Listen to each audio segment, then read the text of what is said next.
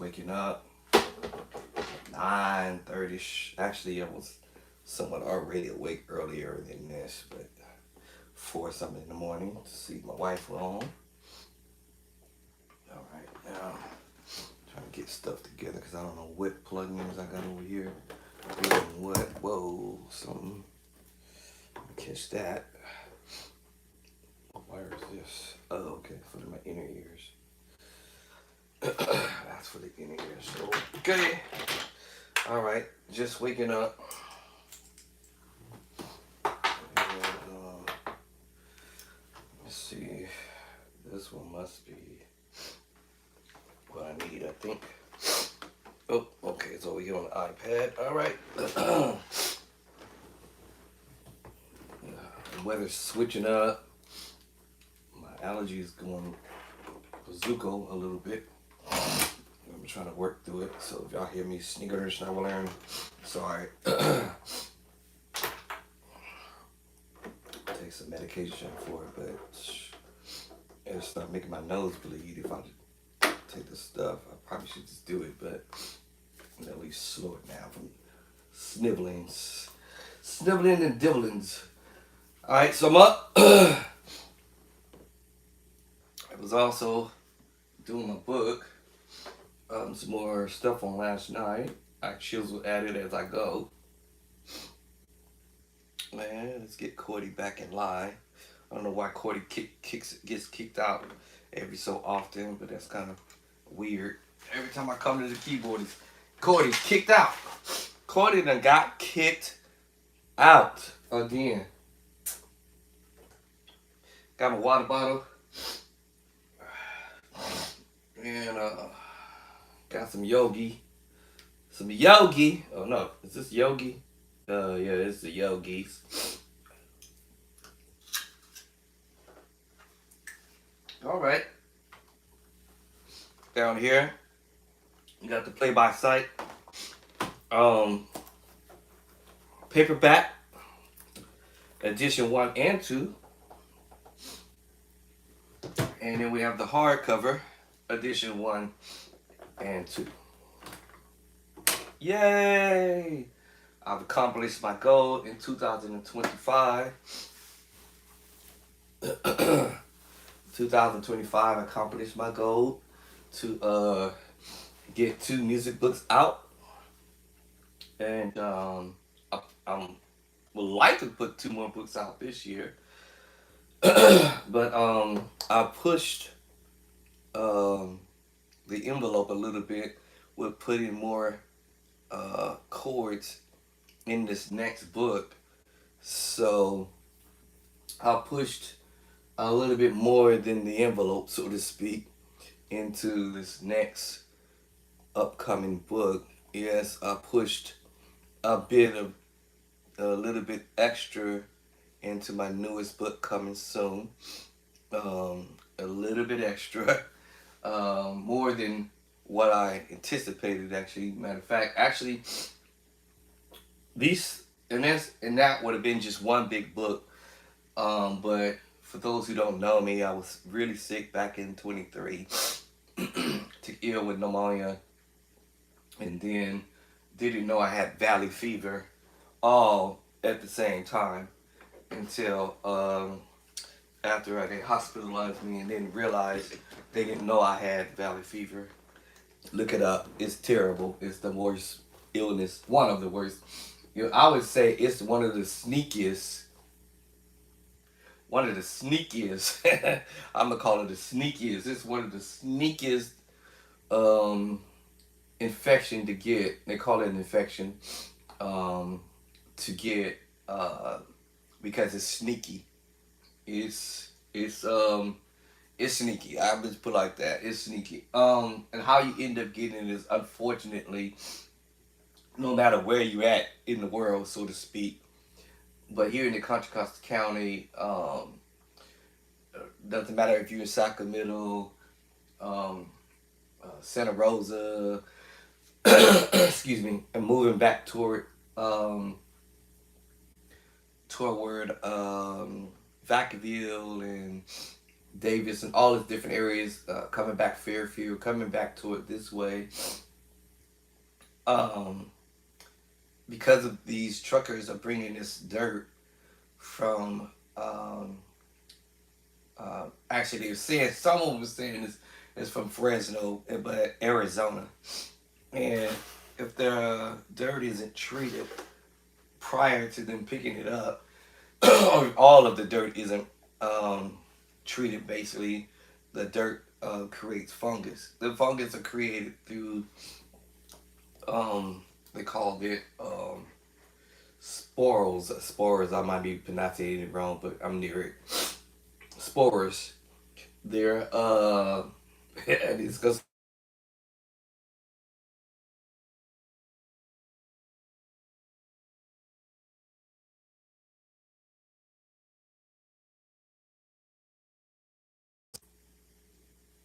hello? Hello? Can you hear me? Can you hear me? Wait. Can you hear me now? What's up? Yeah, I'm up for a bit. Uh, uh, okay. I'm a grown man. I'll figure it out. That's the wife. She checking on me, make sure I'm okay. But as I was saying, they didn't know I had valley fever, but they're called spores. They live in the dirt, and they don't have to be a huge amount of them. They can be one, they can be thousands, they can be millions, they can be 100,000s, they can be a lot, and they live in dry seasons. But what agitates them or get them awake, so to speak, I would say it that way, is the moist. When it rains, and then when it dries up, it stays stuck there in that area. Actually, technically, it lives in moist, right? It stays alive in moist, but it come alive when it gets when it gets moist. But it's not that it dies in the dry um, moist per se. It just dormant there or whatever. And the long story short, when they pick this stuff up and dump them on the truck, um, they basically circulating in the air. And unfortunately, the only way that you cannot get it is that you got to stop breathing. Don't breathe it in. And how do you do that? Because we all got to breathe. So unfortunately, once you get in your lungs, because you breathe it down your nose, your mouth, get in your mouth and your nose, you don't know it. You would know it. That you act. Most of us, thousands of us, or hundreds of thousands of us have it, and we just don't know we have it until it decides it wants to pop out and say, okay, now maybe you might have a dry season in your body somewhere, and then it'll activate. So that's what happened. And the reason why I'm saying this because the medication I'm on is a medication that actually dries it up and tries to kill it and try to break it up in sections. And so, of course, when you go expel, urinate, and the other thing, you trying to get it out of your system, and sometimes it's trying to find other locations in your body where there's a dry spell in your body. It wants to try to dormant there, or actually a area where you because our bodies we got liquid, our bodies is made with liquid, water, and all that in the blood. So once it get into your bloodstream, so we're in the body where there's liquid, it will reside there until it decides it wants to start to attack you and start growing or whatever. Whether it's going to grow into 1 million pieces or thousands of pieces or whatever, and then it starts to attack. So mine started in my lungs, of course, because I ingested it, of course, I breathed it outside in the elements and stuff. People think COVID was the most extreme. I would say it is, but I would say this one right here, Valley Fever, is more sneakier because you don't see it coming. It don't. Valley fever do not give you a heads up. Now, if you catching a cold, a common cold, just basically that's what COVID is. It's a common cold, so to speak. It kind of give you a heads up. You get the snivel of the nose, maybe. You might get a little headache. You might get irritation of the throat or something like that. It kind of it eases on, but valley fever do not ease on. Valley fever, bam, hit you like when you least expect it.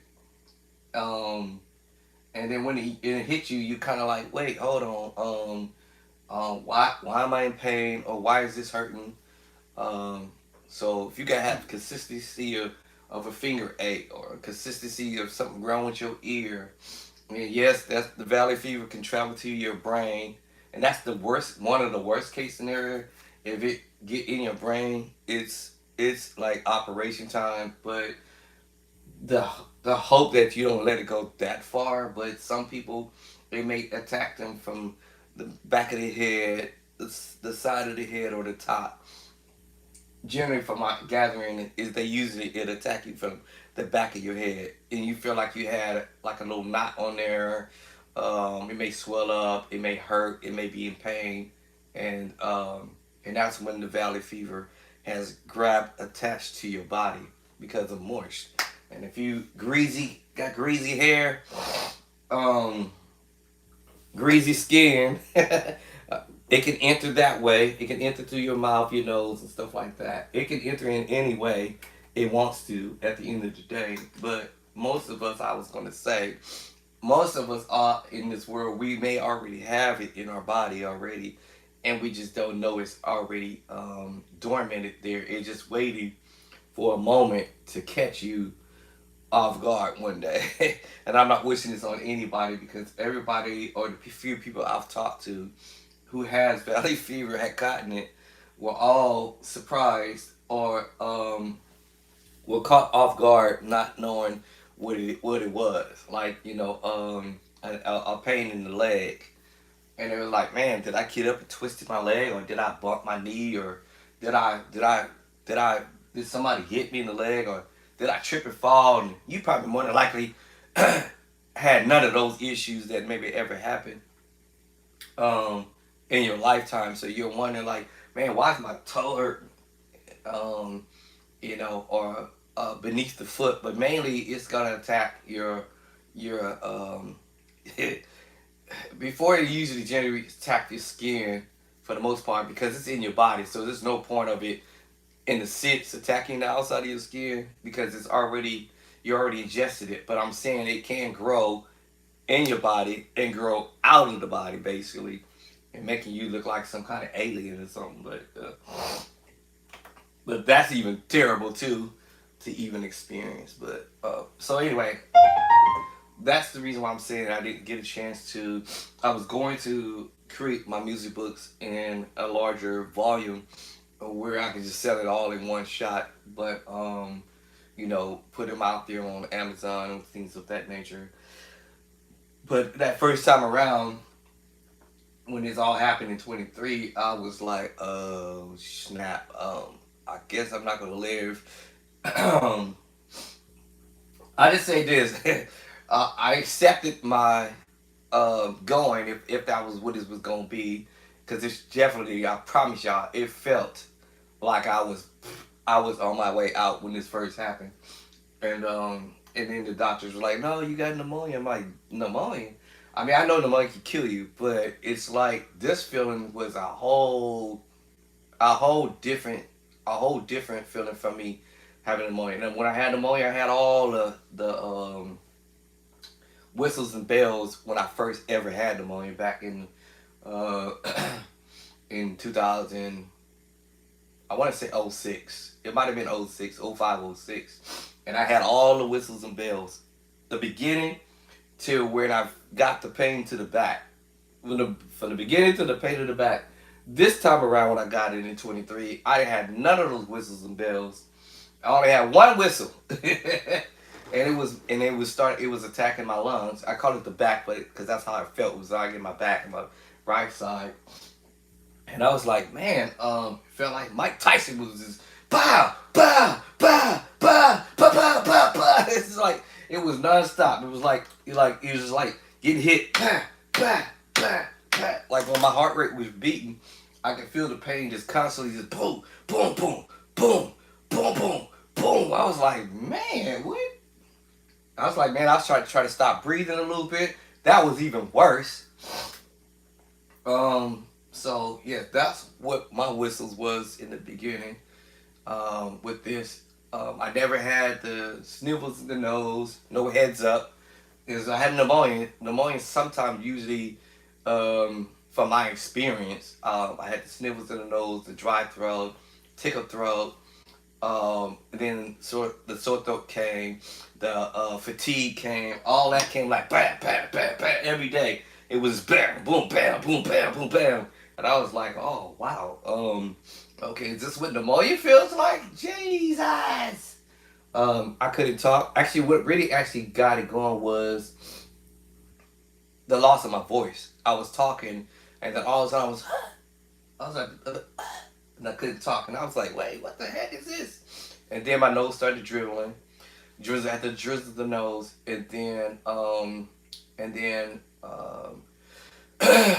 everything else started to follow with it, and sore throat, the fatigueness, um, and then but it was crazy because every day was a different thing.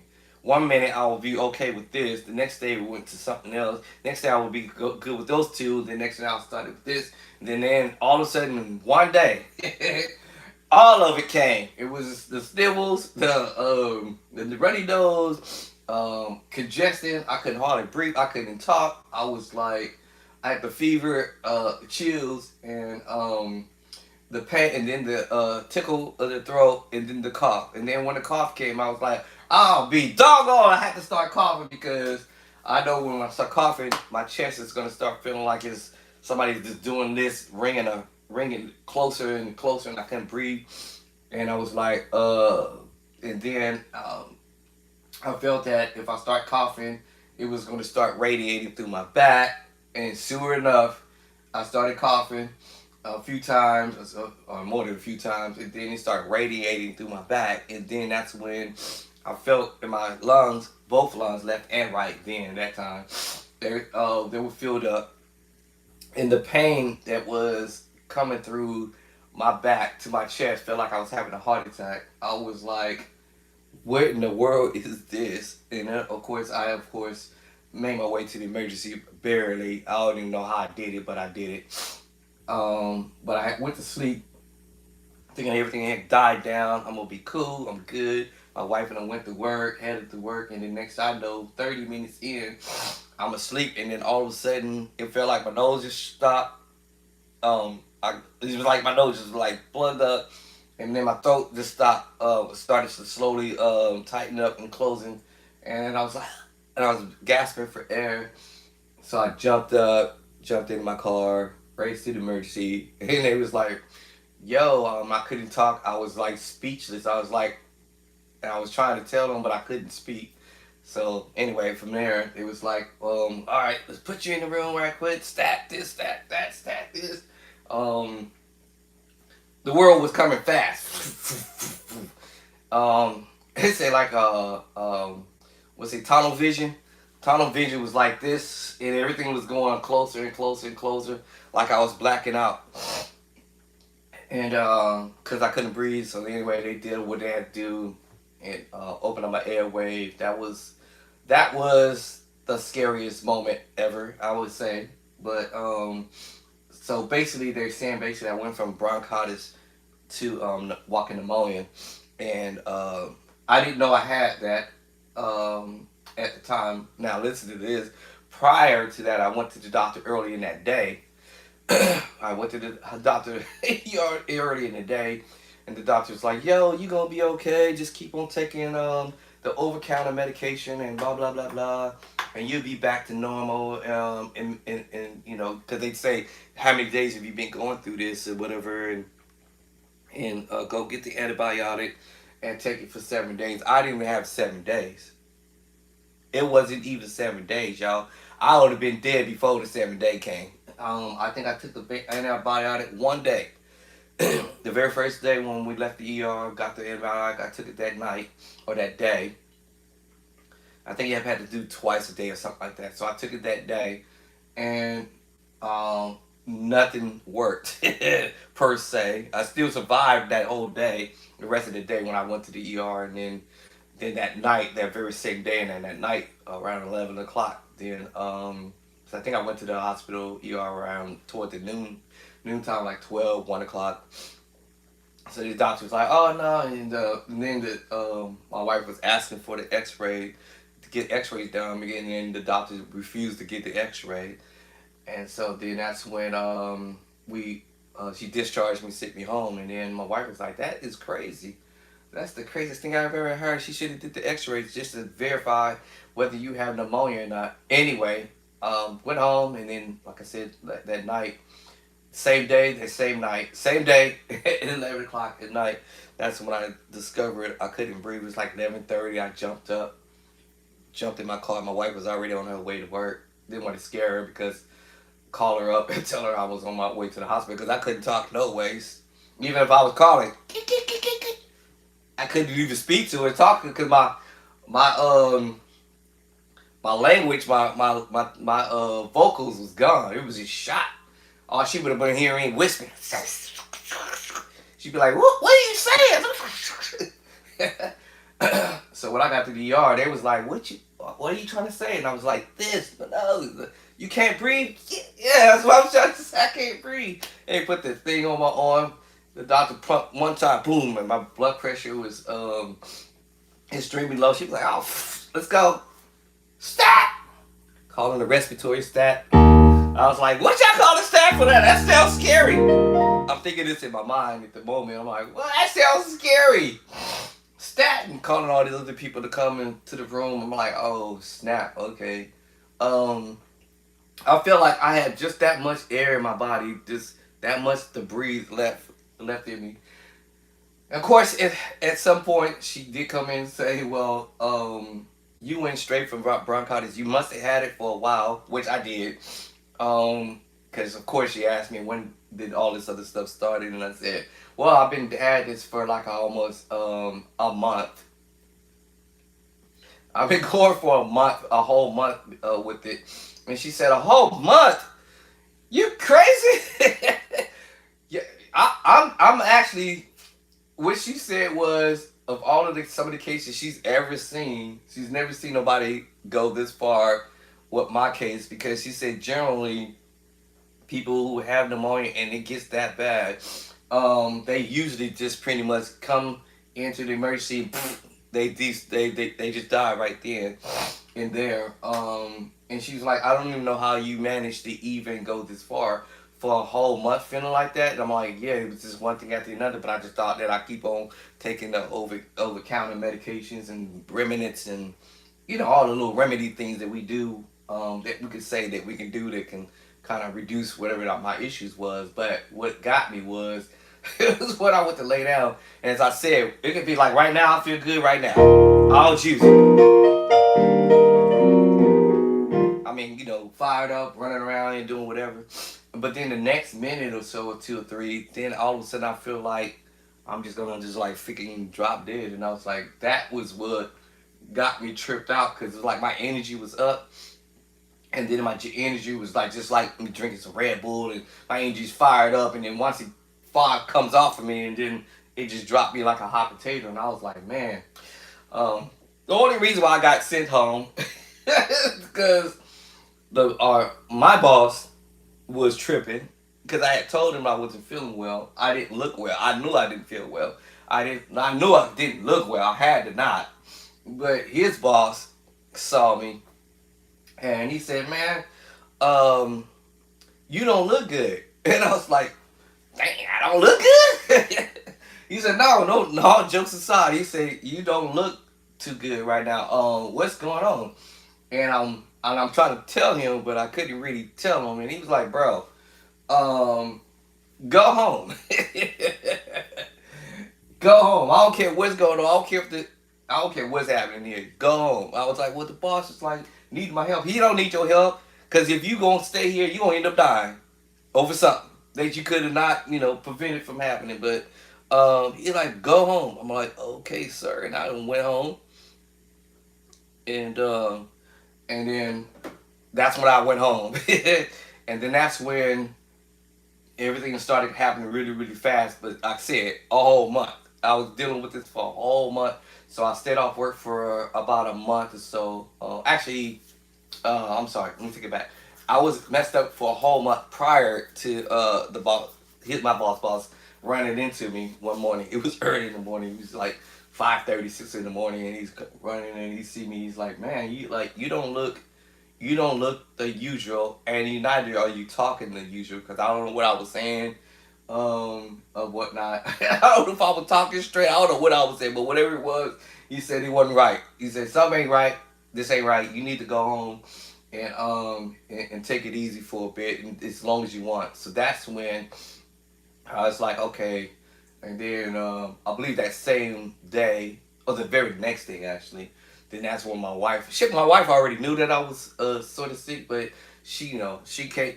She has a hard time trying to make me go to the hospital and doctor because I'll be like, I got this, chill out, I got this. Just go give me this, some shoes, go give me some of this, give me some Vicks. I was doing all kind of stuff. Go give me some of this, then I'm try this, and then nothing was working. And of course, my wife kept saying, "Go to the doctor, go to the emergency, go get this, go get checked out."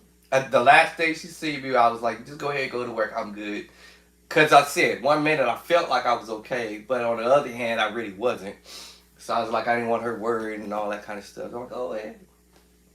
That's when I went that night, and then that's when the doctor was like, "You ain't going back home right now, buddy. You got bronchitis." It went straight to pneumonia. Walking pneumonia they call it, but treated me for several hours, and then released me and gave me a thing of the antibiotics because you got to start over. Because if you stop and you end up in the hospital for a bit, then you got to start all over again. So she was like, "We're gonna give you this breathing treatment, all this stuff." It was a bit terrifying, but I went through that. That was very painful, and so what happened was this time in 23. Like I said, I had all the whistles and bells for that. But this time around, I had none of those. All it was just this straight pain that went straight to my right side. Felt like I was having a heart attack, and I was like, "Oh my God, what is this?" And then I had to remember because everything that I was trying to take then to get rid of whatever this was didn't ring a bell yet. It didn't ring a bell at first. So I got home finally. And this all happened while I was at work. That's the craziest thing. I was at work this time. And back in 23, November 9th. So then I started taking some stuff because I thought I twisted my side, which wasn't the case, but I didn't know that. It was like I was feeding this, I call it the demon, that was in my back. Crack, so to speak, but I was taking Motrin, and it seemed like the pain was even intensified worse. So anyway, after that, my wife came home from work. She see me like that. So she's like, "Bro, you need to go to the doctor. You already know what I'm thinking." Nah, I got this. So anyway, she tried to get me up, and I took 2 steps, bow, fall to the floor because the pain was so bad. It was just terrible. So I got back up. And she's looking at me like, "Bro, this ain't funny, cuz." She's like, "Bro," "this ain't funny." And I was like, "I'll be all right. Stop tripping. You tripping?" And so then she was like, "All right." So I get back on my feet. She's like, "Okay, you sure? You want to go? Let's go." I mean, I call the ambulance. We go. They're gonna come and get that. No, we ain't paying no $5,000 for that ride, or whatever it is. I got insurance. I was just talking crazy. So she was like, "All right, okay, you going?" I said, yeah, okay." I took 2 steps, pow, fall to the floor again, because the pain was so severe. So then at this point, she was like, "I'm calling." I'm like, hold on.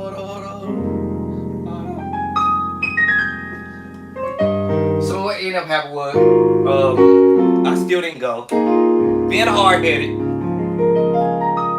I think if I had a went then, when all this happened that day, and I will never forget it, November the 9th, 2025, 23. If I had a went right then and there, I would probably have not been going this far with Valley Fever. I think they would have gave me the necessary medication back then. But here's a catch to that: I didn't know I had Valley Fever at the same time with pneumonia. That was the thing. So I did go in the hospital the next day.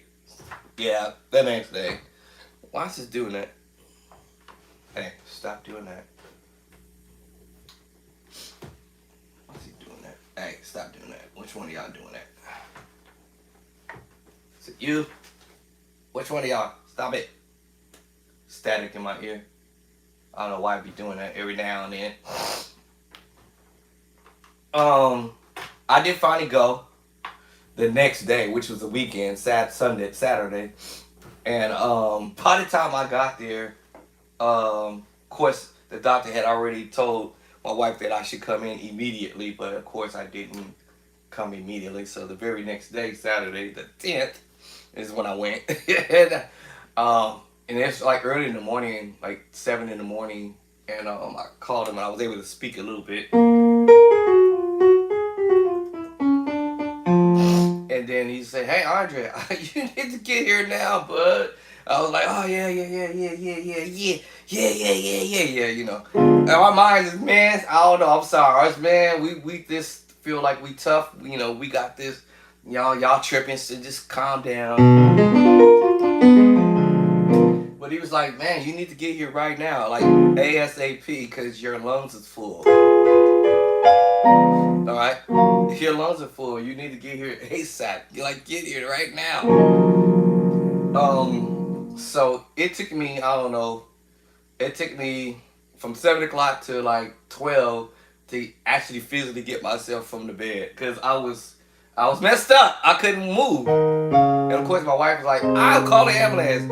I'll go get the neighbors." I'm like, oh my God. Go get our neighbors to come over here and get me up. Help me out the bed. It was crazy. But I finally was able to get out the bed. Got in the car finally after basically we ended up at the ER about 1:30. 1:30. And then when we got there, I told my wife, as soon as we walked in the door, I said, "I feel strange." And she said, "What?" I said, "I feel strange, like a strange feeling came over me. It's over me right now." And she's like, "What do you mean?" And some of y'all probably won't understand this, but it felt like death. I was finna die right there. And she was like, what are you saying?" And because I remember I told her, I said I had to go to the bathroom, and I started getting all hot. I was getting cold at the same time. I was freezing like an ice cube. I mean, when I say freezing, I was like freezing like an ice cube. But and I said, "I feel it's a strange feeling coming over me." She's like, "What do you mean?" And then I was like, I could see like me sitting here, me looking down at myself. It was weird, like an out of body experience. And then they came with the wheelchair, and then by this time I was way over exhausted. Like if I'm sitting here like this and y'all feeling, I was so way over exhausted, like I could just feel myself drifting away. Drifting away. I was drifting.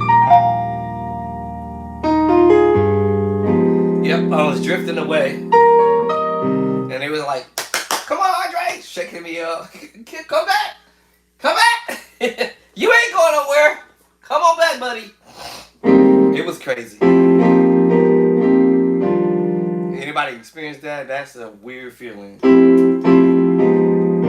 They say right before you die, you can kind of see the future or the past or whatever. And they're not lying about that. It is kind of true.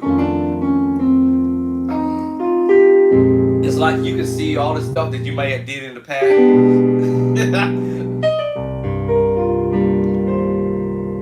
And that's true.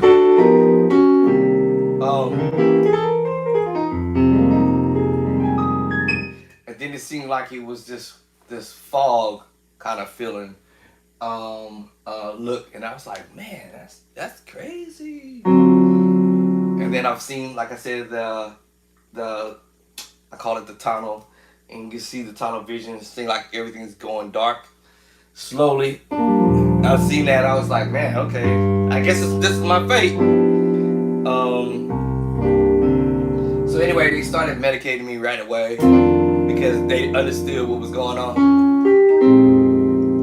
Oh, well, the ER doctors didn't have a clue what was, because they don't study. They do not practice or study this yet. They just try. What doctors do when I get gathers, they take what you tell them. I'm having respiratory. Oh, okay, it's an infection. I'm having blah blah blah. Blah. Oh, you have this.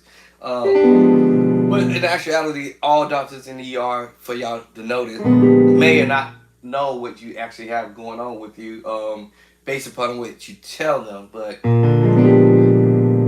so this doctor I had was, okay, you had pneumonia. Okay, we're gonna deal with you with the pneumonia because that's what was on my chart. But another doctor came in and said, nope.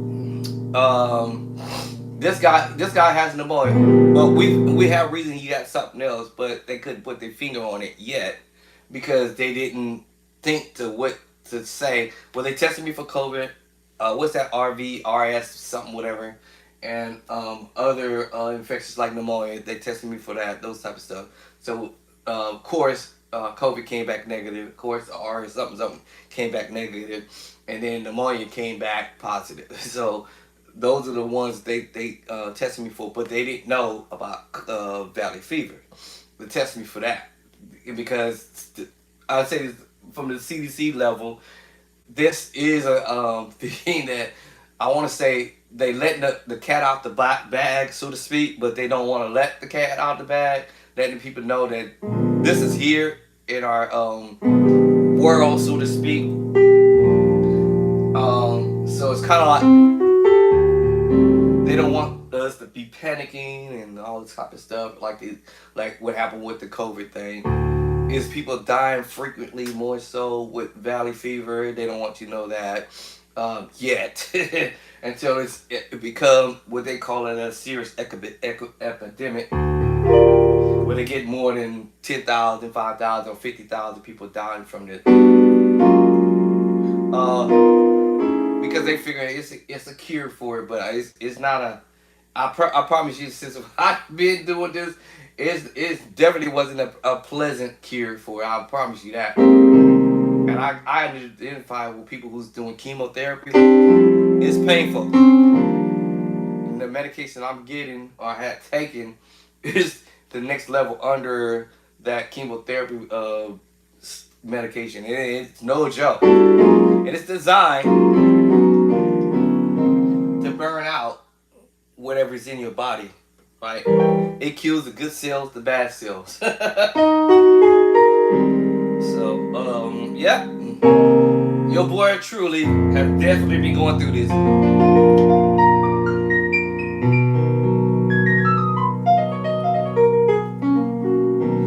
Alright, I just wanted to share with y'all.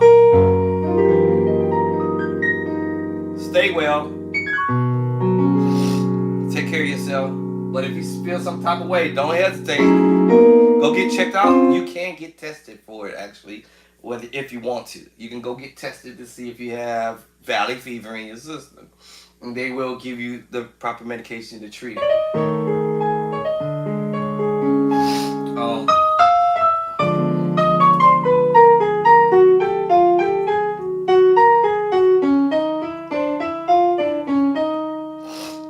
Yep. Excuse me. Allergies. Alright, let me practice something. I just want to share with y'all. So your boy over here is going through it.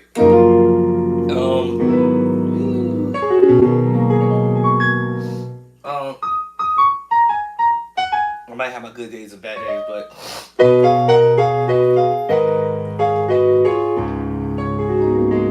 the music helps me come out.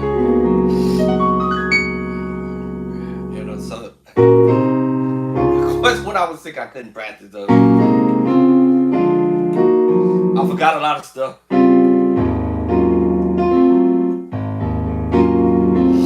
I'm not a keyboardist. I like to play the keyboard only when I'm like trying to discover, or when my wife is sleeping.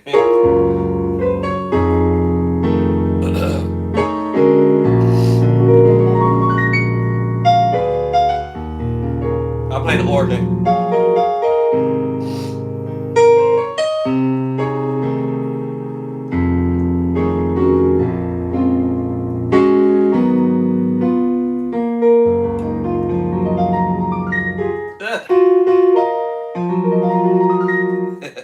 I'm trying to learn how to play, y'all. So is it important to practice daily? If you're a beginner musician, I would say yes. I would say yes for sure. Practice every day. And practice something either new or something new every day. Come with something different. That's when you want to learn your skill. Uh, uh. Right, practice your skills. There's nothing wrong with that, right? Do it with Kia, man. Right, practice your skills. Right, that's in my book, y'all. So play by sight, chapter number 1, and then I'll get into chords right after that. This is how I did myself. I had to teach myself this on the organ back, man. I did this on the organ because I'm an organ player, so. And we often talk about transposing and changing keys and all that kind of stuff, and that's the way you gotta do it. Oh, now she wants to wake up. B flat. Remember, it's not about how fast you do it though. And then back to C.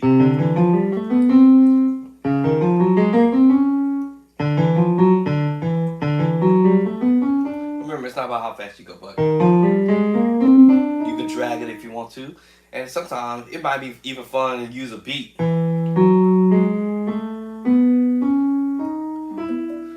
So I had to be creative because I would say I get bored. So I'll be trying to find a fun way to practice so I don't be bored to the death. So I'll pick something and just have fun.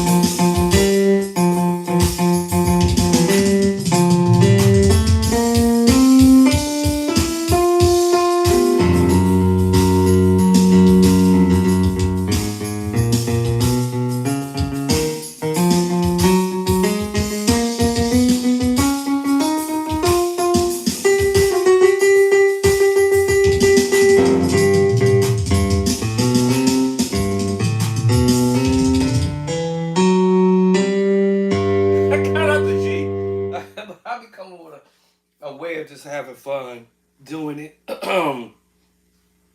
Oh shoot, that was a nice little groove. What groove was that? I wonder what groove was that. Okay, that was this one. Excuse me. So at least I got up to G almost. Right? Now let's go to A flat. A flat, B flat, C, B flat. Okay, I forgot to tell y'all that. Whenever you do your scales, call them out. Because the more you call them out, the more you're going to memorize it. Alright? So don't just play it. Call it out. C, D, E, F, G, A, E. Back to C. C, D, E, F, G, A, B, C, D, A, G, F, E, D, C. Triple. D flat, E flat, F flat, F sharp, or G flat, A flat, B flat, C, D flat, E flat, F, G flat, A flat, B flat, C, D flat, C, Papa, if you want all D flat, C, B flat, A flat, F sharp, or G flat, F, D flat, D flat, take D, D, E, F sharp, B, A, B, C. You can do whatever you want to do, but call them out. Call it out. Alright, the other thing too is the number system. So if you are going to do the both, that might be interesting to try to do. Hey! C is the 1, D is the 2, E is the 3, F is the 4, G is the 5, A is the 6, B is the 7, back to the 1, C is the 1 again. Now, let's stop there for a second, because what if we say, let's do a continuation of the number system. So after the 7, then let's say do a continuation of the number system, and then now we're going to go C now becomes number 8. Let's do it. C is the 1, D is the 2, 3 is the E, 4 is the F, G is 5, A is 6, B is 7. Now continuation. 8 is C, D is 9, E is 10, F is 11, G is 12, A is 13, B is 14. Back to the 1, 1, 1. Here we go with chords now. 1 is to the 2, to the 3, to the 4. You know, now you know your notes. It is number 5, 6, 7. 1, 1, 1, 1. 1 and a 2 and a 3 and come on up. 4, 5, 6, 7, 1,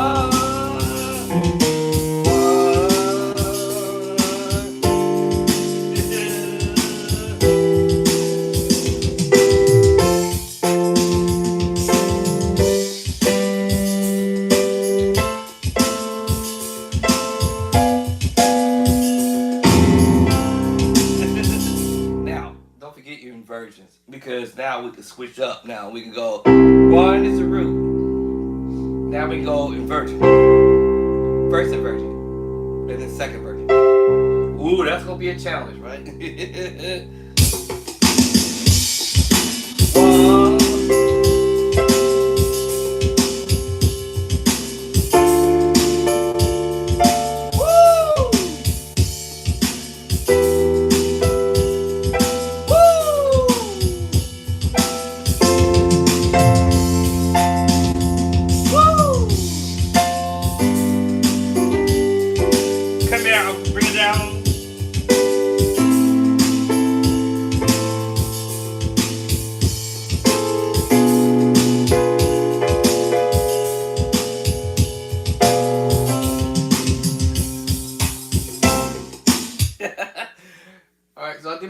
inversion. So I teach myself the inversion mode because you never know when someone's gonna play some voicings and whatever inversion they want to use. So now you see, I can go to the minor move second inversion, to G major second inversion. What is it? First inversion. You see what I'm saying? And I'm just playing with or I could have went root.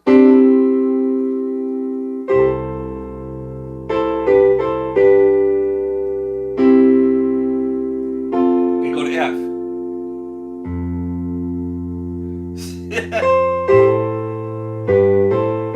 But look at it. I'm just following the minor move.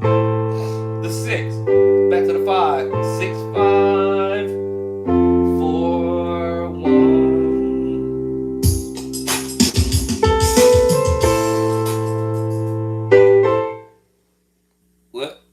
What happened? Here we go. 6, 5, 6, 5, 4, 1, 6, 5, 6, 5, 6, 4, 1. See how quick I was able to do that? And because I understood my inversions. If I wanted to use the root position, then I can do the same thing. Right?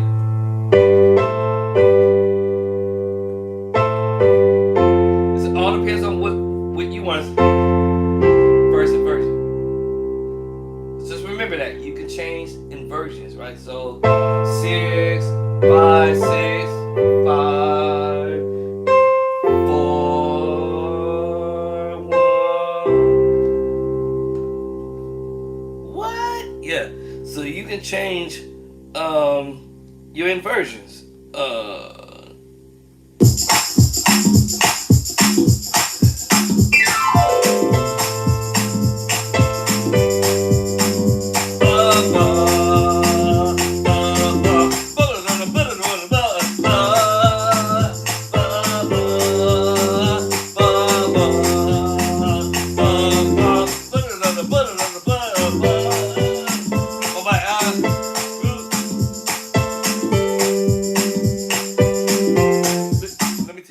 Artists can come up with the most extreme, simplest thing, and we might think it's something extremely complex, but it's really not. They actually using the triads. All right, then you might have musicians, whoever is doing their music, they might want to throw some color into that, and make it colory.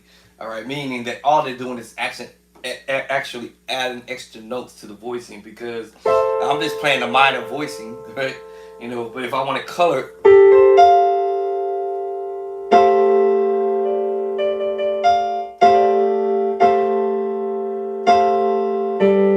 I want to color,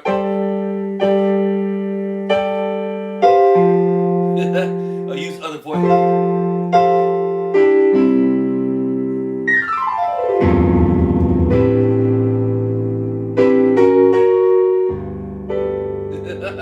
Now we color, because I'm just doing add 2. I'm using the sus chord. Playing the same thing. At first I started out small, what we call it small, simple. I don't want to call it kindergarten preschool style, but I'm just saying the basics, right? Just keeping it,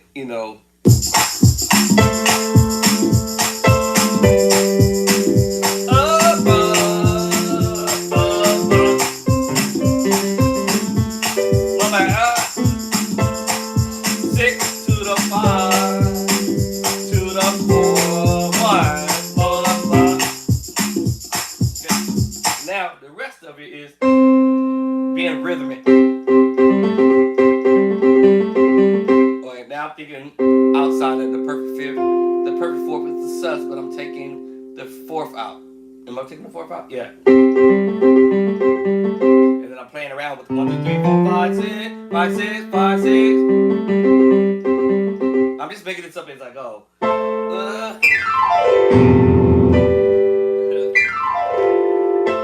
Keeping it simple.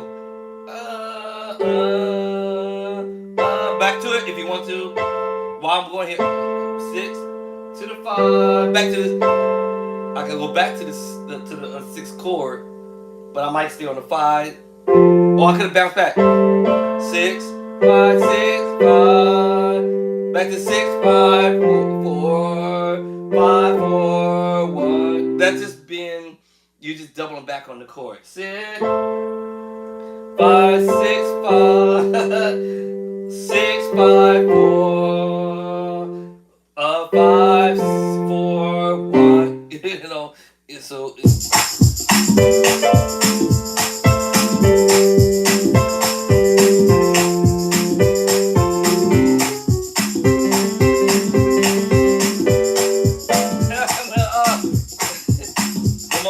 Chords seems like it's hard to go back to, but because my fingers want to play the other chords. Now you know the number system.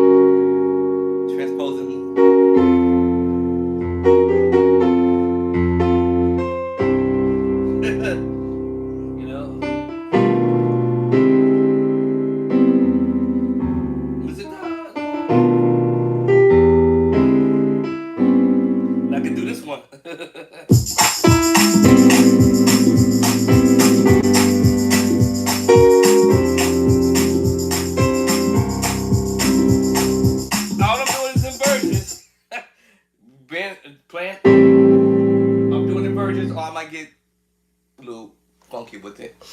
Okay, hold on. Wow. Let's see here. Are we unplugged somewhere? Where are we unplugged at? Still plugged in, powered up. Let's see, are we plugged in or what? Low on battery. Hold on, y'all.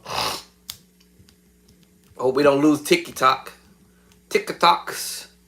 Hold on, TikTok. Let me see what's going on here. Okay, it's still there. See, I looked up and said low on battery. I was like, what? What? So yeah, beginner musician is if you practice, you should practice daily. But this is stuff that I actually have in my book.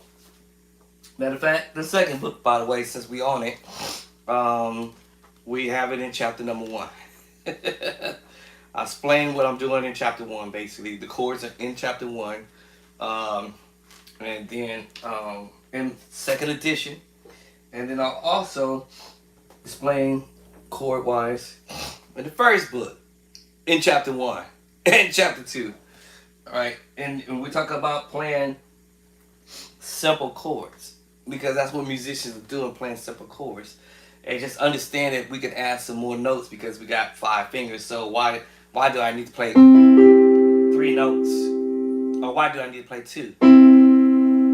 Or why do I need to only play 4? Or can I even get a 5? See? So if you use all your fingers, all right. And then the other part of it is certain notes will allow you to play 2 notes with the thumb if your thumb is able to reach the 2 notes, or 3. I can reach 3. 1, 2, 3. What? So I can reach. It's called a C9 sus floor add third 3. Now I got my left hand. I can do whatever with the left hand. What? Yeah. Use 3 fingers here. The only reason why I can't drop down for now, for the moment, is if I let the thumb up. Now I can pick it up. And now I have to switch my other hand the other way to allow my other fingers pick up 1, 2, 3, 4, or 5, or whatever, all 5 notes. But the thumb, just remember, the thumb can always layer over 2 notes or 3. E flat major 13, add the 4. Woo! That's a big chord. Woo! Woo! Woo! Yes, it's a big chord. We call that the big boy chords. Woo! Y'all hear that? Woo! And all my fingers are playing notes except for 1. Okay, now I do it there. I found a spot for it. So all my fingers are playing notes. So yes, you a beginner musician can play these chords. There's no reason why you can't. If you got 5 fingers on your hand and 4 whatever, then you do what you can. I even wasn't gonna go there, but I've seen people who are handicapped and playing the piano and the keyboard, and they sound great, and they don't have no fingers. So if they don't have no fingers, and they're still able to play and do certain things. I know some keyboards are programmed to do certain things for special people with handicap deficiency. That's fantastic. But at the end of the day, they can still enjoy doing what they're doing, and we got all our beings, so to speak. Why not use them? Why not have fun and use them instead of sitting here trying to play? And it's okay. I will say it's okay to play simple. Don't get me wrong when I say that. But I'm also going to say, don't let me or anybody else hold you back from progressing to the next level, improving, you know. I told you guys on many videos, this is how I started playing the piano, grand piano, at the church I was growing up at, AOH Church of God in Richmond, under the late Bishop Ayers, but his wife caught me in the church playing on the piano. And these were my very first several chords I taught myself. That's the craziest thing. I still use these chords. I just didn't know what they were at the time.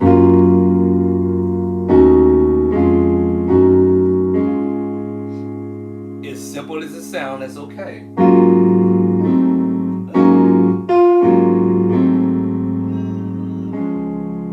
So now I know what the chords are because Cordy's telling me what they are. Maybe D flat, root, and then we have the first version of A flat. So I had to teach myself this.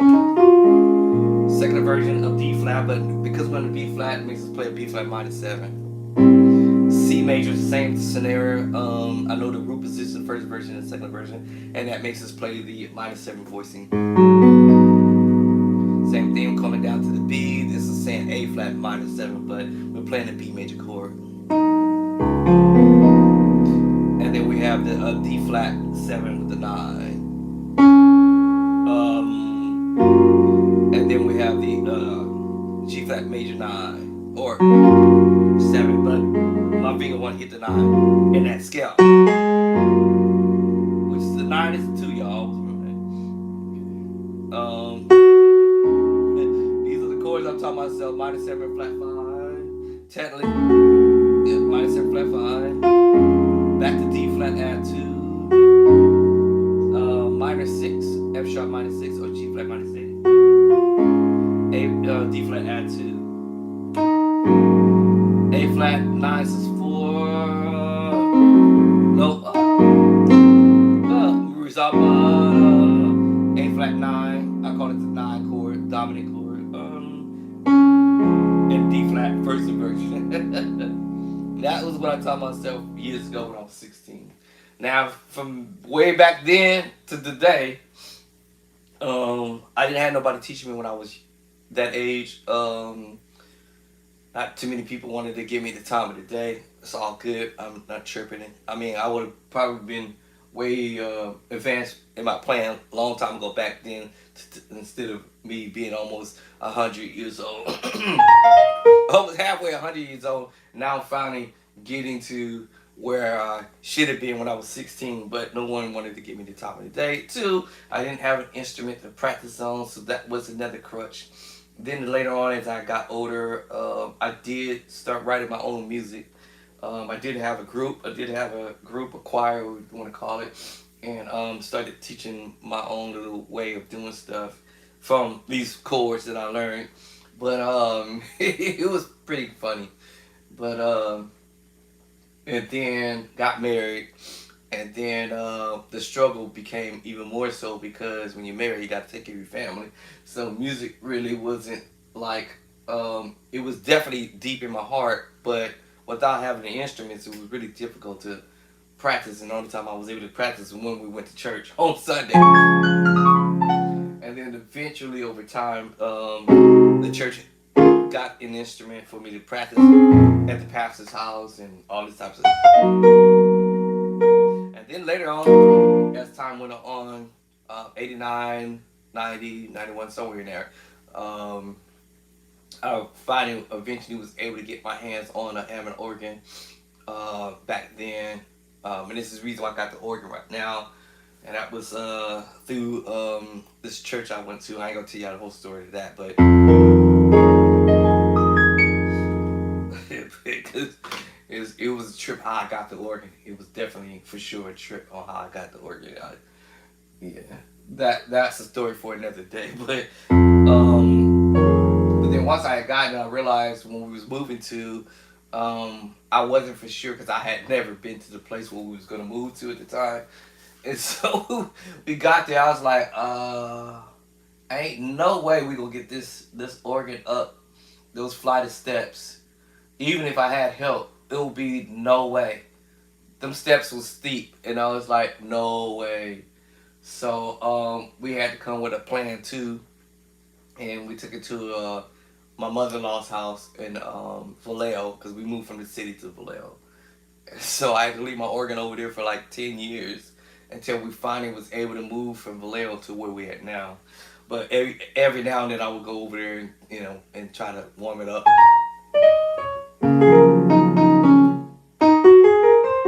I didn't have the proper Leslie. It just came with the speaker when I purchased the organ. So, but the speaker did work. It just it was just a regular type of woofy speakers, but it looked just like an organ cabinet actually, which was kind of hilarious. But so I ended up getting rid of it after we moved from Vallejo to here.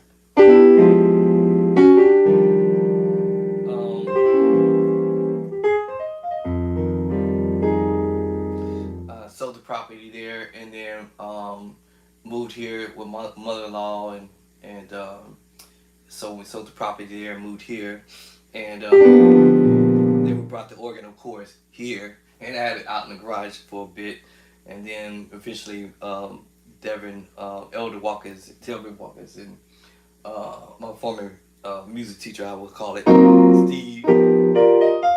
I think Nehemiah Johnson was here. I can't remember if he was the one who helped or he had to leave, but he was here. But I know Big Boy James, Elliot. I think all of us three, Devin, myself, Steve, and and James, we all managed to get the organ through this door right here. And because the organ longer in width, so to speak. We couldn't just get past the cabinet unless we took the cabinet out. So we couldn't get it in here that route because of the turn would allow us to go just to the wall, but you couldn't cut the turn going that way because of the cabinet was would allow the organ to pivot in that turn right there. So I said, wait, I think there's another way of doing this. So we actually had to turn the organ up like this, of course, very gently, and then get it on the dolly. And once we got it on the dolly, to turn it to get it into the room, then we slid it off the dolly, and it got it somewhere here in the middle of the floor, and then picked it back up without damaging the legs, because the legs are more really sensitive. So we got it back up on its forward legs and parked it. I think eventually we parked it over here on this wall over here, but my back will be to the wall. That's how we centered it at first. And of course, Elder Devin got on there and anointed it.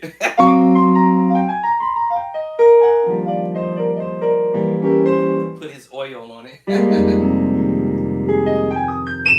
And I think by that time I had somewhere between somewhere I had ended up getting the 45, the Leslie Shorty from a antique store. I didn't know antique stores sell organs and Leslies and stuff like that. But what happened was I was getting my hair cut and downtown Antioch at the barbershop, and I kept always looking across the street. You know, when you get a haircut, you ain't got no but looking around and you see people driving by. And I kept looking and seeing people like, why is people going over to the antique store? That antique store must be popping because it was just people just in and out, back and forth all day. So I looked over, came out after getting my hair cut, and I looked over and I'm like, I ain't going over there. They probably got some junk over there.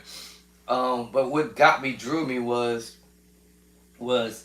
I had saw the horns because I used to play the horn, and the pianos that they had displayed in the window, and then I started thinking like, and then they had drums and different other instruments, and I got to thinking like, man. And then of course, when I say it's an antique store, you would think antique store like lights, fixtures, and stuff like that you will put in your house, like little tables and things of that nature, that type of stuff. So I was like, oh, it's antique store, man. They got furniture stuff. I'm not looking for no furniture, no tables and stuff like that. So I'm looking over and I'm seeing all these people going in there, purchasing stuff, and I'm like, I wonder what's in there.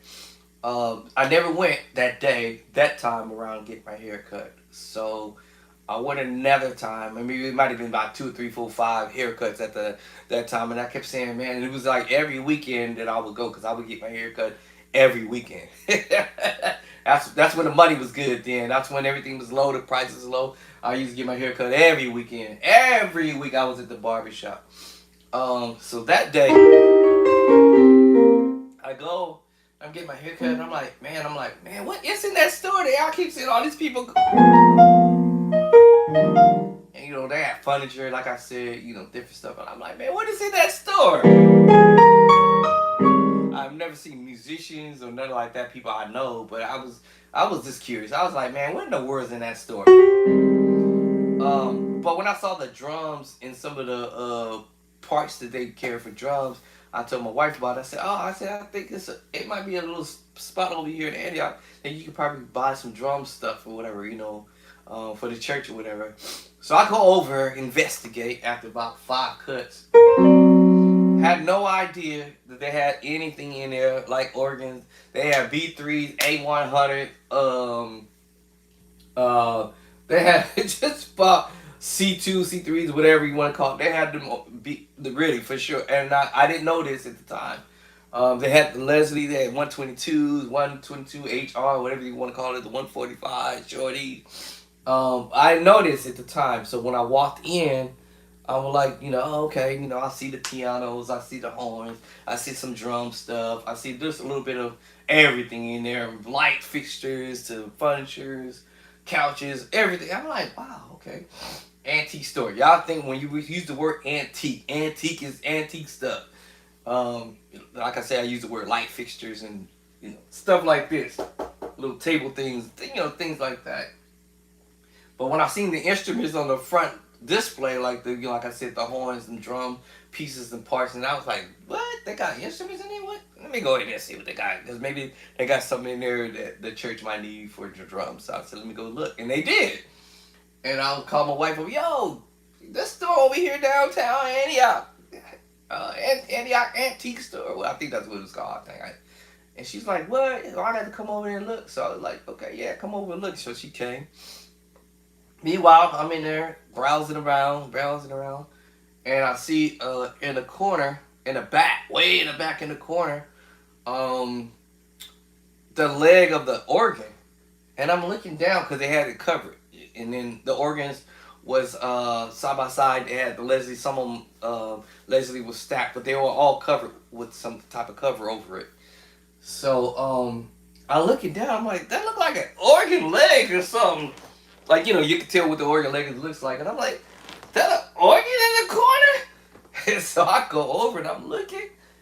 And I'm like, oh, man. And so clerk came over and said, hey, can I help you? I was like, yeah. I'm like, what's this over here? Organ or something? You say, why? And I said, because I play the organ, but is that the organ over here? So he pulled this thing back, the blanket back. Sure enough, B3 having an organ. A100s. C3, C2, or whatever it was in there, whatever y'all want to call it, C1, C2, whatever. And then he had the other types of organ. I can't remember the name of them, but y'all know what it was. It was Hammond organs in there for sure, because they also had the house Hammond organs, and I was like, nah, I'm good. And then I was like, what's those over there stacked in the corner? They was just stacked. And he was like, oh, yeah, they were like speakers for the organ that came with the organ. And I was like, what? And so he pulled the cover down. I'm like, oh, snap. Okay. We in business right now.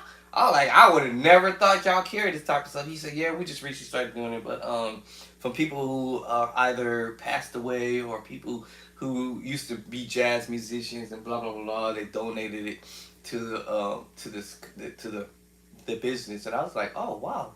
Of course, the first thing I'm asking, is anybody, in particular, put money down on any of the instruments? And the man said to me, no. However, he said he had people come by and see this stuff, but no one wanted to put forth the money to purchase it. And I'm like, man, he's like, I'll sell you this organ. I'm like, I already got an organ already at the house. I just need the speaker, Leslie speaker. Matter of fact, I'll trade you the speaker I have. I give y'all that speaker, and we could do a swap or something. And so he was like, well, I mean, let's see, So what I did was, because I didn't have the money, y'all, I had to just spend my money on my haircut. Gave my wife some money because she came down there and started buying stuff, whatnot. So whatever the money I had in my pocket, if I wanted to get the Leslie, I wasn't gonna get it because the wifey wanted something from the church. So I ended up doing that. So I said, well, the guy was like, well, if you come back, when you come back, if you come back, he said, I've had so many people, or a few people come through inquiring the equipment that we have here, and no one's returned back. And I was like, what? So I had no idea what musicians who came through to inquire of the instruments and stuff that he had there. So, because he couldn't remember, but he said that he had people come through, but no one came through to get it, to pick it up. So I'm thinking like, okay, well, I won't have no money until 2 weeks out. So I had to wait for a pay period, 2 pay periods to get this money, to get the Leslie. So when I came back, actually before I left, I said, well, how much you think you was? He's like, you just tell me and we just go from there. He's like, how much do it work? How much is it value at? And of course, I told him what it was value at, and then he was like, well, a couple thousand, whatever, a thousand, depends on the condition of it, because we weren't for sure if it actually worked until I came back. No, actually, no, we tested it when I was there. So we tested some of the Leslie speakers there on one of the organs, and so they pretty much all were working, but I think one of them out of the, I think they were five, and out of the five, the one that sounded better, the best to me was the shorty. The shorty came out like it was super dusty and dirty, but he took what you call it and blew out the dust. But it came out sounding like a rose, and the other ones they sounded like they needed some work on it. Clicking and clacking and different things of that nature. I even bought the what you call it, the belt, the little belt to go around the horns, and I actually brought it there so we can see if the horns spin and all that type of stuff. And so once I did that, once I actually I brought a makeshift belt. I made one, and I brought it there, and then we hooked it up, turned on the organ, and the Leslie started spinning on and off. Actually, no. Yeah, on and off. It did what it was supposed to do. So I was like, okay, cool. Now my Heaven organ didn't have a switch, so I couldn't do no switching on the organ here when I got it here because I didn't have a Leslie switch on this organ when I bought it. But if there they had it, and I said, okay, it worked. So I said, all right, well, if nobody else come back and pick it up by the time I come back in 2 weeks, then it's all good. No one put money down on it. Um, he couldn't contact the person who, or persons who had interest in it. And then I was like, well, if they do come back, then that's my loss. If they don't come back, then that's my gain. So if they come back and get it, oh well, I'll just keep looking. So I ended up going back 2 weeks later, rolled up in there. Of course, my wife was with me because she wanted something else. I'm like, oh brother. So we're in there, and I actually got the Leslie for $60 plus tax. It was like $65 and some change for this baby Leslie. The 145. Y'all probably would believe it, but yes, I got it for $65, $65 and some change. It was $60, and he was like, "How much you how much you want to give her?" I said $60. He was like, "All right, cool, let's go." So nope, I did not spend 1,000. No, I did not spend 2,000. No, I didn't spend 3,000. No, did I just spend 12,000 and 1,200 and none of that. $65. The organ. I'm not gonna tell y'all the long story about this, but I got the organ for 1,000. I actually could have gotten it for less than that, but my wife was talking and negotiating. And I'm like, you stop negotiating. Let me look. Shh, be quiet. Shh, cut it. Because this organ was valued at 5,000, a little over 5,000, 55 something. But we did an appraisal on it, so it was valued at 5,500. And so then and then my wife said, "Well, we give it to you. We'll take this organ from you, for either 14, 15, $1,600." And I'm looking at her like, "Yo, shut up! I can only afford $1,000 right now." And so basically, the guy was saying, "Hey, listen, somebody else did put a down payment on it, but they never came back to get the organ. I had no idea who it was at the time." And then and he said that if he can't make contact with them, then the organ is yours. So what happened was 30 days later, I gave him 30 days. Or he told me to come back in 30 days, and by that time of 30 days I had saved up my money from playing for the church and pulled up in the U-Haul truck. And this is how this movement went, because I didn't know we was gonna move from San Francisco to Vallejo. And then end up going over there to this church in San Francisco to pick up the organ. So this is how it went. So we ended up moving from out of San Francisco, went over to the church first. After we got our stuff moved into the truck, moved to the church, pulled up, and then was the 30 days rolled up. The man said, "Hey, no one contacted me back. I tried to reach out and never was able to get in contact." So I came with the check, and he helped me load it up on the truck, and that was it. That was pretty much history. So yeah. So I think I had gotten an Evan organ. This one, I want to say it was 1990. I get it almost get it wrong. Let me see. When was it? 1989 was the earthquake. 90, 90. Some. It was either 95, 96, somewhere in there, around that ballpark. But because we moved here. I've been here now 26 years. So 10 years before that, y'all do the numbers. But 10 years before 2020, I was already in Vallejo, and prior to that, I was in San Francisco for 10 years. Prior to that, so right doing that transition is how I ended up having this organ for this one. I haven't really had major any major work on it other than just the Leslie switch and throw some new tubes in there, put some oil in here. But I am going to figure out something because my tabs on my percussion and my tabs on my great vibrato and swell isn't working, so I'm gonna figure out how to get that taken care of. And I have the Leslie switch for the preamp already. I'm gonna have to figure out something on that to get it installed as well. So if I had to do it myself, I just have to do it myself. Yeah, it can't be that difficult, I don't think. But other than that, the organ works. My Leslie switches the stuff. Not the switch, but just it keeps spinning. I was thinking about getting a 3-speed. I mean the 2-speeder or whatever. But I don't know. I'll keep it as it is.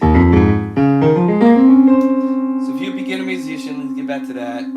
I would say yes. Keep practicing as many times as possible. As I said, I went from here.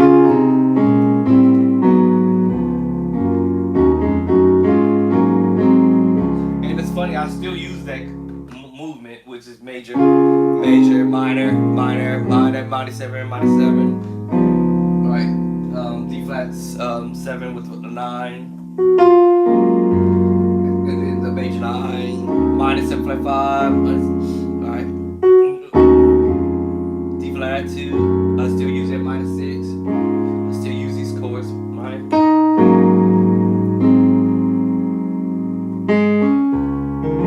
And that is the simple. And you're right. For some people, that sounds fantastic. You still sound basic, but you still sound good. But do you want to improve? That's all I'm saying.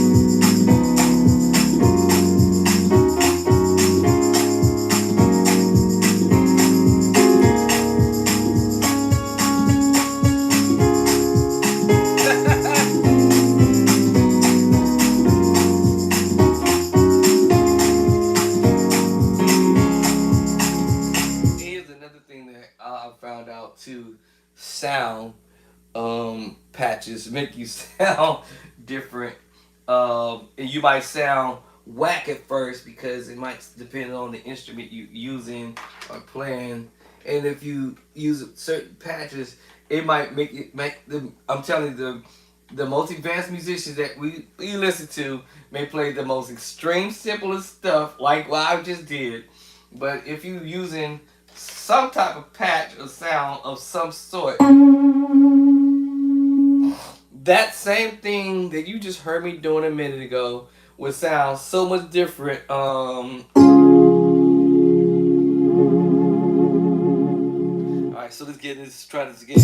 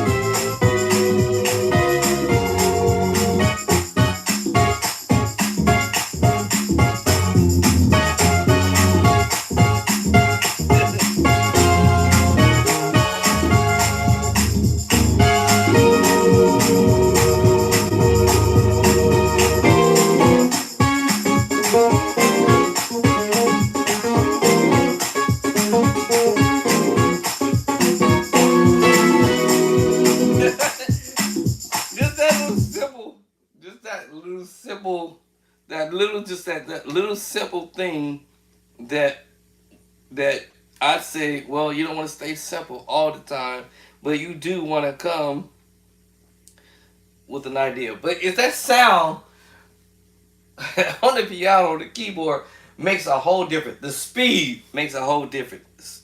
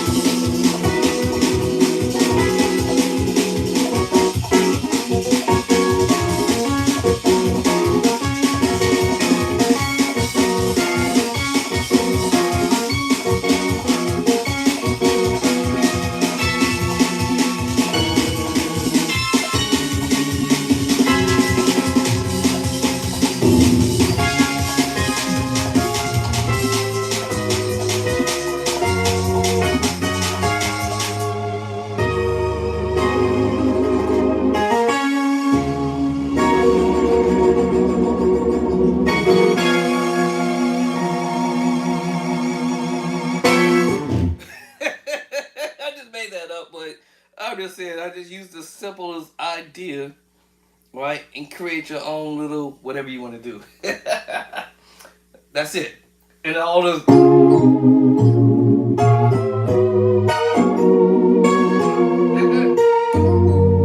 I didn't do all that, but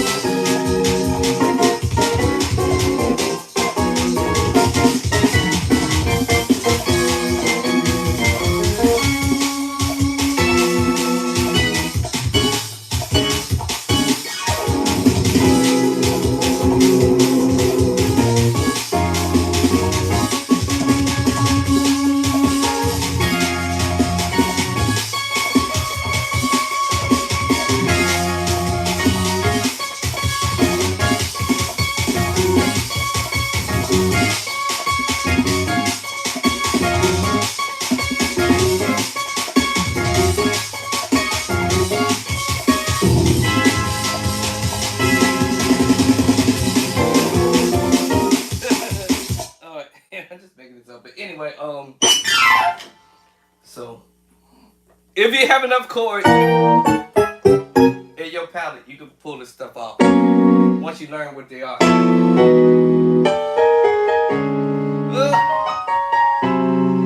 Lord. You do this in any key once you understand what you playing. Right? Come on, left hand. What are you doing? 5, 6, 1. So if I'm practicing this, let's say just a few chords. Let me see the first two.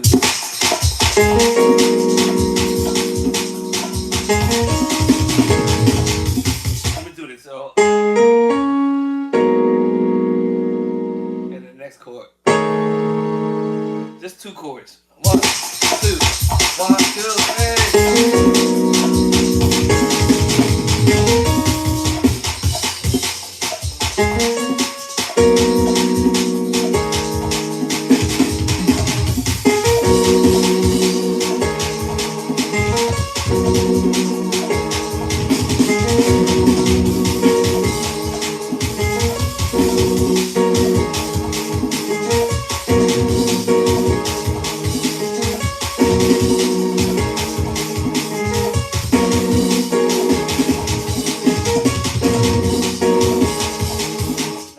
2, the next key.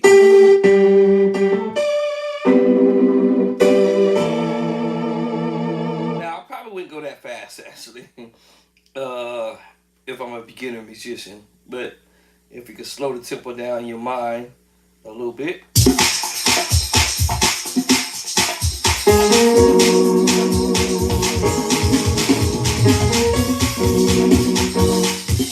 I took the church to 185, 88.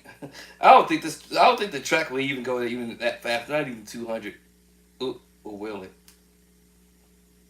That would be insane. It took the church to 188 miles per hour.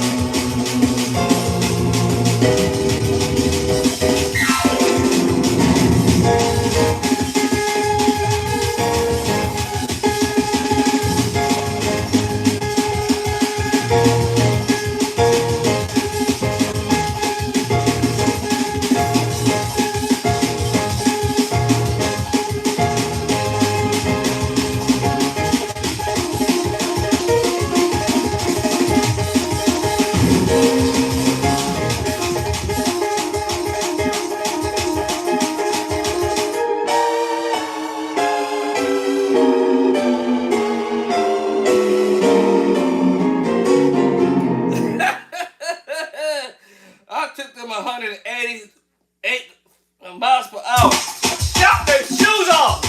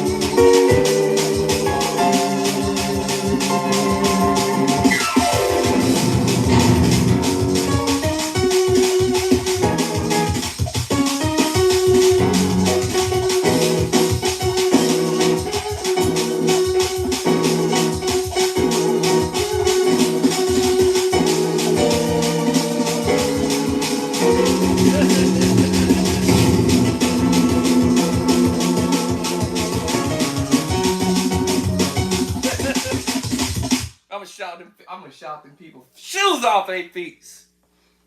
Let me slow down. Woo! Thus shout the folks' feet off, shoes off. We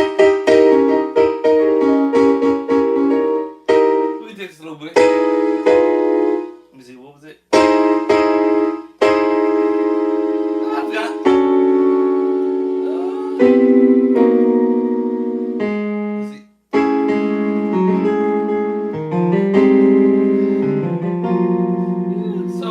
Transposing, y'all.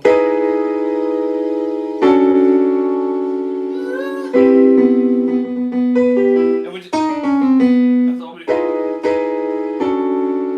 Make whole step. So we're gonna whole step. So we're on E. So we're gonna whole step back to D. And then we're gonna go down to C. Resolve out of it.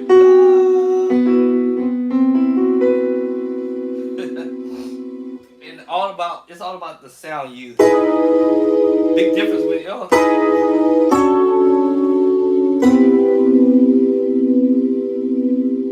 Resolve.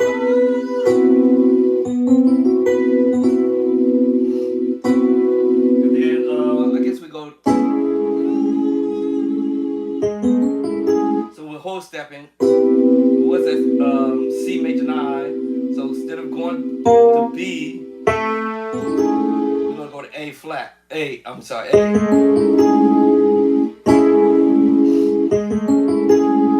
And quite naturally, you probably hear the next one down, or we might whole step down to the other one.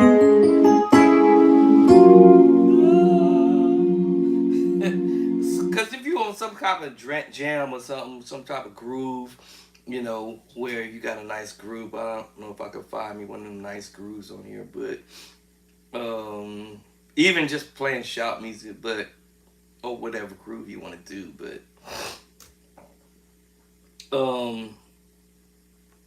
what was I at? Somewhere here. Even if you was thinking of idea of praise break or something, but like I said, it's your own idea at the end of the day.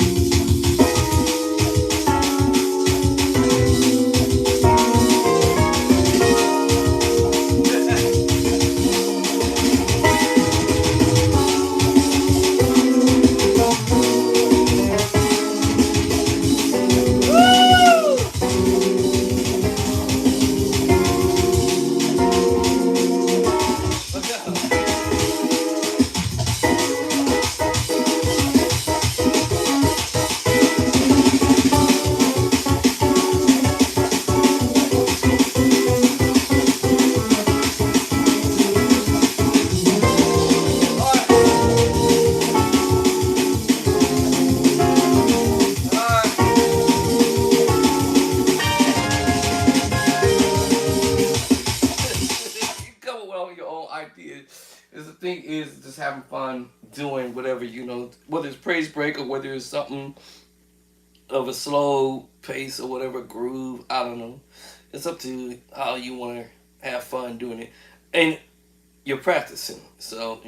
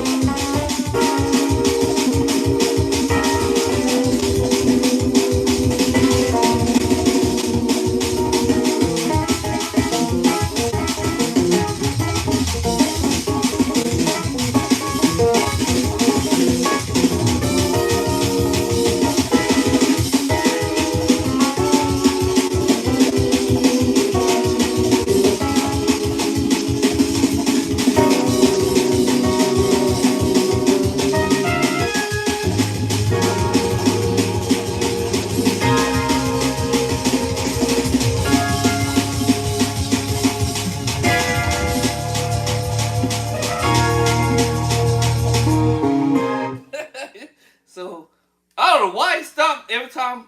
What I don't know what's going on with C Dub's track, y'all. This is annoying.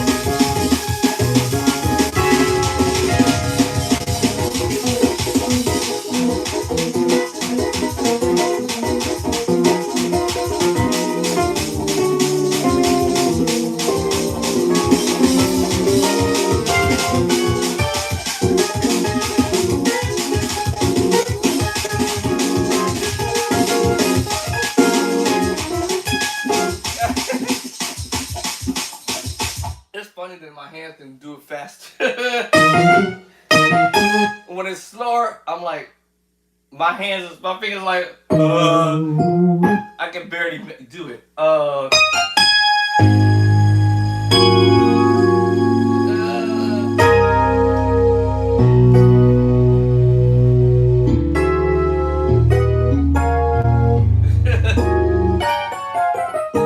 right, let me practice, y'all. All right, I'm just fooling around now. Practice every day. Put something in front of it. But this is sort of a practice because it's something I never really do. Actually, playing around with it, creating a sequence of movements, but I don't have them all together.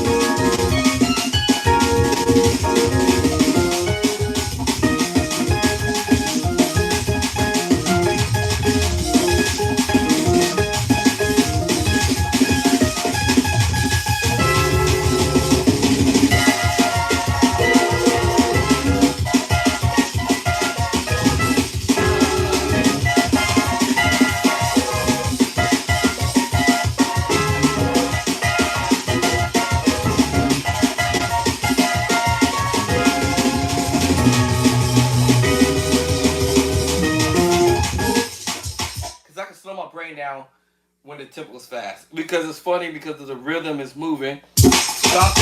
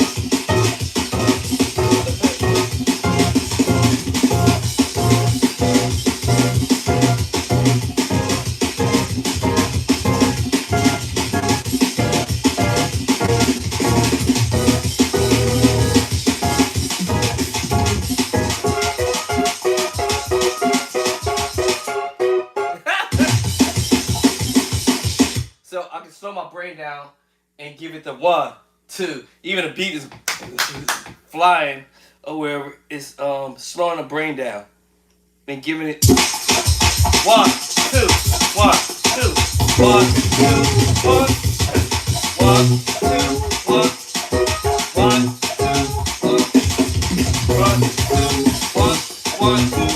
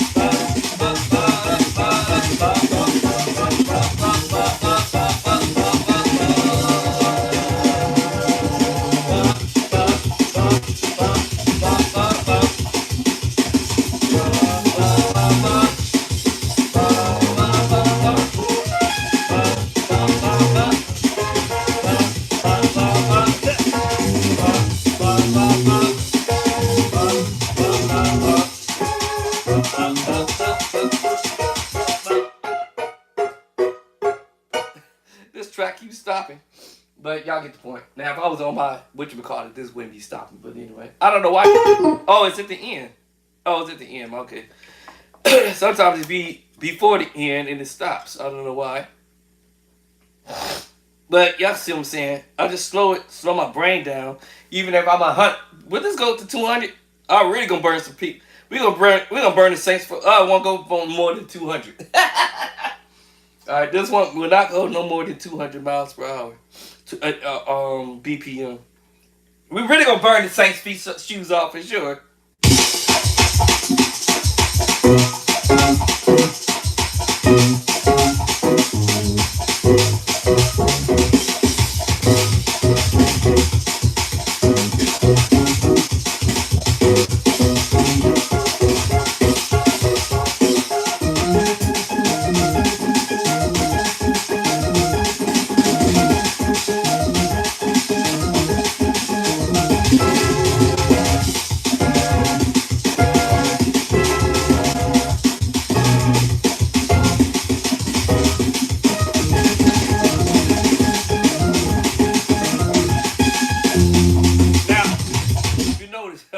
I'm actually chopping at it instead of holding the cord too long. Because what happens is, uh-oh. Woo!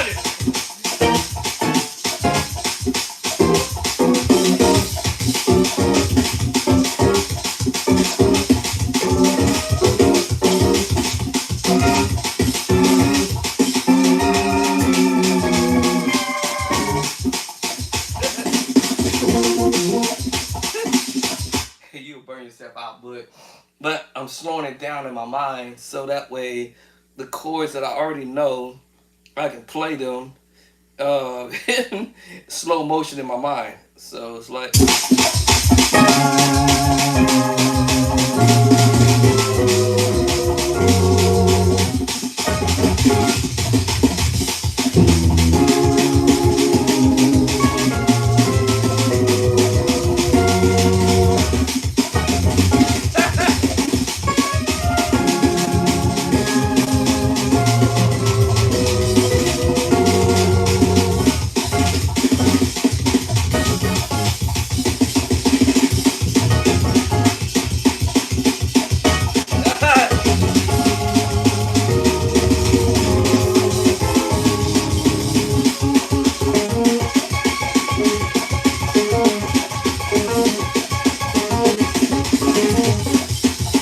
I just have to remember, can't hold the chords too long because You gotta let go.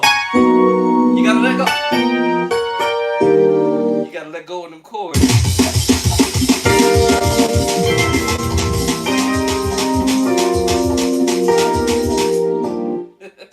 You gotta let go. I don't know. We keep stopping right in the middle. I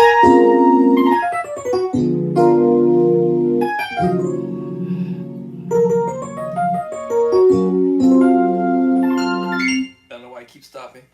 I gotta figure out why is this C-Dub? Why your tracks keep stopping, bro? Like literally, like it is just stopping, just for no reason, no apparent a reason. All right, so let me practice something. Is it necessary to practice every day? If you're brand new, or you new, or you semi new, or whatever, yes, I would say practice, but just put something in front of you. So if I'm planning on getting better,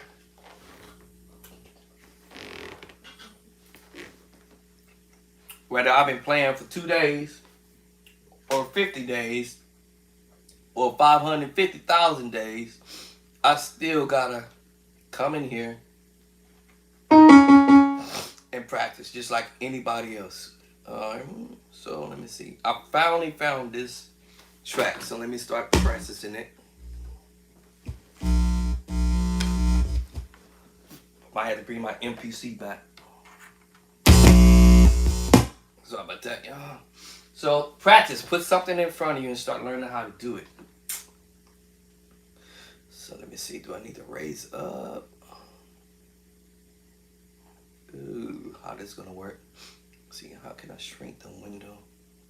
Oh, could I? Let's see, gotta shrink it some more. Let me see. That don't work that way. Let me see. Can I do it like this? Maybe. Let me see. I'm trying to see the keyboard at the same time.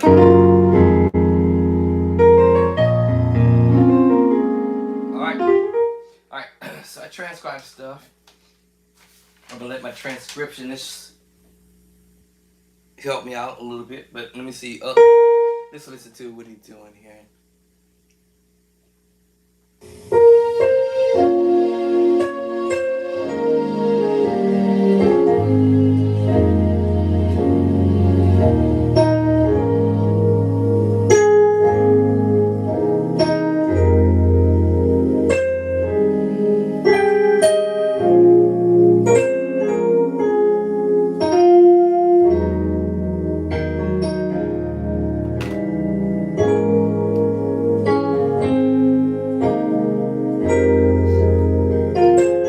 Practice.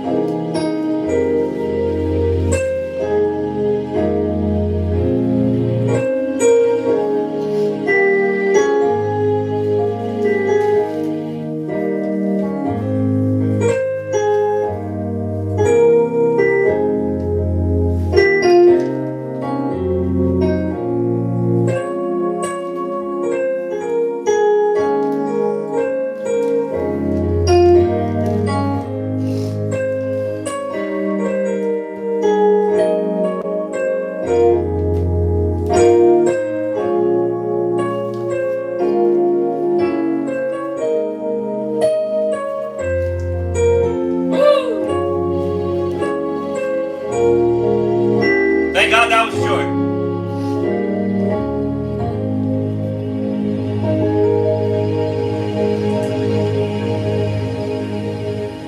All right. Thank God that was not a long one. However, what I do with my mouse? Oh, there it is. All right. So thank God that was a really short one. um, I didn't want to be on that forever, but just because it seems short It might take longer to learn. Then again, maybe not. Depends on where my mind is at. So if my mind is cleared, I probably could pick this all up in one shot. So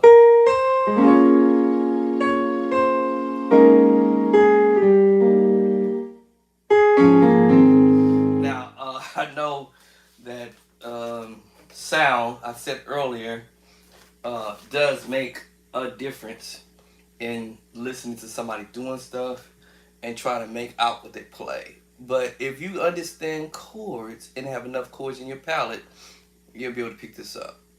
Or you'll be able to pick up stuff. So let me see what we want to start this at.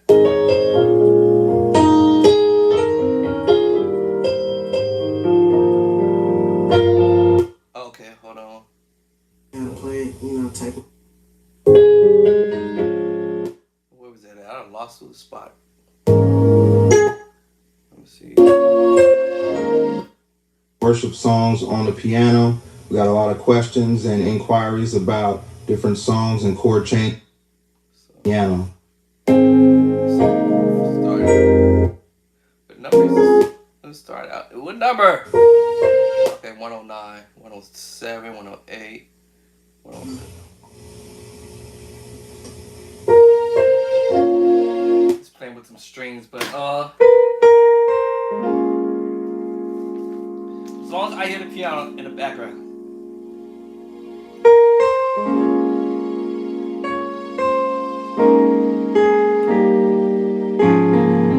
That's what we call practice, y'all.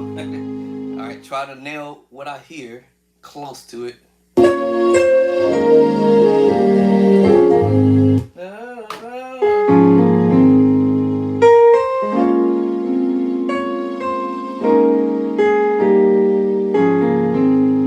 Alright, try to get close to it. I may not do it 100, but near it.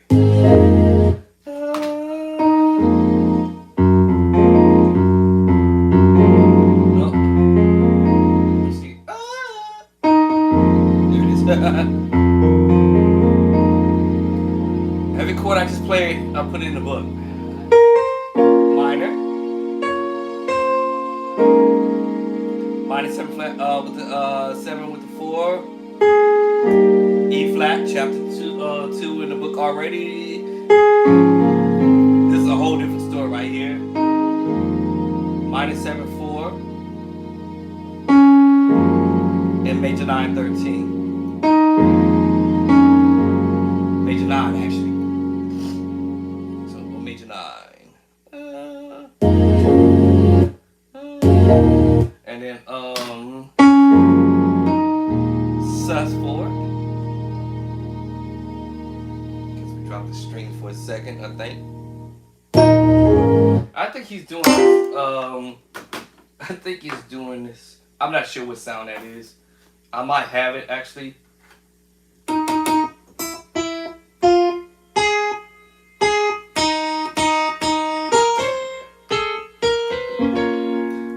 I think I might have the sound he's using.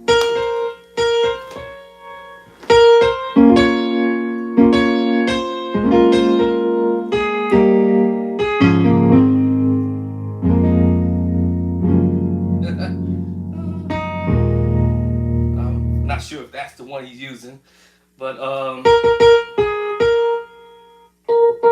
not that one for sure.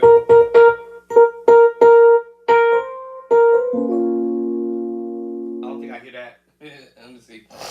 I try to get close to the sound, hear him doing, but I don't know which one it is. Actually, if I open up this other laptop and my transcription, it will probably play the actual sound he's doing. And because he's using strings. Well, my concern is I'll play.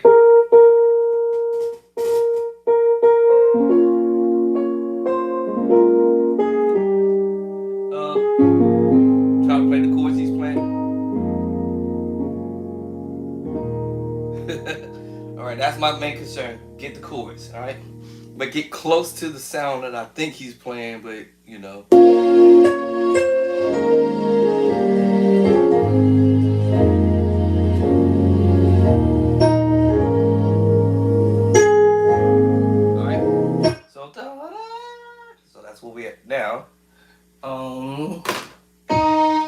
think he's doing.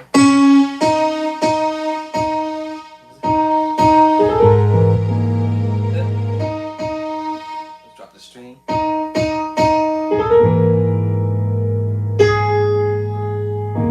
Yeah.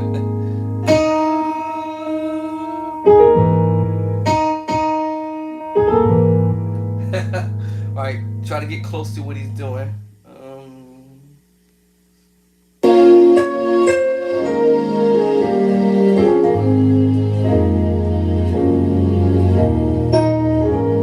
Yes. Yes.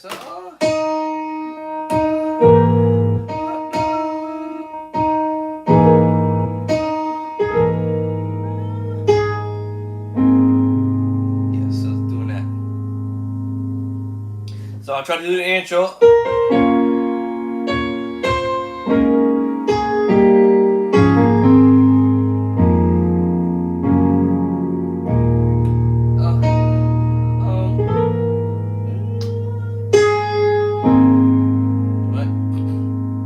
Now let me see what I transcribe. Let me see. This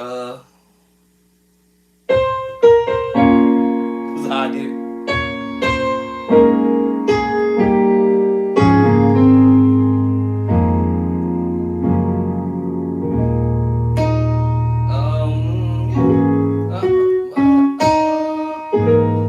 I hit C sharp. Okay. All right. Next chord.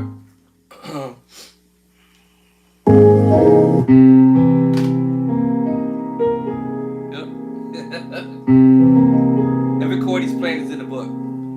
So the whole thing is the minor move. Minor 7/4. I put that in the news book. The one we're gonna come out next. E flat, already in the book. Minor 7 in the new book. Minor 7 with the 4. And D flat, the major 9 voicing. Says 4, already in the book. Chapter number 5 in the first book. And then that's how I'm able to find the chord. Minor 6. A flat at 2. 7 sharp 9 sharp 5. Already in the book, the second book, chapter number 8 in the second book. Alright, so that's where we're at. And then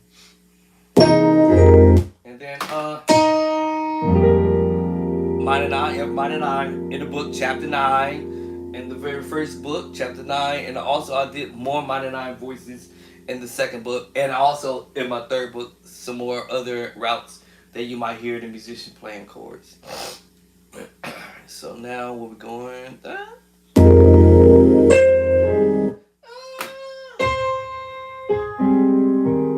Major 7 already in the book.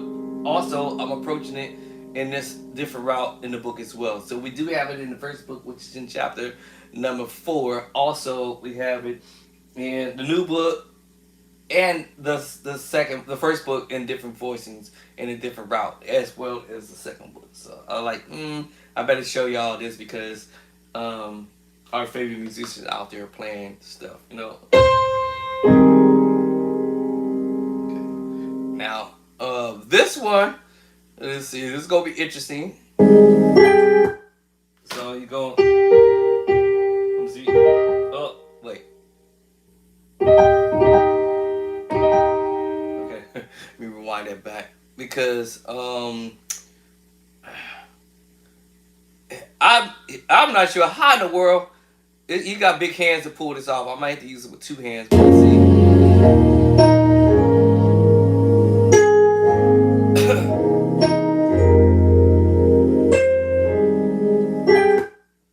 Y'all hear that?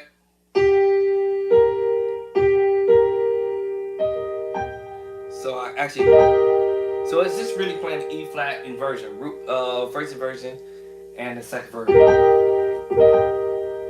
Okay, so that's what he's doing right there. So after you go,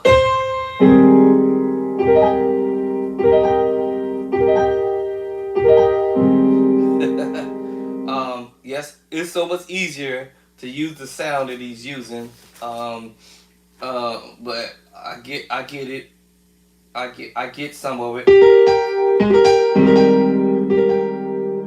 I don't know which sound he's using on the keyboard. So, good luck to me. Sound like this one.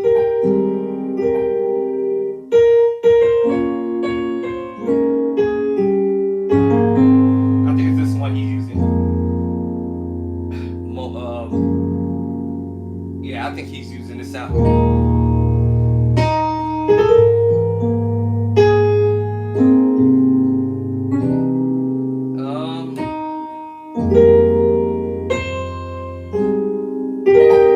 Yeah, I think he's so I think he's using actually this sound here. I just found it, but Lanier, but he's got a little bit of a whatchamacallit with it. So this is what I'm talking about learning. Now, this one thing, me sitting here playing this and learning it, or playing it. Which one am I doing?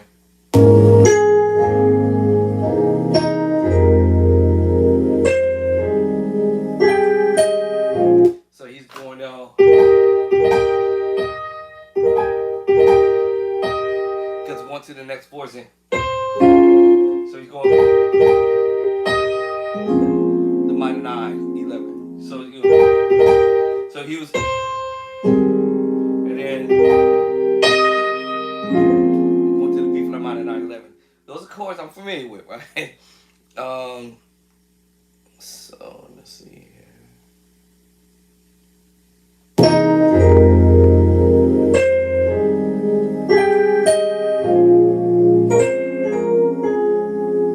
Let's get that next chord. All right, so he's going.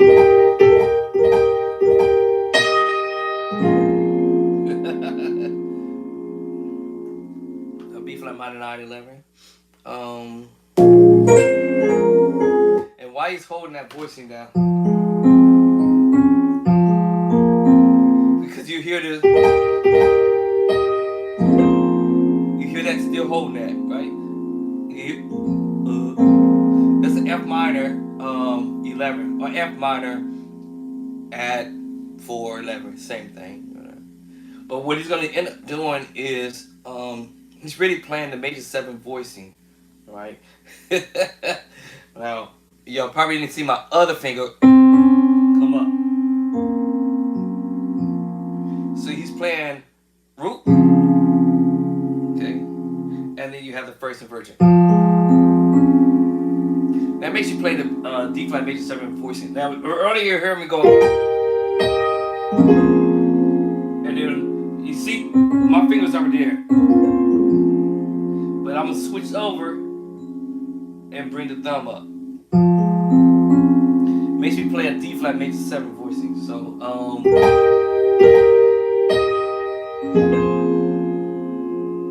because of the thumb. Now let me switch the finger. Let me switch the finger. So I'm gonna bring it here. Y'all notice that? I already did the first inversion, so you know. So and I'm gonna already do it.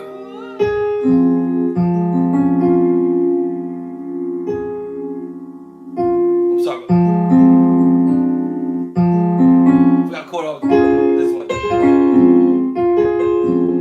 So I'm just going to the minor chord. It's a major 7 voicing. Major 7.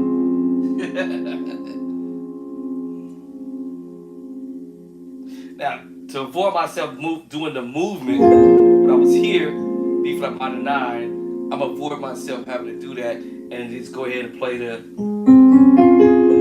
major 7, D flat major 7 voicing, which puts me there. And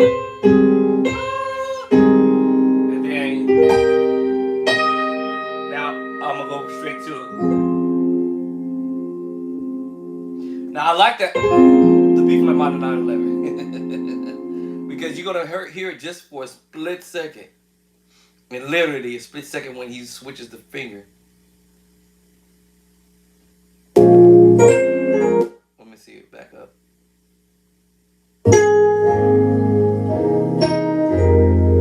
Here we go. Here we go. Yeah, see? And he actually played it.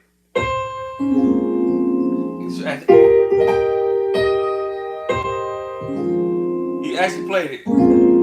But he goes switch the finger to the major 7 voice. Make minor 9/11 real fast, and then so he switched the fingers. So I said, okay. Either way, you can still keep your finger on that voicing. Let me see where we at.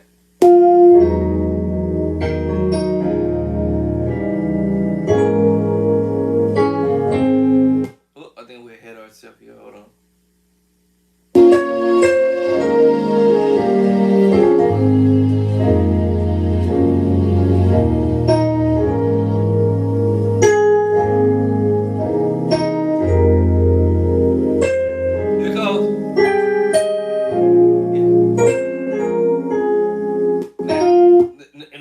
Get that little move right there, I had to go here. Remember, here he came off of it, and you know. Actually, I think he did this. This actually was D flat. So hold on. I think he played this, y'all. 13, the E flat 13 sus, and then now where now allows me to bring the other finger.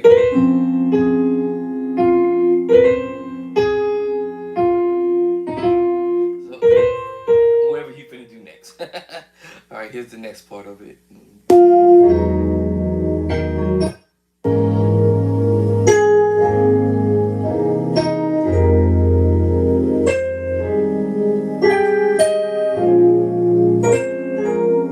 See?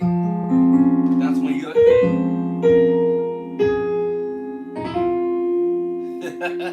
because that allows you to do that. So actually, so that chord, this chord here, it's an E flat 13 sus, or B flat minor 9, either way. So I like the B flat minor 9, and then I'm gonna bring up the finger, you know.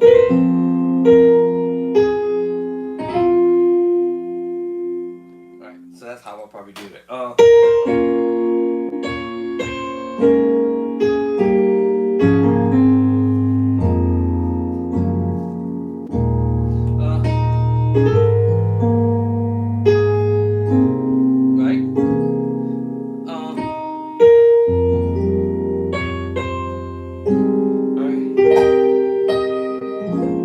This one. You know, this one is the other one.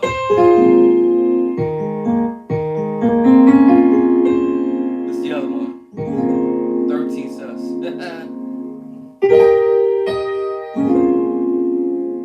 And the other one,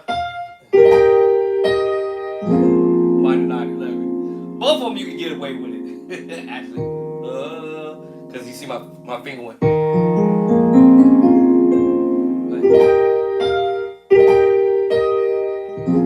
So this ain't 13 sus, and then come over.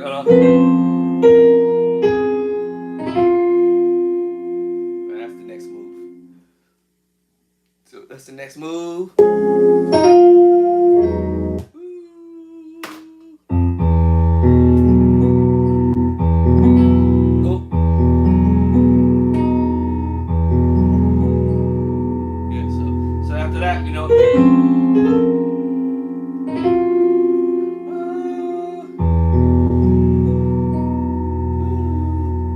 So this is actually E major 7 with the sus.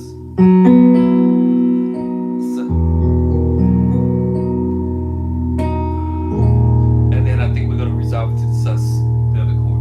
I think. Let me see. Hold on. Okay, the other one. That was nice. Oh no, let's see. Let's roll back. So it's like he resolved it. Oh. So we're here.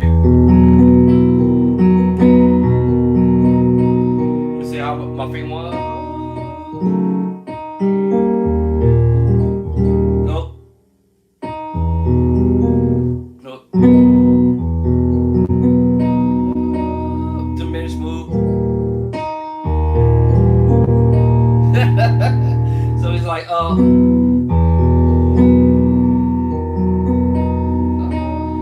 and then he diminishes it. Yeah, like that.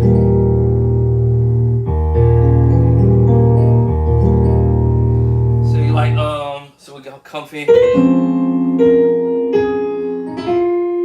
then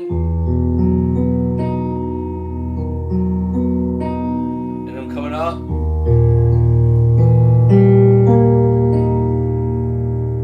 Right. Okay, so I played this a minute ago, literally. Alright, and I played this earlier.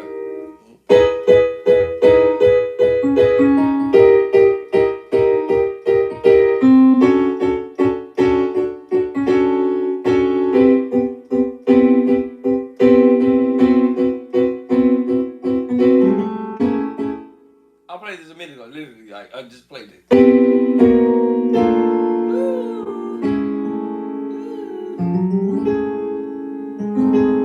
could do the same thing in all 12 keys. You know, you go the major 7, and then you diminish it. Then you go to the D, and then you go to diminish it. How we gonna diminish that?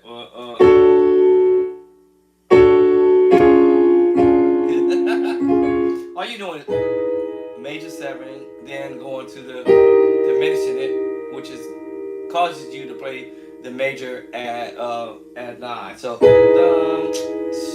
right as I said earlier, ba ba ba ba ba ba ba ba ba ba ba ba transpose, ba ba ba ba ba ba ba ba transpose, and then do it the minute ba ba ba ba ba ba, and then do the same thing ba ba ba ba. I forgot what finger does the diminished move.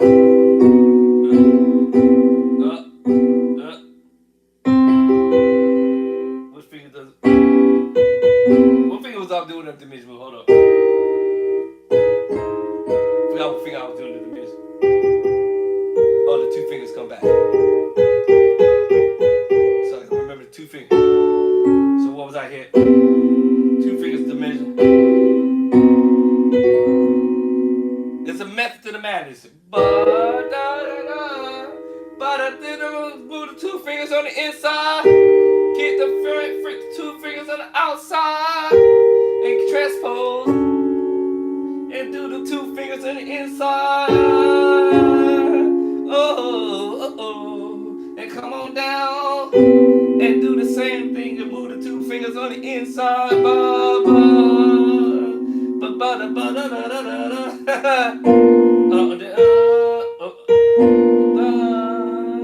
Right. Move the 2 fingers on the inside.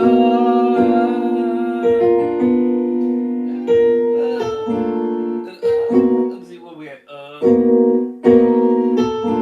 Same thing. Move the 2 fingers on the inside. La la la la la la. Right? Yeah. Same thing. Move the 2 fingers on the inside.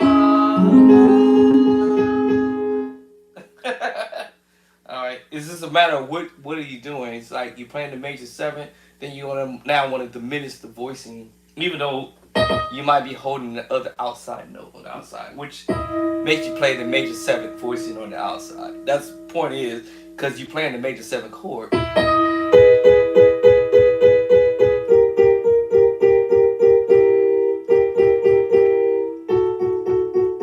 So it's like moving your middle finger on the inside. Alright, major 7. Alright, I'm moving the middle finger inside. Majors. E flat major with a flat 9.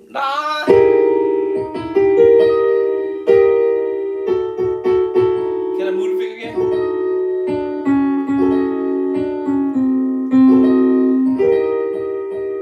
Right?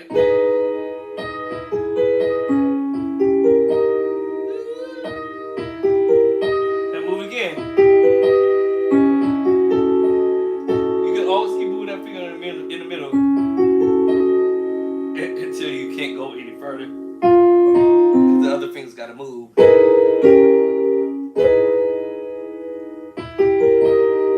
And repeat. And repeat. And repeat.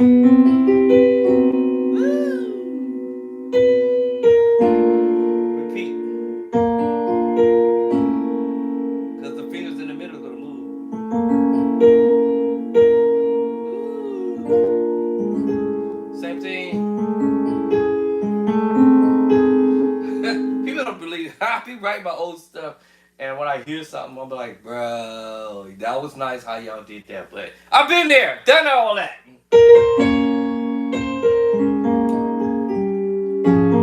Y'all Johnny come late. And I'm like, oh, okay, that's how y'all use that. Okay, that's good. Now my whole idea is, now if I don't play it exactly like I'm hearing on the thing here, my whole idea is to learn the song in my own way.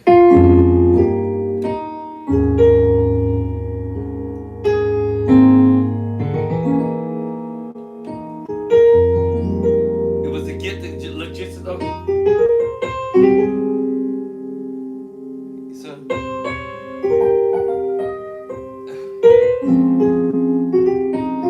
I might do my own. I might do my own way.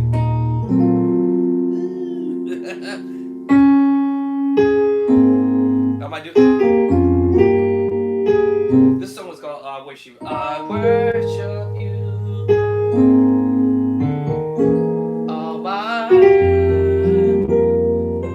God. I might come up with my own. There is no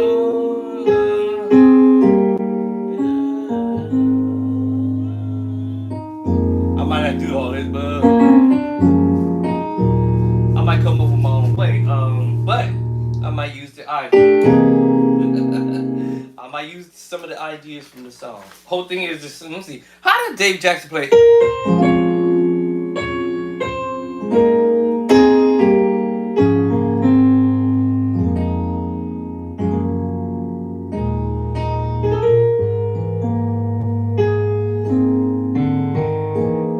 Throw that in there.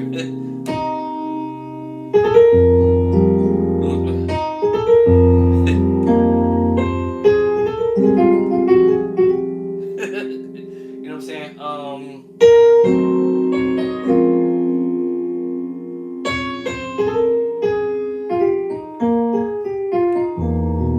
I might play. I may not play everything he did. I might go somewhere else. Cause I got the idea, right? It was just me getting an idea.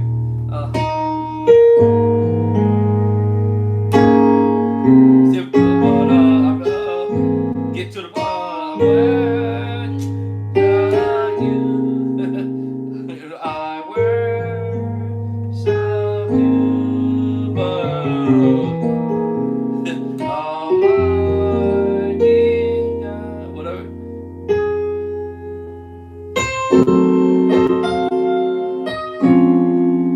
There is love. This is what I'm saying.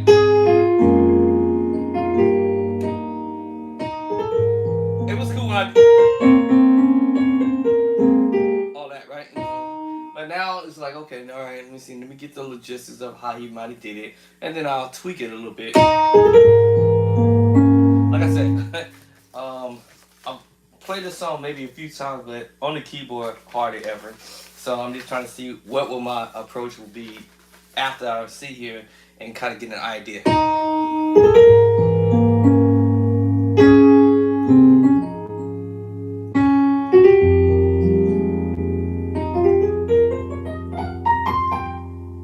Because I didn't know where I'm going. You see, practicing, y'all. I'm trying to remember how I want to do.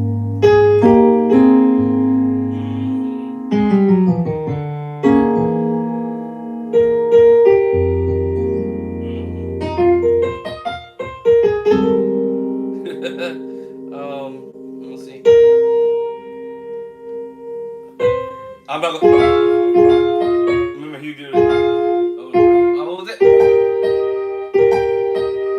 You know how you do it. Because I'm coming up with my idea. Alright, but I'm gonna learn how you did it. So.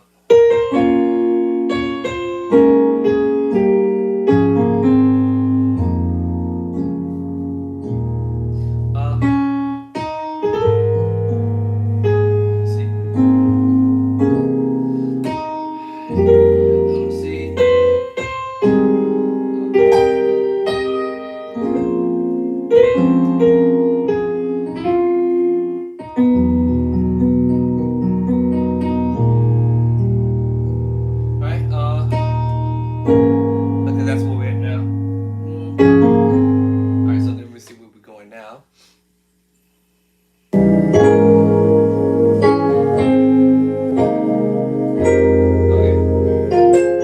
Okay, so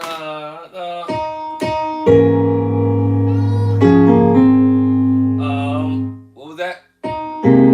Nope. Here it is. Let me see. I thought I'd go up. Thought that's what I heard him doing. Let me see.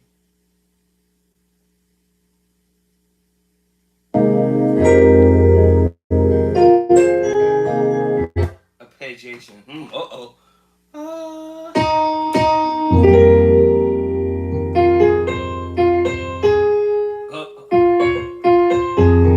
Hold up. I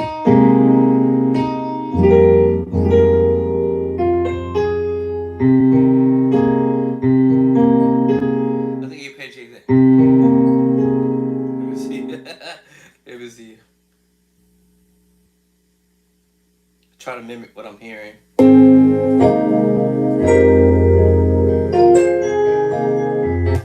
Da, da, da, da, da, da.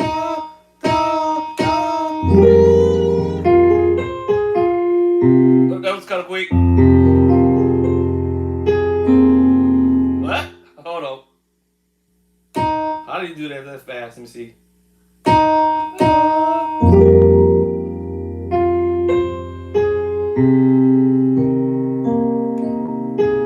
Oh, okay.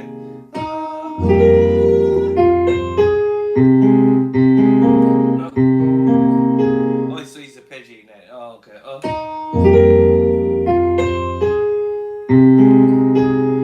Then they're gonna go.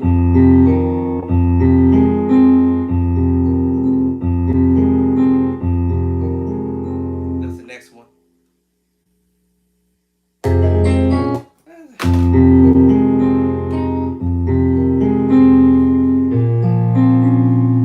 Is he going right in?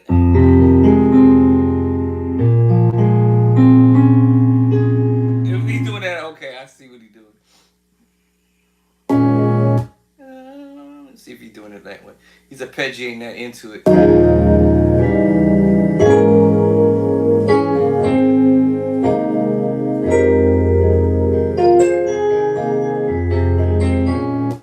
There's a little rhythm in here. Hold on.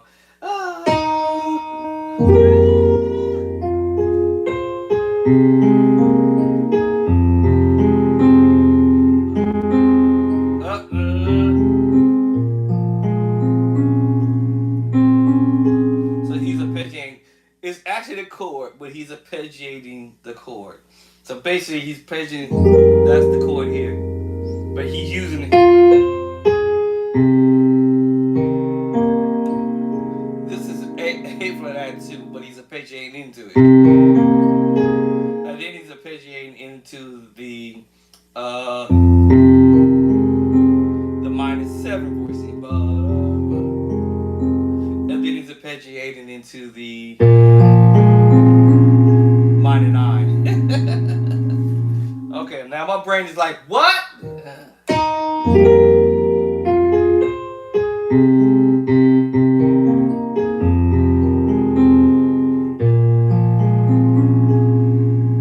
So he's doing that pretty quick. Alright,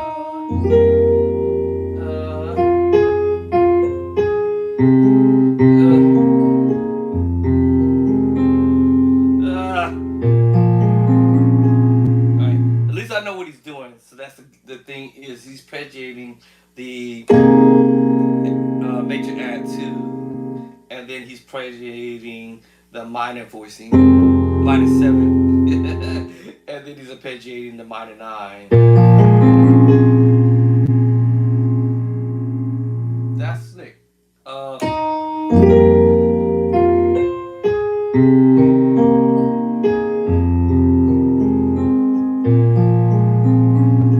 that's how he's doing it. Woo! Okay. Now me, I would have just chorded. Alright? To the chord. See, that's what I would have did. To the chord. But then chord. But he's arpeggiating to it, so.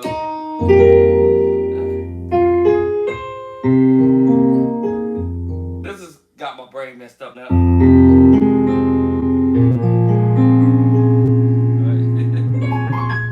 This is what we call practice, y'all. If you practice something new, you gotta practice what you see. Everything is a challenge. So and I try to see, can I do it?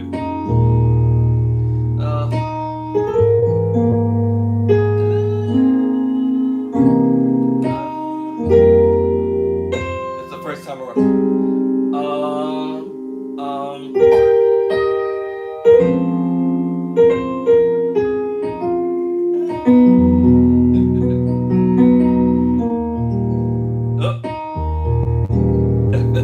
Wait, hold on. That was like,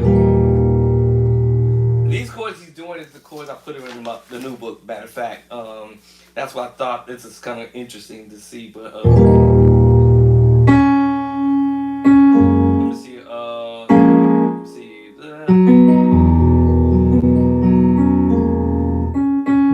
So he goes to this first one, and then this.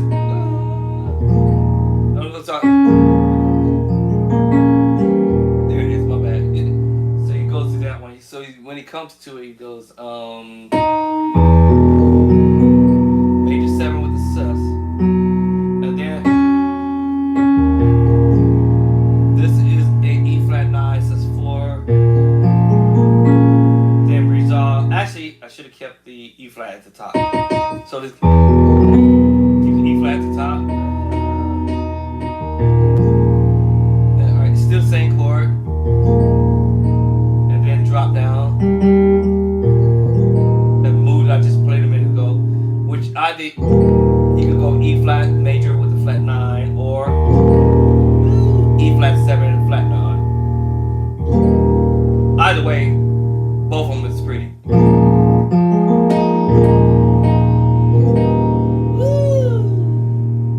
So E flat 7, flat 9. Actually, I probably should put this one in the book because I put this one. This is the one that's in the book. So maybe I should put this one.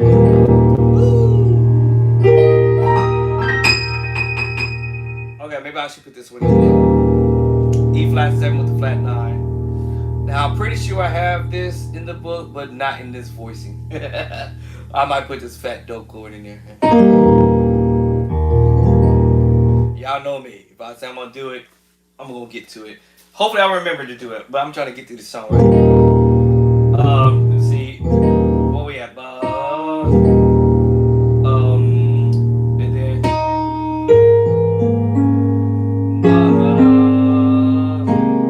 and then this crazy little thing he does.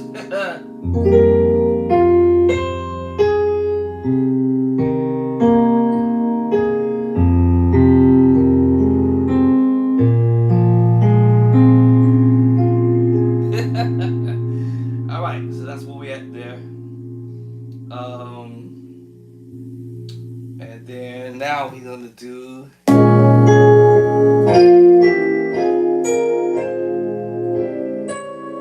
okay, so I gotta count that in my head. Da-da. Alright, I'm not ready to go to the second page because I need to get this one locked in, memorized, at least close to it.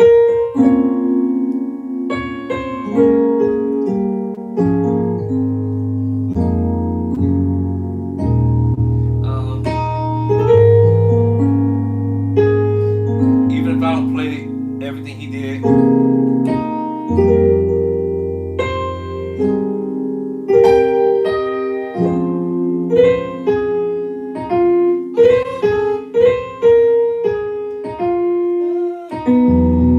Once I get the chords, and then I said I was gonna hold that voicing, and then back to.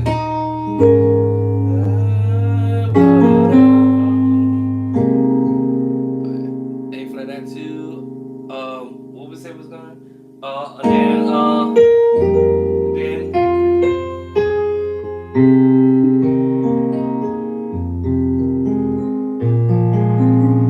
And then I remember because he's moving quickly with that, so my brain is like, what?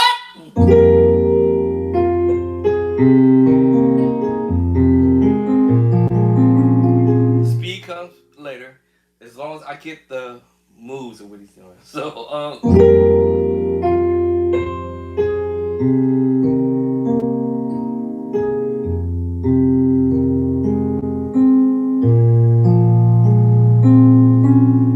work on the speed later. And then now we doing this other little move he's doing. Oh, keep forgetting I'm not on my other laptop, so let me see.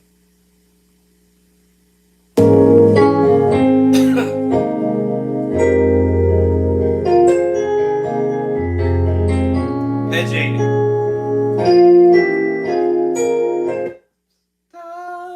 Okay, let's go. I gotta count how many chords he's doing right there. 1, 2. Oop, too far back.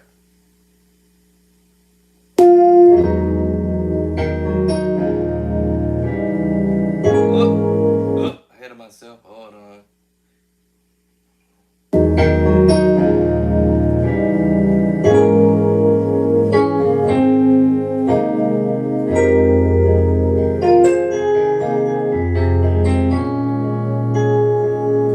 I feel like I'm okay.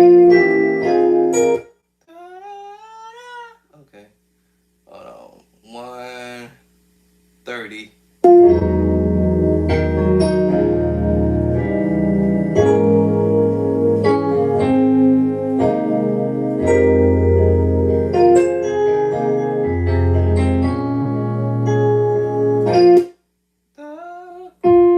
I get you.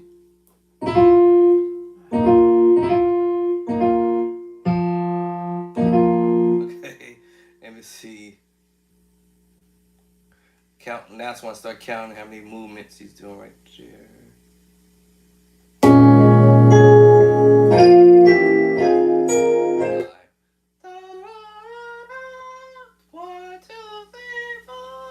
I think I count 4 chords. Hold on. Okay, I think he's going.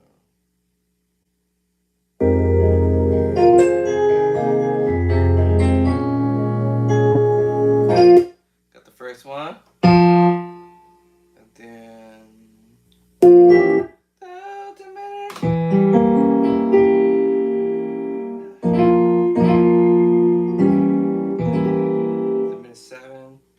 Something I don't know what I'm playing.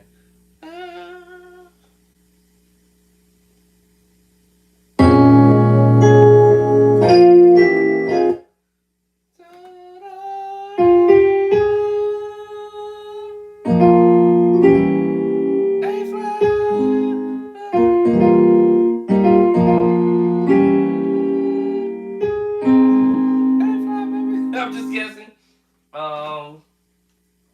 1, 2, 3. I think that's 3. Okay. I think I got the idea here.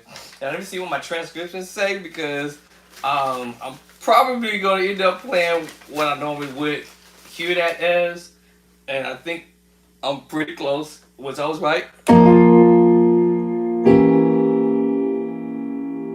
That was right. Let me see. See, that's gonna be.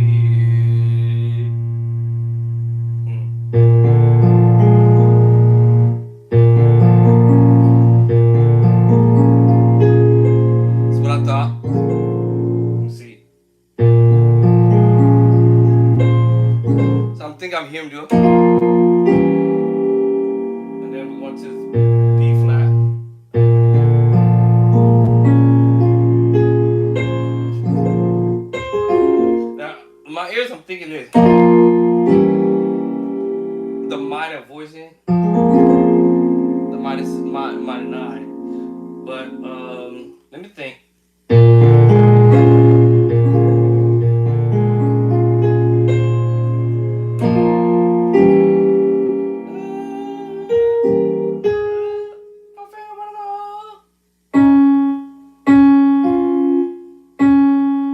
See. Hold on, so I think I'm hearing this.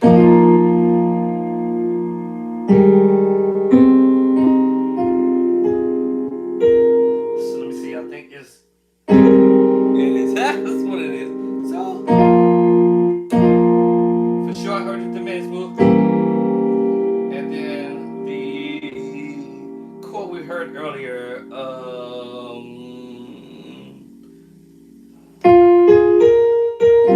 nope. Hold up. I'm gonna play it. I think I'm gonna hear that A flat major 9. So I'm thinking so we go F7 says 4, right? E diminished 7, and then I'm almost one of my fingers is probably doing it.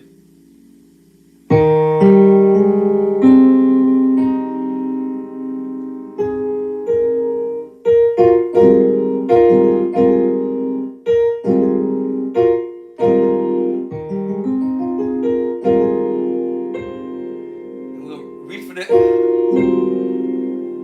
So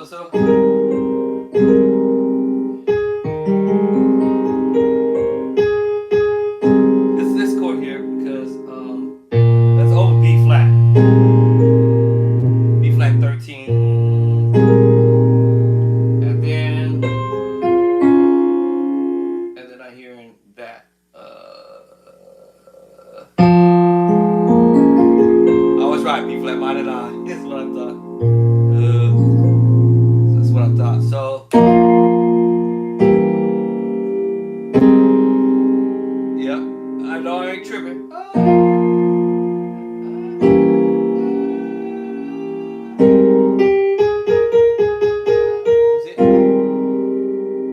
me see. And it's with a twang, so it's either we're gonna twang it on the A flat and the B flat. And I'm trying to get my fingers to see. It's either twanging on. I think we're twanging on the A flat.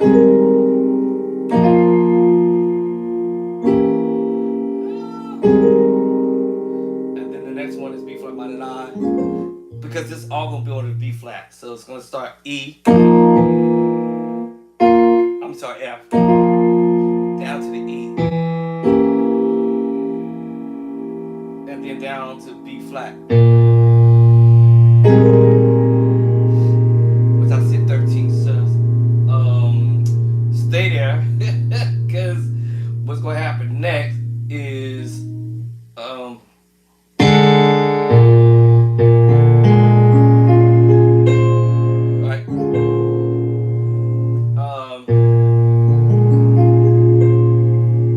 that chord in the C, Cordy doesn't act. Cordy's like, what? So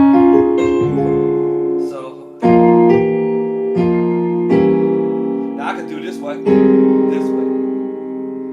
because I know that this is gonna end up turning into this is all with a B flat when we go there. Matter of fact, so it's still the 13 sub. We're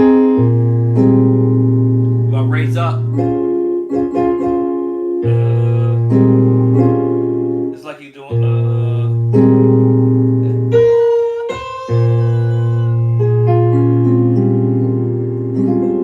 it's like you're doing this like the thing he doing. Now I mean I would have did that.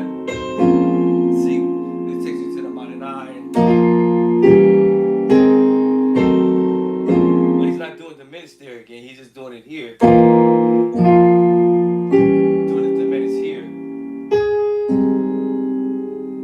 And then bring up.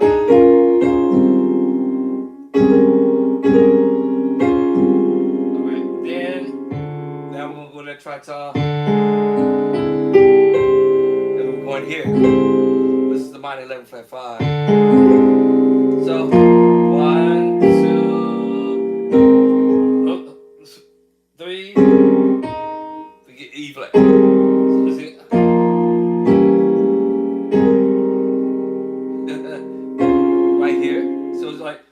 luckily, you missed that first chord. Actually, this one. This second chord here. I can skip that chord and go to because it make me play the minor voicing 9. Okay, hold on. That's why I say it gets tricky when he do it. And I know that's what he's playing for sure. Let me change my channel. I know that's what he's playing.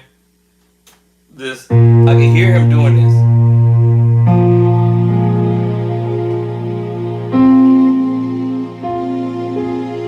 I hear him playing that.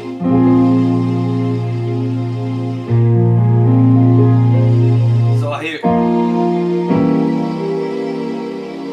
and I hear him doing this movement.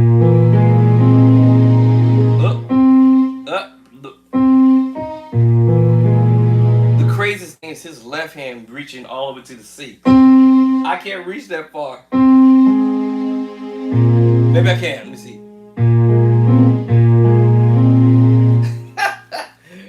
His left hand is reaching to the C. So I'm like, what?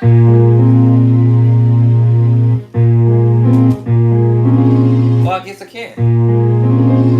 Well, I just lied. I guess I could do it. So that means his left hand's going B flat, F, A flat, into the C. Still B flat minor 9 voicing.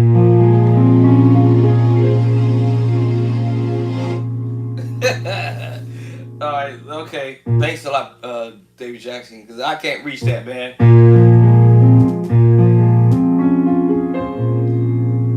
That barely.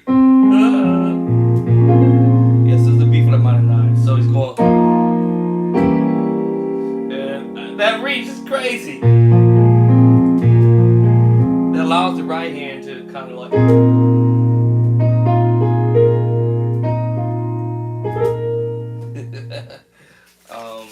Okay, so let me see this go back.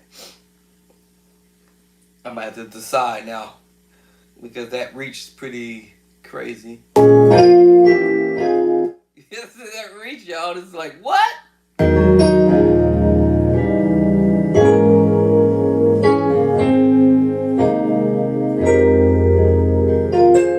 we go. See, I clearly hear that. Oh. That was the next chord. It's like, how are he reaching that? Oh, okay. That's the second one.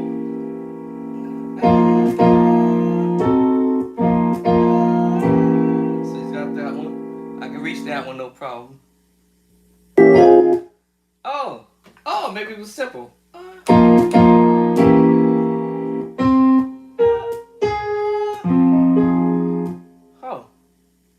Let me see. Hold on. I'll make it sound.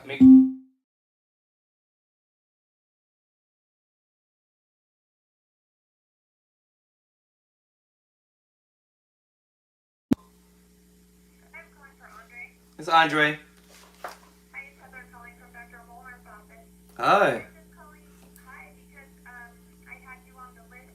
She wanted to have you get labs and follow up with her in April or it could be May, she said also. April or May? Okay. So for April, Yes. Go ahead. I have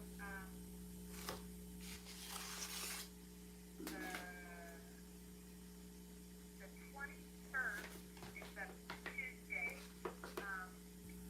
at 9 or 11:30, or she's also here on the 28th, which is a Tuesday, in the afternoon, or I can look at the first part of May too.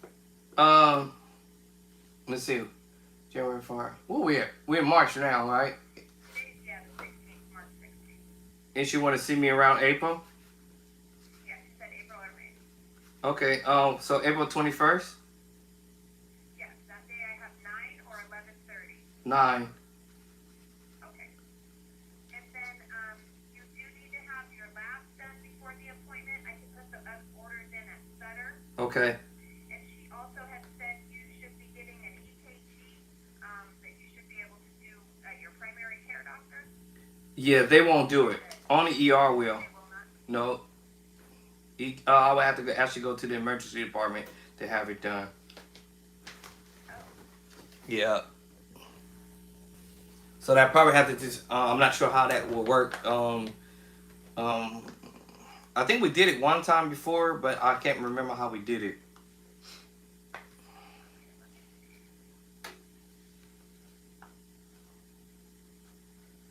So EKG and then the lab. Yeah, the lab and the EKG, but let me see if I can see or if you have one where that was at. Cause I have to go to the emergency to have them to do it. Cause the doctor's office they don't provide that. Basically, what happens is if you send me to my doctor, all they're gonna do is turn around and say, "Oh, well, we're gonna put an order in for you to go and get EKG." But I believe Dr. Monar she can actually do it that route because I think the route she did is somehow she contacted the emergency department, and then they already was prepared that I was on my way coming to get it done. Okay, I'll ask her about that. I don't know. That's like another way. Okay, I'll ask her about that. I will get the lab orders put in, and then I have you down for the 21st at 9 o'clock. Yes, sounds good. All right, thank you. You're welcome. Thanks. Bye bye. EKG. They want to make sure my heart is still functional. I guess. Um, because of the medication I'm on. Actually, and also they checked my liver because um my liver because of the medication is so strong that they have to keep an eye on on my liver as well. That's why I have to do the lab. This medication is strong, y'all, and it's designed to kind of dry um this whatever the valley fever. It's designed to dry it up, but also it's very helpful that the one I'm on now, the medication I'm on now, that I can do what I'm doing now. I can clap my hands and think and get myself dressed, shower. I can drive. I can go back to work. That stuff they had me on from before that. Oh my God, that's all I can say. It was terrible. Actually, matter of fact, I think that's what they call it, terror something something. That stuff is crazy. That is the most craziest drug or medication ever. Amazon, or something or whatever. What was I doing? So for my beginner musicians, I'm always in the learning process.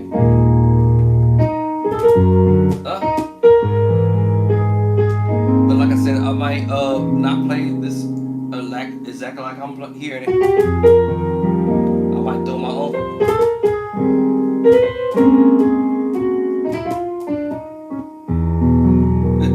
I might, so I might want to do my own thing. Still, all this other.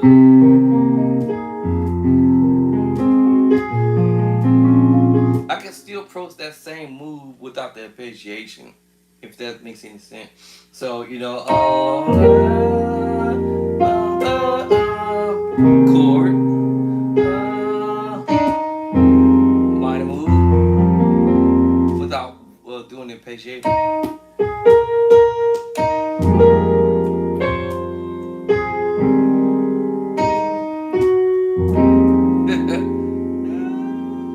Right, so,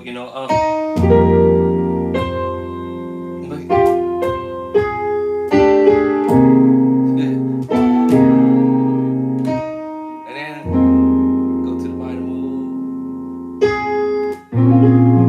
and go straight to the chord. But I understood the assignment. He was basically arpeggiating that.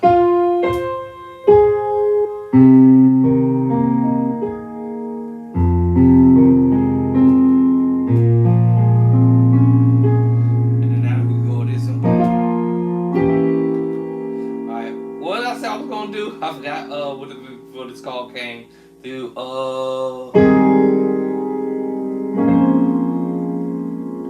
And this is so we had E. We started on F to E. He's gonna play 2 chords with this move, but it's like you don't have to B flat. Cause I could have went here. B flat 7 sus 2. Alright? But we like to raise up and play the minor 9 11. Now it was a chord before that because it was over the F. So it's like he went from F here to E, back to F. So it's like 1, 2, back to F. What? Alright, F, E, back to F. Alright, so that's when you go. I might play like this is a major 9. So and then this one here. And it's the same chord, but he's just going like, and then he's hitting you with this.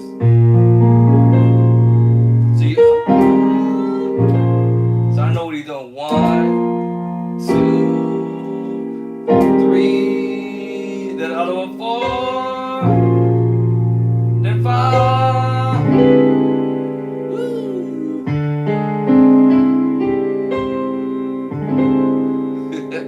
Right, D minor 11 with flat 5. Because you remember.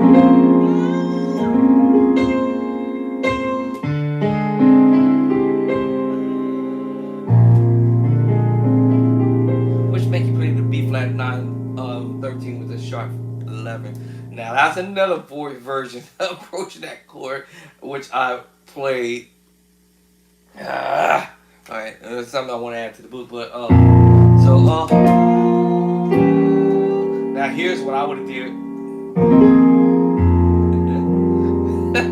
I would have played the F minor 9 voicing, minor 9 11. So diminished 7, and then I would have played this one, but he went here. It's F minor 9. F minor 9 11. You got that. I'm doing.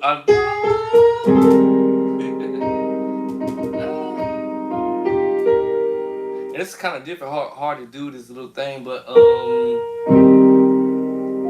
I came with the conclusion. I'm just gonna use the E flat and do it.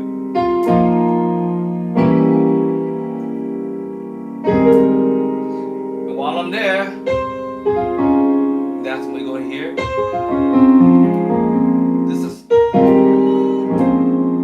That's what he's doing.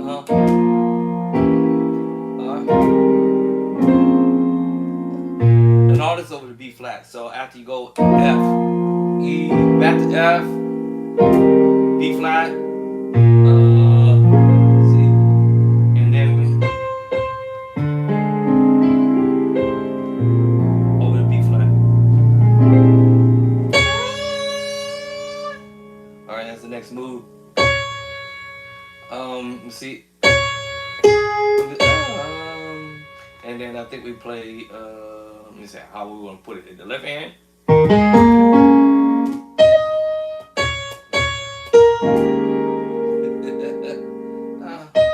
Let me see. So normally this is the one I would prefer to do.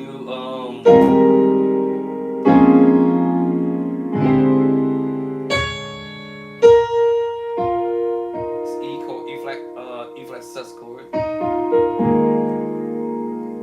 Right. Or E flat 9 sus 4. So basically,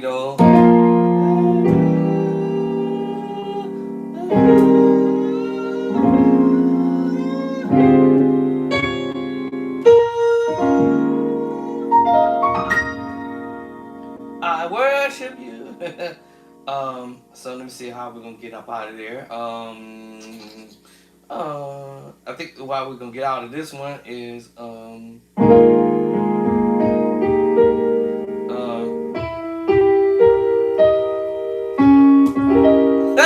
chord I played. This is funny. D flat major 7 with a 9. That is funny. This is how I want to play it. That's what I would have did.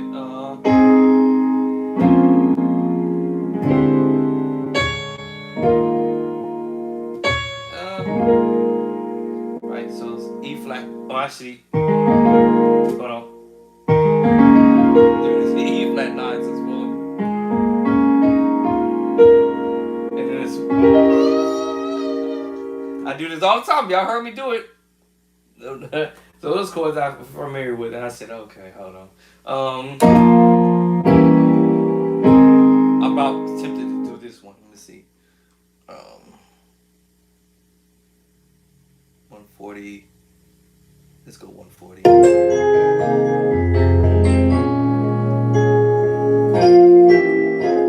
Yeah, so you see yourselves. Yeah. I hear the A flat. Or A flat major 7.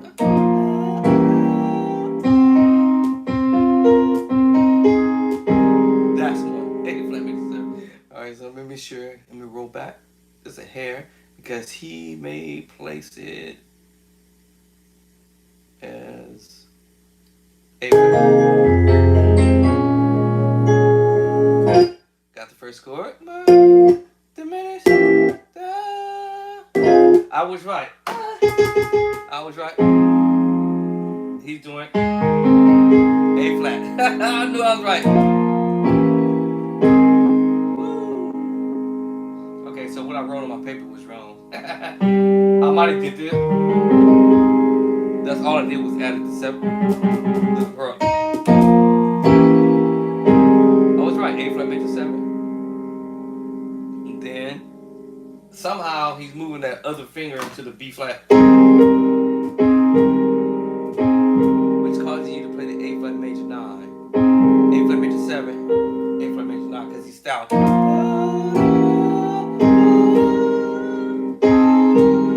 You catch that? Still A flat major 7, but you're going for. Now I know how you do that. That makes sense now.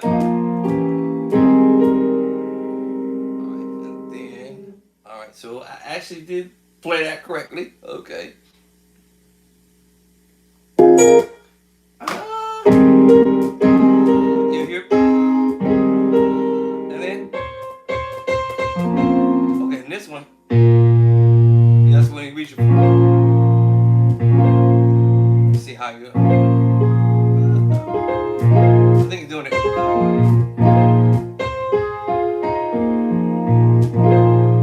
B flat 9 says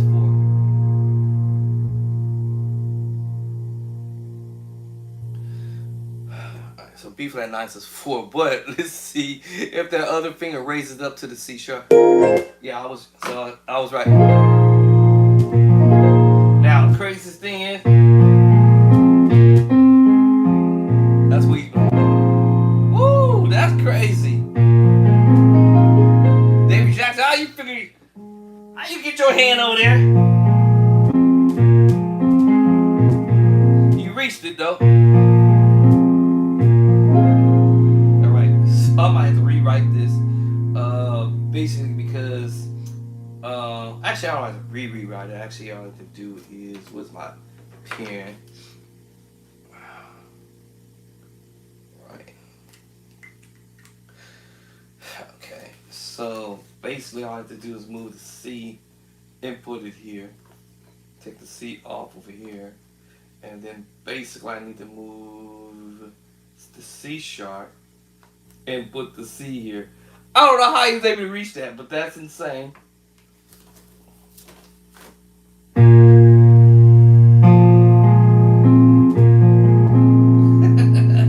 That's insane how you reaching that. I didn't think I could do it. Let me take off. Guess the only way I can reach this, I have to remove B flat and I remove B flat. That's it. Yeah, B flat, F, A flat, C. That's a reach. That's insane. So he's going. So we established that. Okay, F7 sus4, but he twanging it. Going to E diminished 7. Alright, what we say earlier, and then we said we was going to A flat major 7. And then that's the 9. And then he's going to this one here. That's a crazy reach. I prefer to play the minor 9, but that's what he's doing. Now give me to play this in real life. Good luck. Now the next move, that's over B flat. So then the next one, that should be the next chord. After that B flat, here we go. Yep. So let's just say we took our fingers because he couldn't do it with both hands, so he went.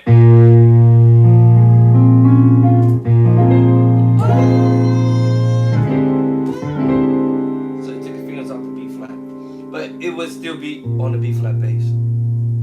But he didn't do the B flat, so since he didn't put the B flat down on the bass line there, I want to take it out. But I was only doing this if I was on the organ and trying to figure out how I'm going to master it.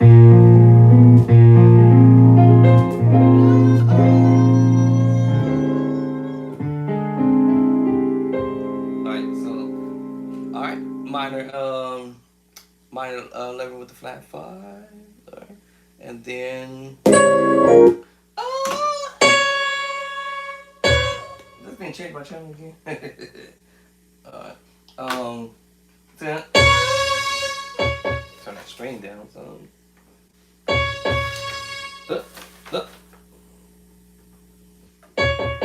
And then so after that. Okay, so now he's going for the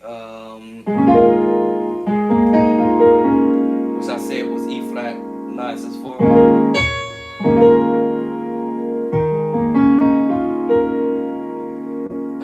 So I got this.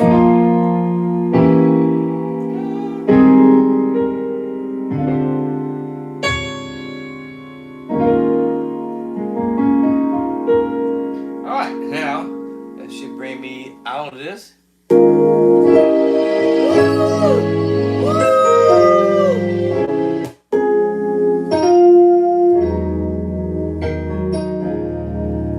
So because I was here.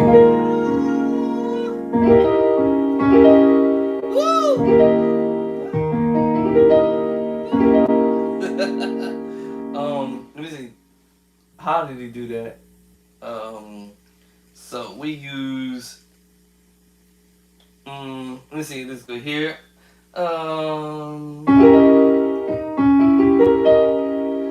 Because he was. Remember the last chord was here. Right. All right. Keep your fingers there.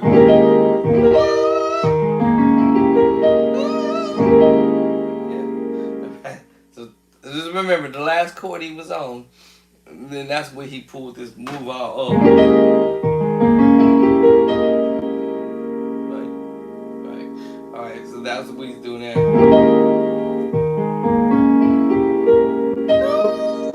And then we're gonna come out in a second. So then that's when he's gonna come out of that.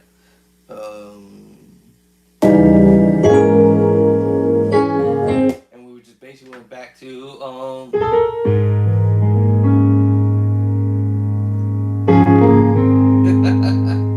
so after all of that, you know, that was pretty, you know, but anyway, so yeah, the last chord. Alright,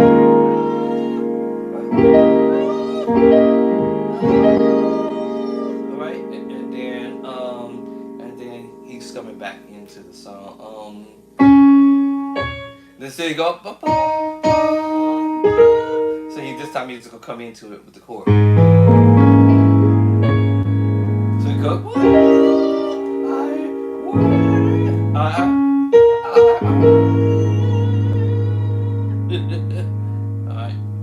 now I'm gonna come back into the song.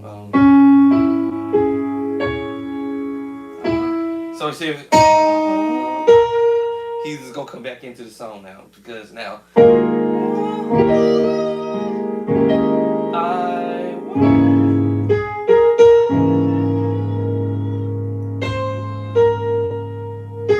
you know where we handed back. And back to that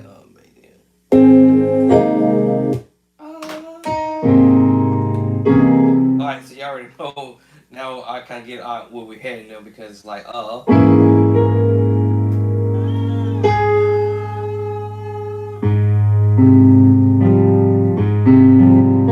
me see. Was that last part I heard him do?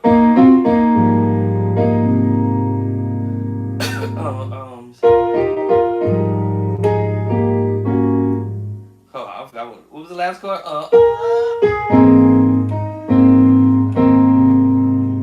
Right. And then you go back to that minor 9. Go back to the minor 9.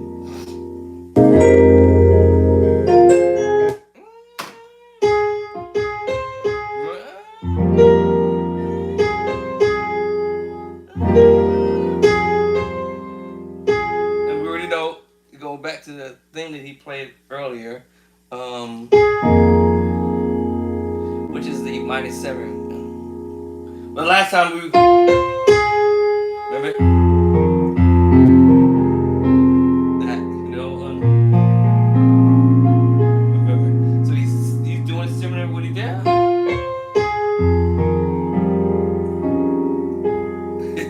So he's like, okay, hold on, okay, we ain't gonna take you through that other crazy code. Alright, so then okay, he did do it similar again. Hold on. That little arpeggiation thing. Hold on. Yeah, so he's arpeggiating. Alright. I gotta study this, y'all. On how he's doing stuff, but at the end of the day, once I do it one way, I'm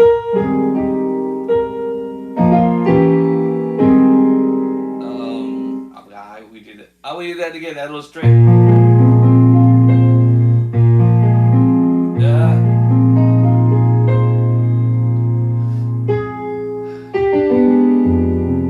I think it was.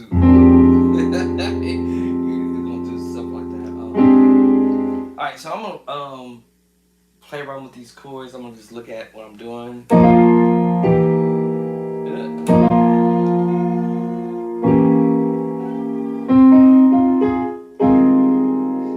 then this crazy chord. Let me see. This time we're gonna go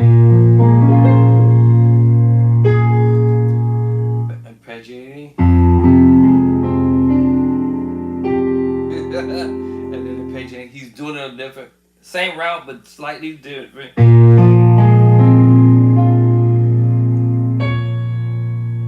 Alright, then he's gonna hit you with this.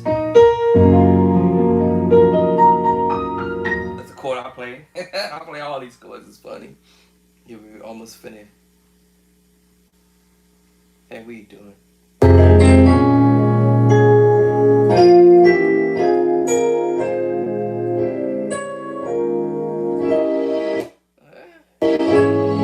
He did. We did this. All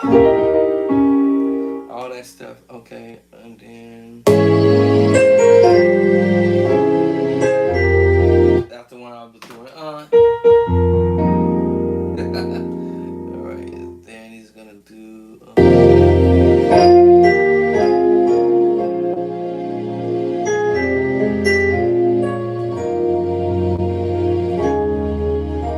So you see, he's playing chords I play.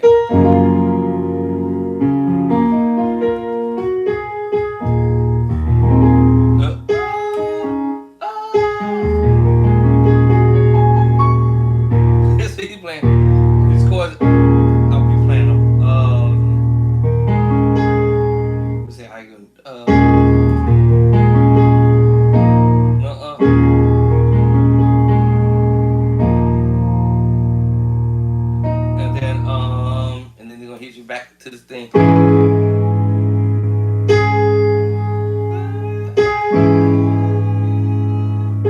And then I'm not sure how we're gonna do this one. Let me see. Oh, so I worship you. I don't know how you do this. It's kind of funny, but oh my.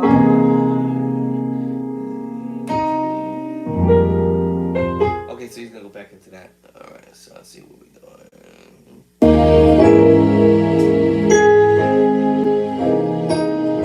Yeah, back to the top.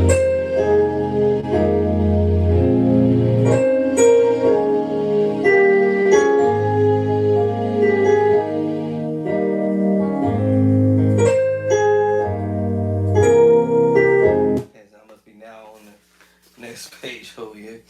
Cause now you're going to this part.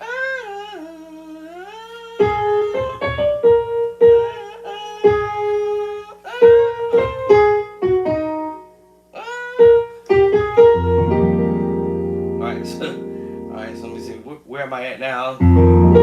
Down here. Then he's gonna go. Yeah.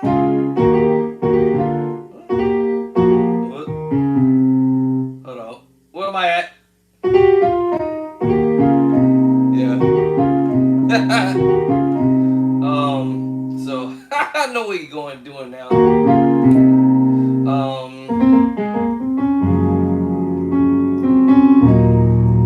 Now at the end of the day, I may not play all these chord movements that he did, but I will,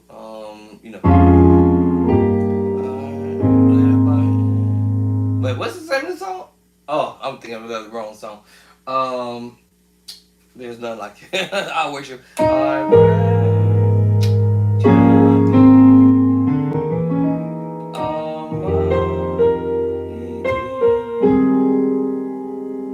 I'm gonna do that, I'm gonna do all that, but so I worship Almighty God.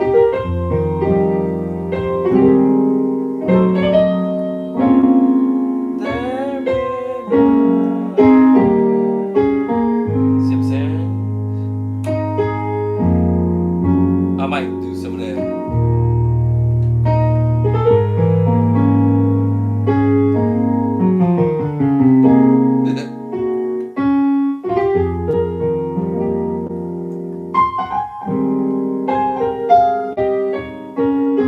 See what I'm saying? I might.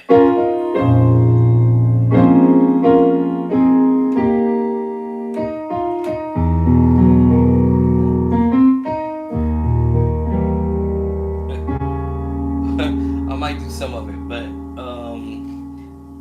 because my brain is like, copycat to a certain point, but to a certain point, you do what you got to do.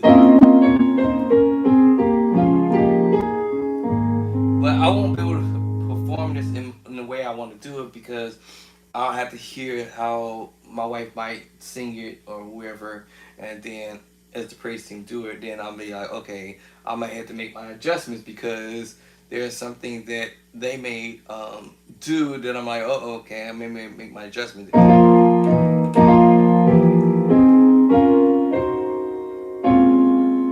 So I may make my adjustment. All depends on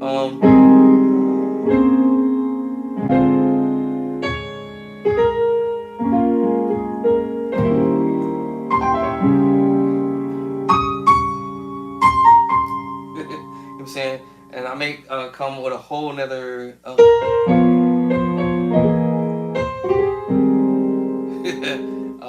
so I may change up. And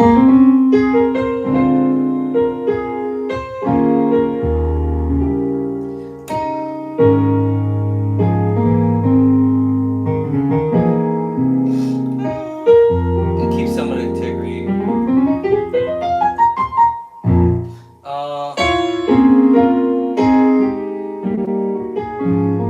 Instead of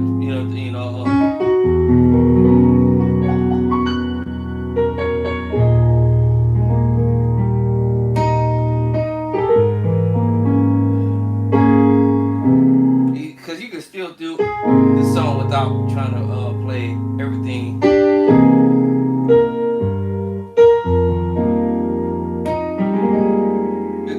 You know,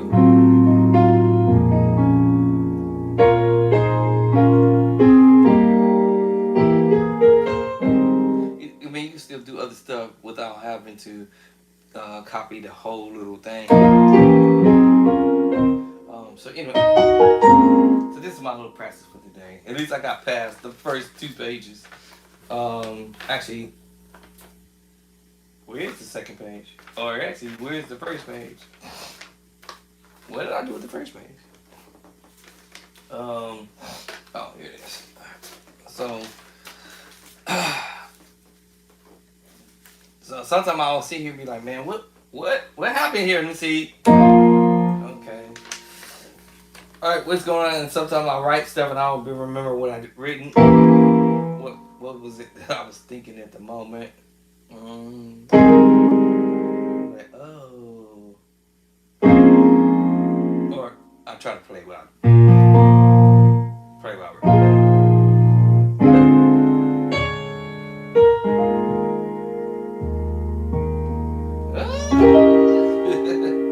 I will. See what I'm saying? I may, let me see. What am I messing around with this? Let's see. What was I playing right here? Da-da-da. So I was here. See.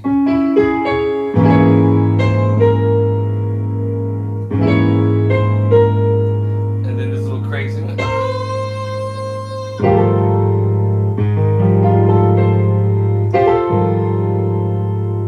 Let me see. My bad. Think I'm successful.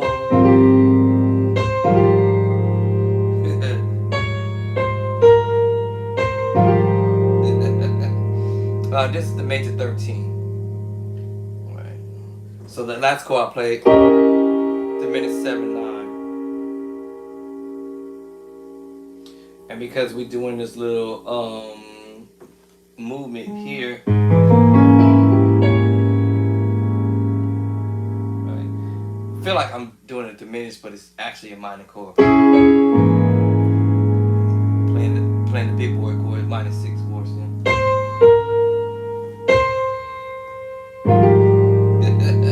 A flat major 13. And then you go back to the. That's what I thought from her. Oh, I forgot to. You can do this. It's an A flat major 6. And reach up there.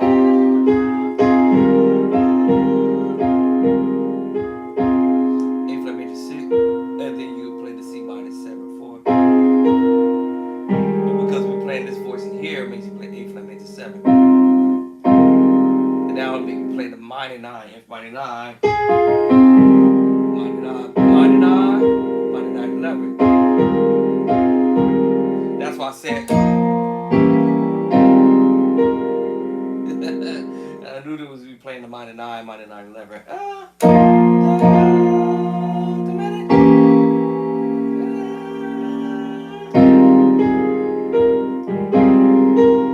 Minor 9, and then 11.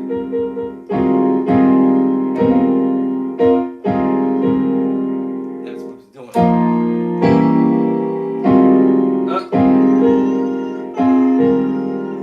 And then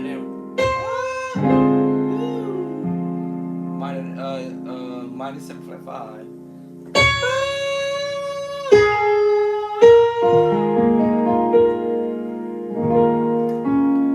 Alright, E flat 9, so that's 4. Or the mid 7/9. Right? Right. So as you do it, and then it's like coming back to do that in the beginning, like you going, I worship you.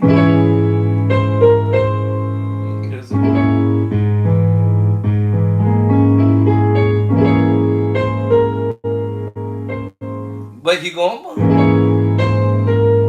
and then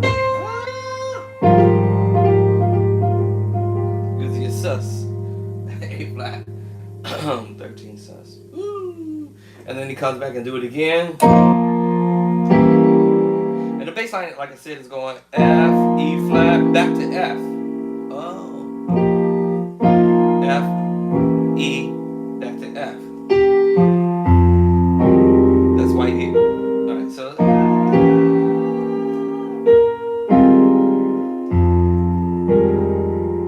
F minor 9, F minor 9, 11. So.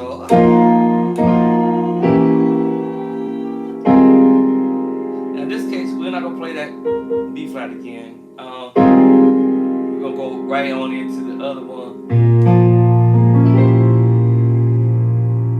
Actually, this one here, B flat minor 9. So this time.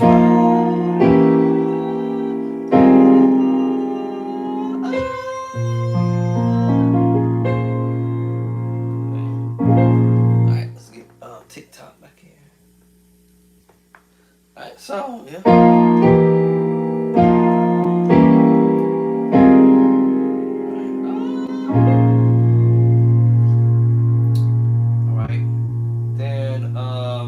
Of course, he do the arpeggiation thing he did from earlier. See that? A little bit. It's just gonna go. Up.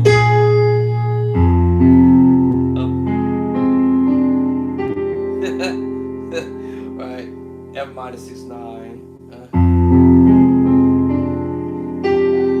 And then B flat.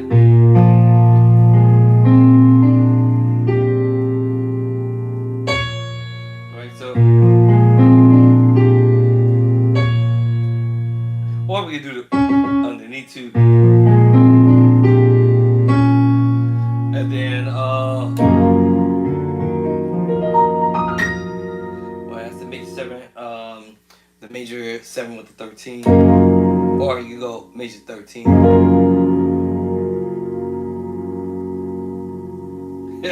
So that was like a little arpeggiation thing, you know, he was doing, but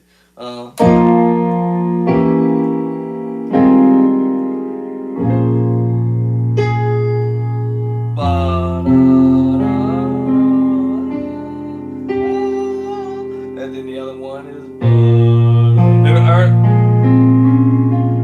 it was this one here, but he didn't do that. He did this one.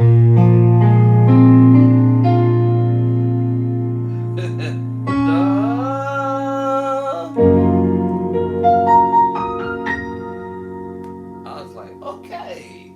And then coming out of that and kind of similar to what we did earlier, but this time you're gonna use it like this. You know, it's a sus4. Sus4, sus2. So he's taking one note off.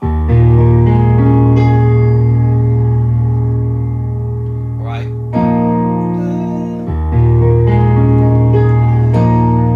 I worship. Left hand. I worship. Yeah. Okay. Now, last time we did like that, A flat and 2, but he's doing just take it off a note. It's nothing spectacular.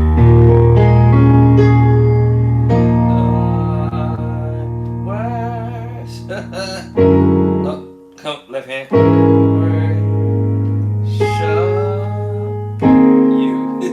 Still A flat and 2. Right? And then you know the bass line.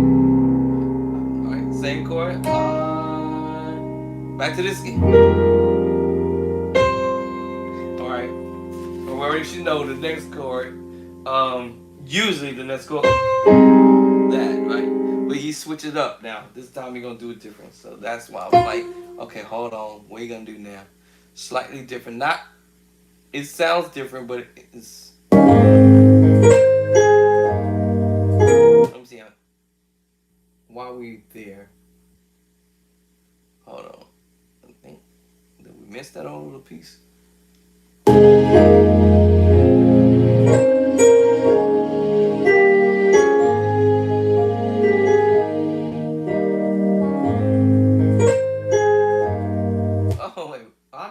correct this now.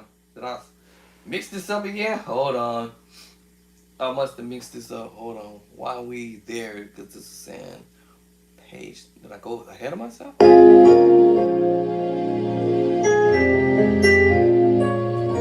the one we're doing now. That's the one we're doing right there. This page here. Page 2. Alright, let me see. Did we just skip somewhere? Because 2. That, okay, the last chord. That was this one.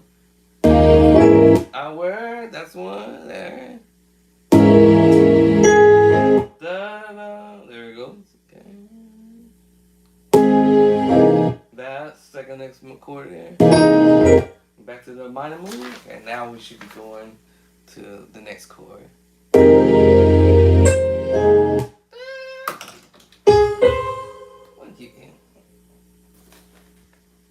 Hopefully going back to the same thing. Yeah. Now the way I probably written this, let me see. Turn that string down. Let me see. Yeah, like yeah. Now let me see. Alright, cause this get tricky. Cause David Jackson never played the same chord. So let's see.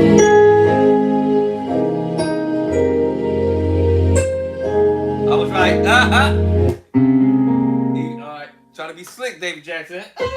So he plays the A flat attitude this way. Alright. So he's switching slightly the chord movement. So let's put this up here. Alright. It's like you're taking other notes away and then he's having fun doing it. So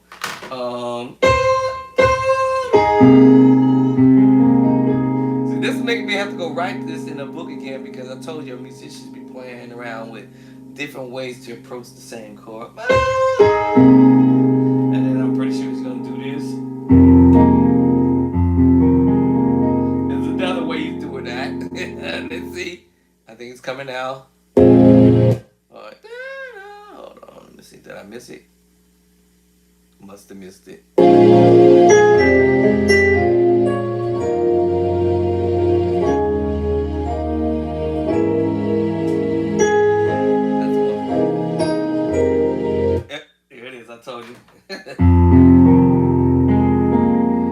Now let me see. Okay, I just add the notes to it. So he played the left hand.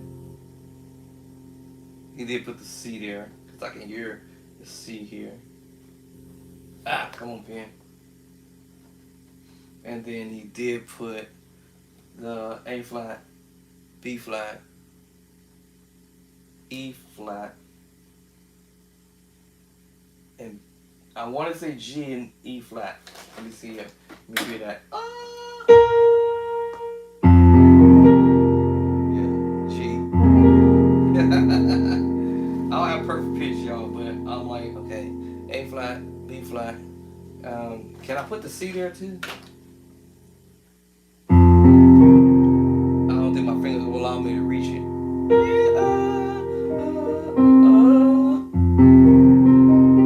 I can't reach it. Thanks to David Jackson. Let me see.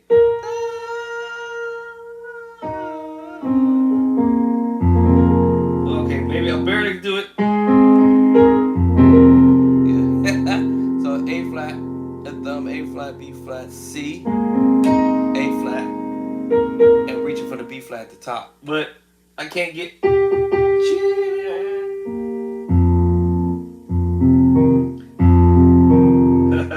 Let me see. Okay, on the other way I could reach it properly, I might have to go. Let me see. Let me see, can I do it this way?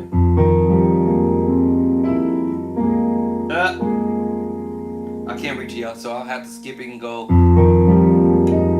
E flat and G. I thought I was hearing the C in my ear, but my finger can't reach it. Stretch, stretch,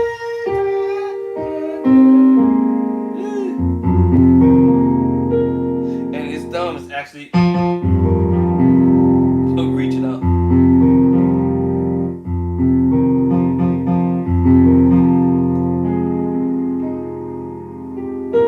I can't reach it. Let me see. So I'm gonna go with what I can reach.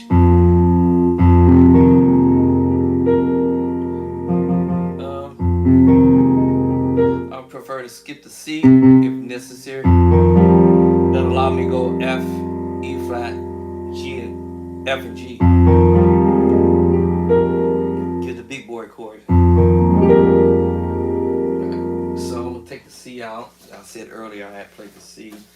Let me go F, E flat, F, and G. That's in the left hand. Right hand, A flat, B flat, E flat, G, and B flat. It's just F minor 9/11, so I'm thinking I can reach that. Yeah. Let me see. Did I not put that one in there? Okay, that's an okay. So hold on. I might have. Let me see. Hold on. Let's see if I messed up right here on my transcriptionist. And my transcriptionist.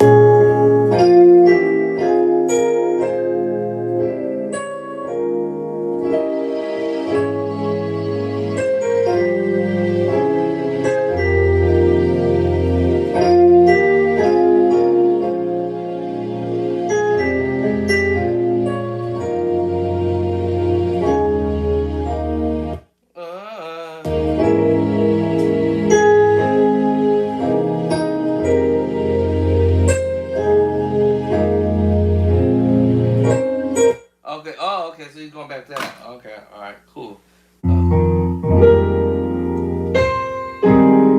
Okay. So we went back to that. Oh, and I did not write that. Ooh. What am I thinking? What was I thinking? I got this part. See?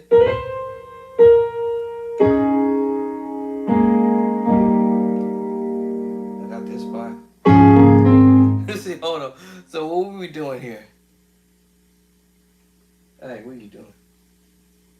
So hold on. Back to 14. Yeah, so okay. I did say that one. So hold on. Who's after this last chord?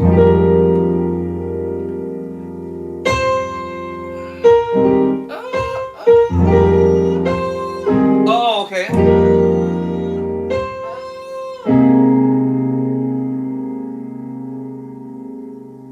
Okay.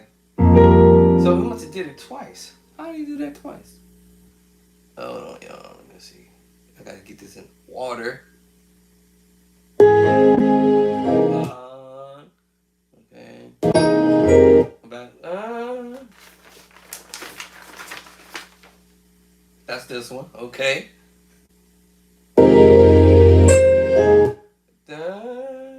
That's this one over here. Okay, so I must see. Oh, okay, it's right here.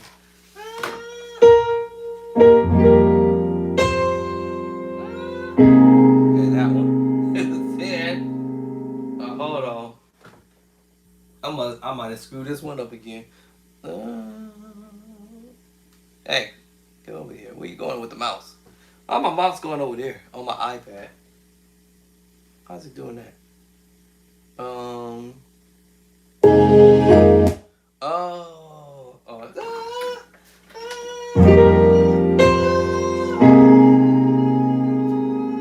And then he goes, okay. I messed that up. So it was right. This was right the first time. F, C, and E flat. This was right the first time. Hold on. And let's take off the top notes. Alright, so I was on point. Okay.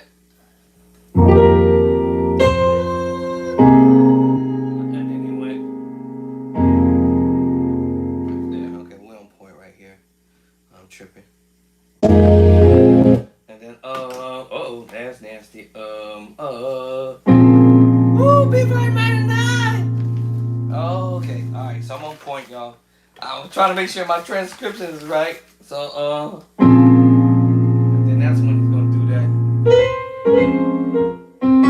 There we go. Let me see how you can pull this one off.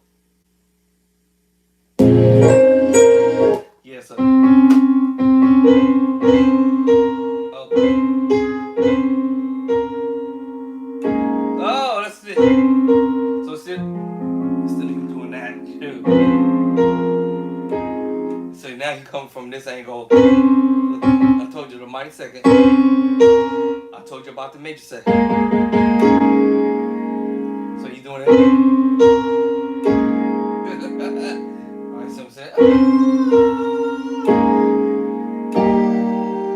Let's go to the next chord and see. Just hold on doing it. So yeah, that's what you're doing. Now let's see. What is it? I think it's Let me see. Let's see. Am I right or wrong? Let's see. Yeah, is it yeah, that's what we do. Okay, I got it now.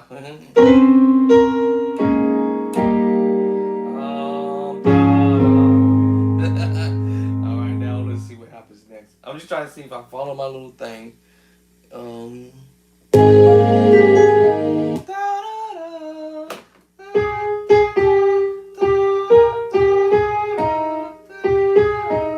Okay, so how we pulled that one off?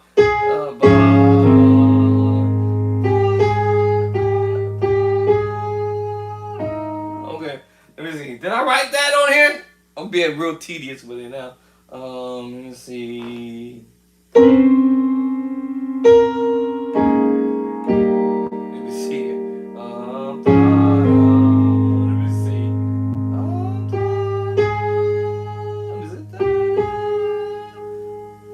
Let me see. I did write it. Let me see how I play that. Let me see. What am I doing? Okay, so.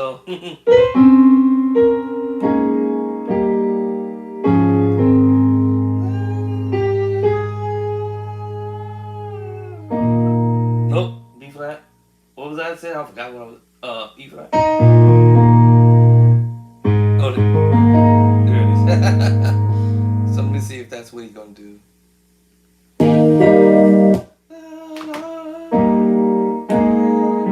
Oh, it's going down. Oh, that's it. Huh? Oh, that's slick.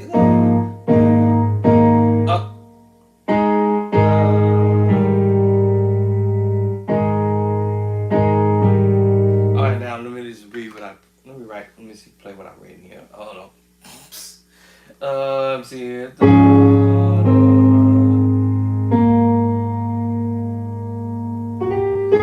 Because I gotta figure out how I'm playing that. So,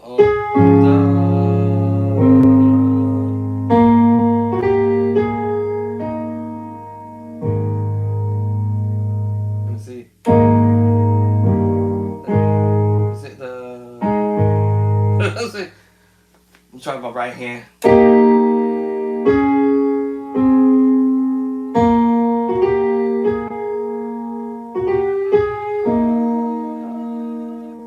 And then. Duh.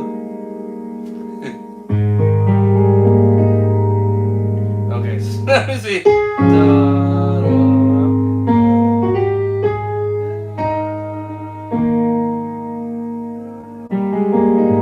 Let me see if his finger falls. Well, I think it's gonna fall.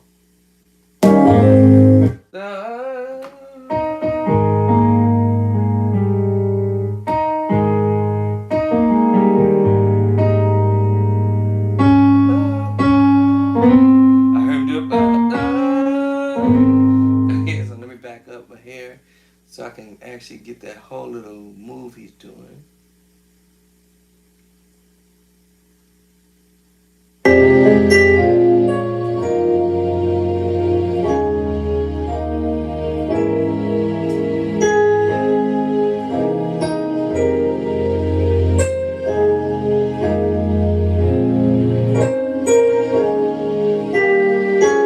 That's where da, da, da,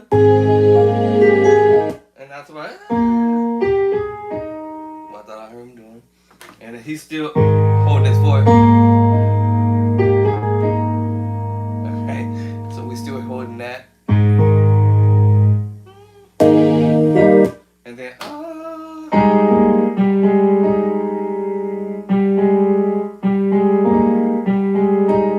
think I hear him doing that.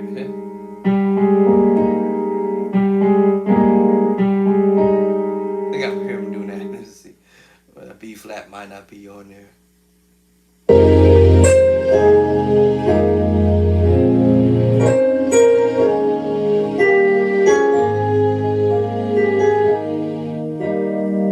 Oh, he played it. He played the chord.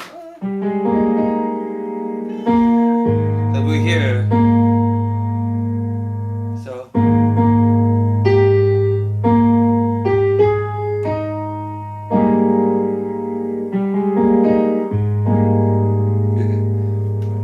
See if I'm gonna play exactly what I hear, but I gotta.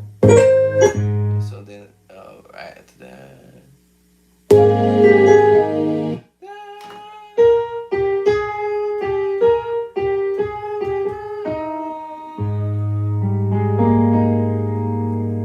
There's an A flat major 7 with the sus2, and then he resolved it.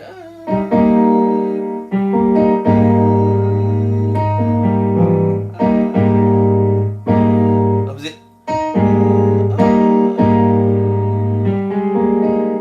I thought it.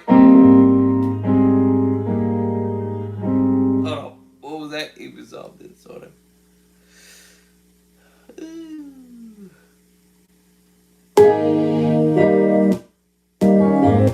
Oh, okay, so he's kind of, and then he's gonna go, and then, so he's going,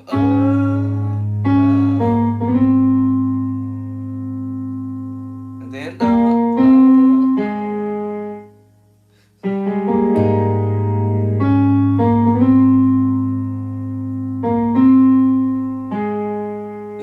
so so after he's doing all this other little crazy moves, then, and then,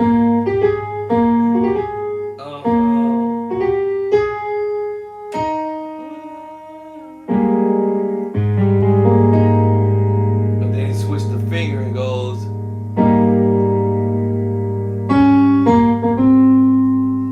so doing this, and then he switched over to E flat.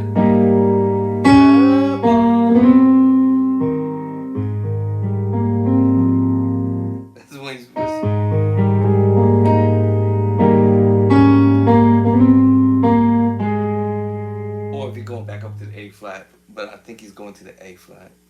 And then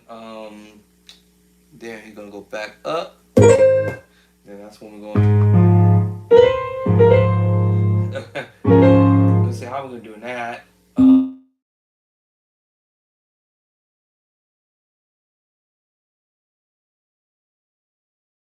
Hello. Hi, is this Andre? Yes. Hi, it's Heather, Dr. Mulder's office. Just giving you a call back. So the EKG you had at the ER was in the beginning of the month. So she said you don't need another EKG before your April appointment. Okay. I did an EKG not too long ago, actually, because I wasn't feeling well. About a. That's the one she saw. That was like March 3rd or March Yeah. 6th. Yeah, I went in ER. That's Few. fine. Okay. You don't need another one. Okay. Good. Thank you. You're welcome. Thank you. Bye bye. I don't need another EKG, so that's cool. Sorry, y'all had to. So yes, is it important to practice daily? I would say yes, but I would do it in sections. All right, so don't try to do everything all at once. Um, like you see, I put something in front of me. If I can get past the first page, I'm on my third page right now, but if I can get past the first page, second page, and so forth and so on, then I will sit here and just mess with the note and try to make some sense out of it. I'm the one who wrote it. You know, and then try to play.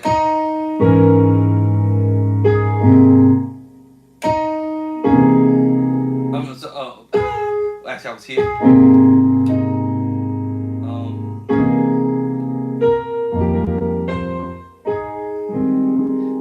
If I wrote something that didn't quite jive what I was doing, I had to now go listen to and then kind of listen to.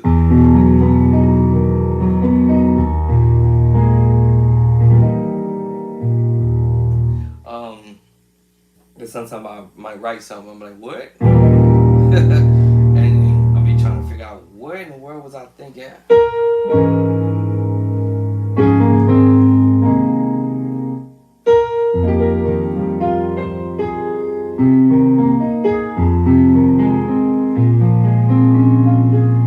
Oh, I don't think about what I'm doing, and then right now I'm on my second page. Because again, like I said, I might end up playing it. I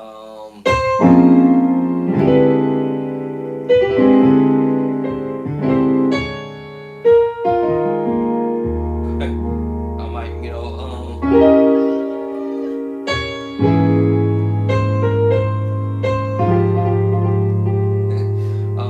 I might find a different route to do something.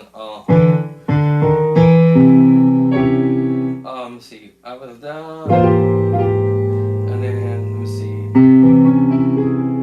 Let me see. Yeah.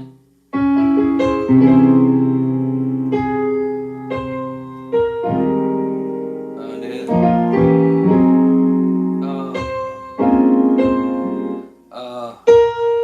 and then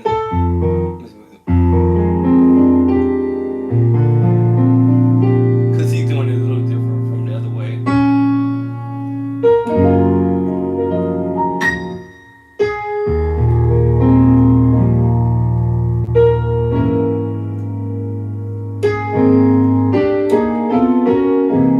That was the mom.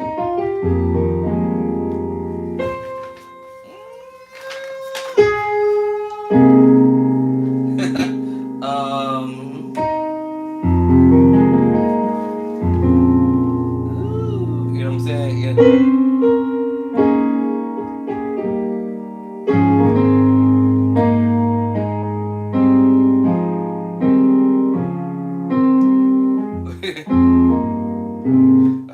I might want to do my own thing if I'm confused about what I'm looking at. So let me see. Let me see. What?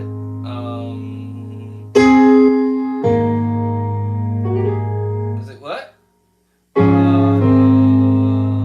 Then.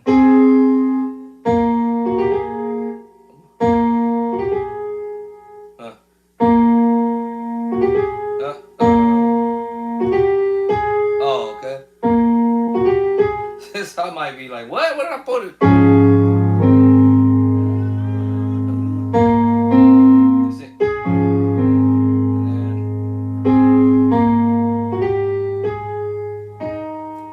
let's see.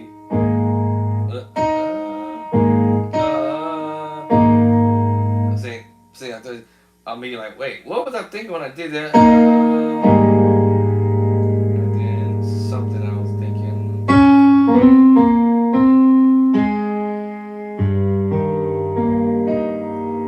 And let me see, what is this one?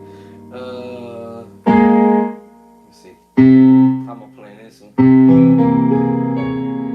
Oh, how am I playing this one?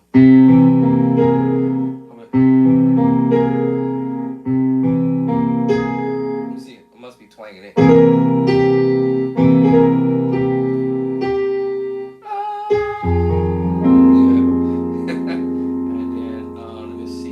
flat. Let me see. How am I twanging this one?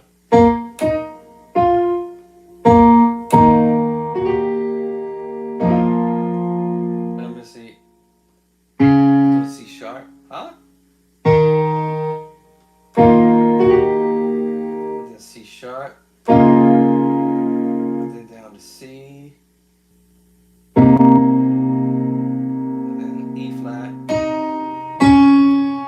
And then oh, okay. B flat. And then I think we're doing this again. Actually, no, we're doing F.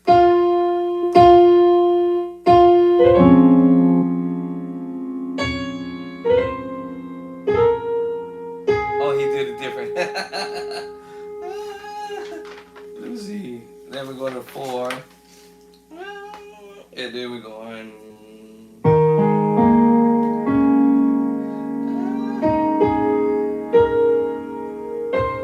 Let me see. Hold on.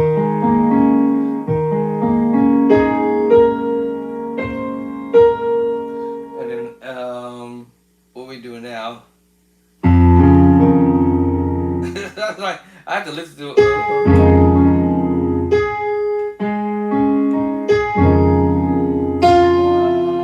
F sharp to C sharp, F sharp. Oh, I know what we're doing.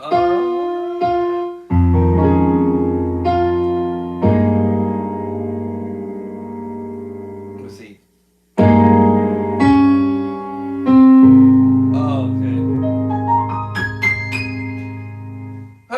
This is a lot to be remembered. Then he's on this move here. Let me see. E flat.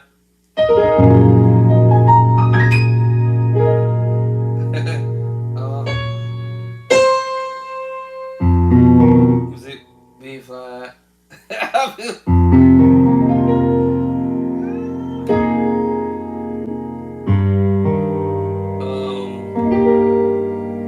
And then see we're doing something crazy here.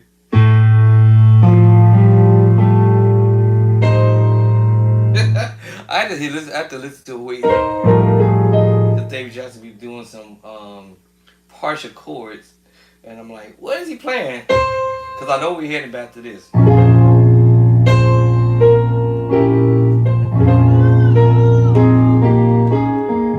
But the way he's doing it is like, what? And then, actually, I think he's doing it here.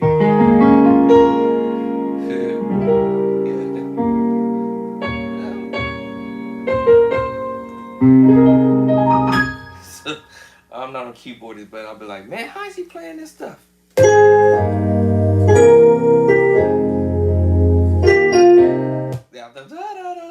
I just was trying to figure out where that was coming from. That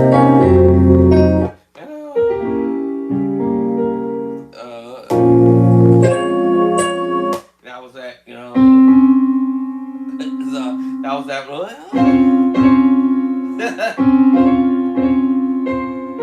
Alright, so I have to sit here and digress this another time, but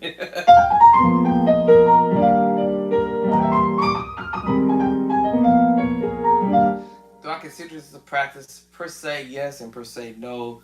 I would say kind of in the yes way, but kind of in the no way because I don't have it memorized. But they say if you do it too many times, eventually memory will kick in. So, but definitely, I wanted to see can I actually pull this off. So I was curious to pull this out and see if I can do it.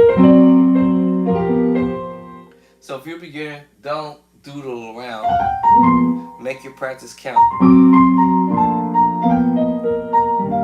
Especially if you're transposing.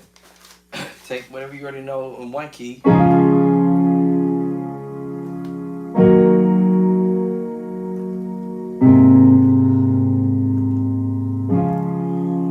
Take it up.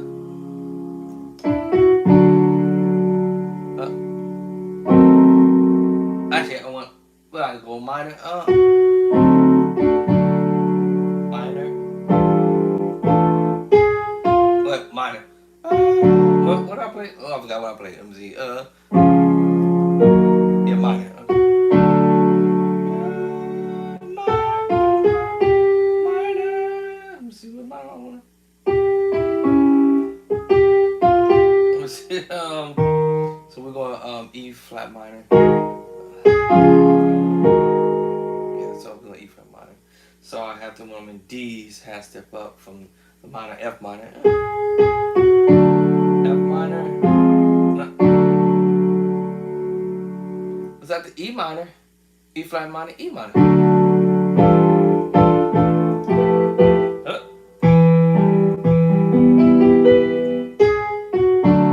E minor. And then A. And back to D. Just to simplify it, but if you're trying to be flavorful a little bit, then I would have said, let's do D flat add 2, D diminished 7, and then minor 9, 11, and then A flat add 2, and back to D flat add 2. So if you go D flat add 2, diminished 7 up, minor 9, 11, and then A add 2, and back to D add 2. I'm gonna go to C and do it. C added 2, D flat diminished 7, D minor 9, 11, and then G add 2, and then back to it. Doesn't matter what key you're doing. B add 2, diminished up, C diminished 7, minor 9, 11,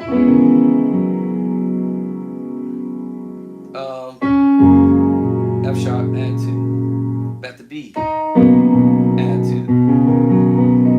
Doesn't matter what key we're doing here. We can do it in E flat.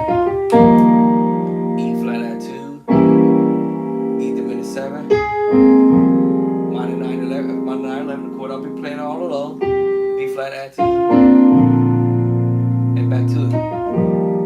Up to E, E major add 2, diminished 7, F diminished 7, minor 9, 11, minor 9, 11, and B add 2. Transpose and go up to the next key. F add 2, diminished 7.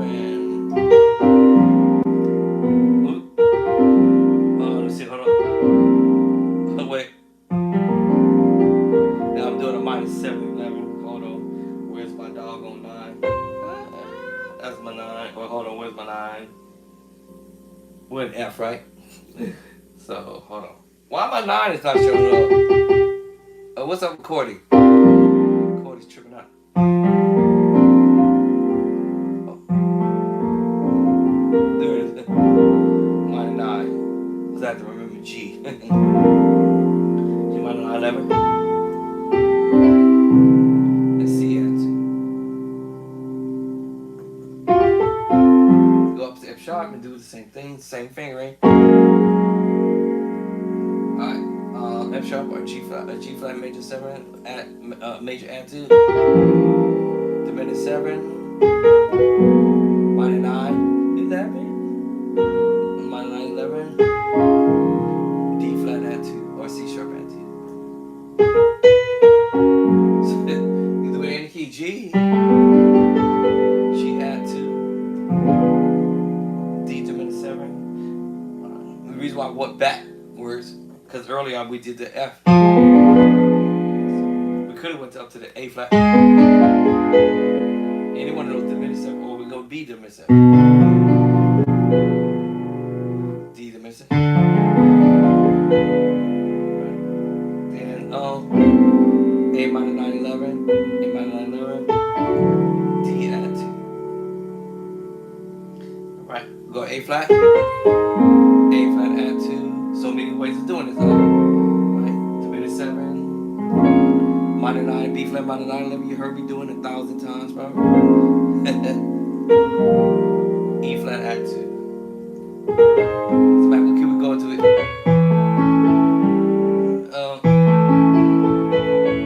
A major add 2 to mid is up. Repeating the same chord, y'all, just transpose it. Major 9.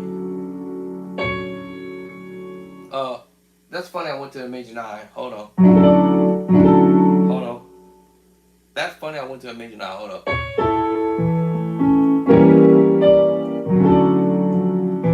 Hold on. Why am I playing the major 9 portion? It still sounded cool in A, but. Okay.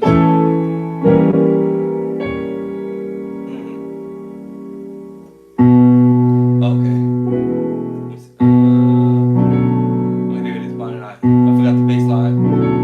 Minor 9 11. I'm like, wait a minute.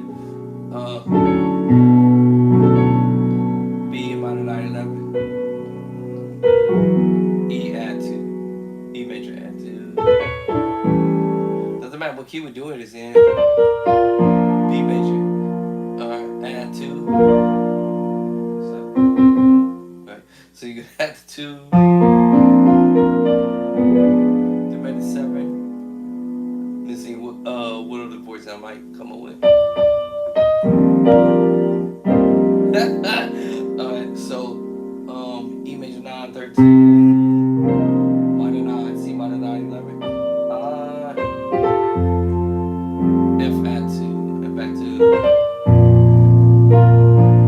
and we already did the key of B and C already. Oh, did we not? Did we do C already? I think we did.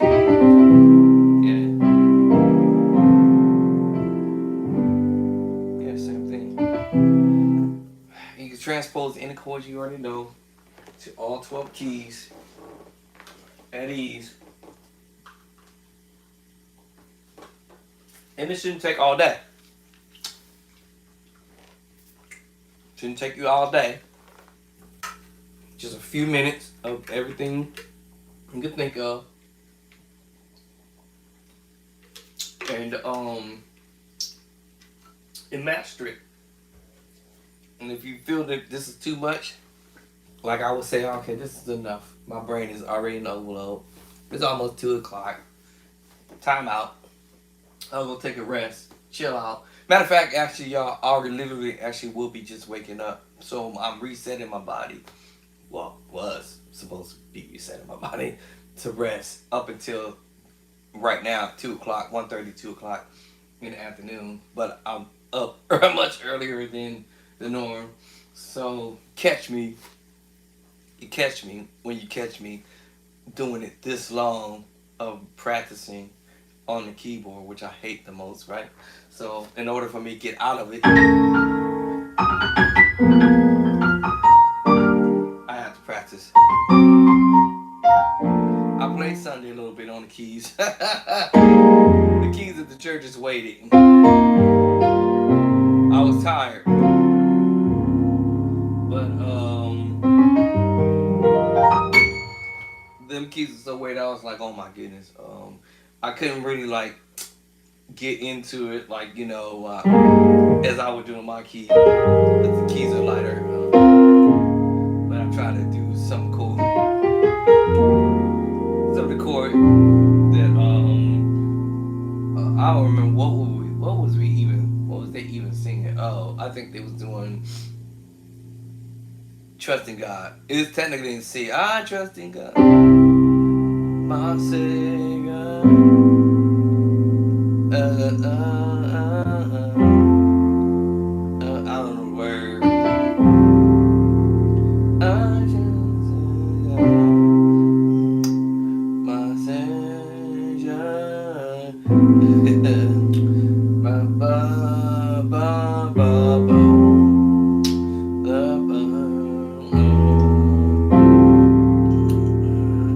Now, while I'm doing stuff, right, I try to learn stuff the simple way, of course.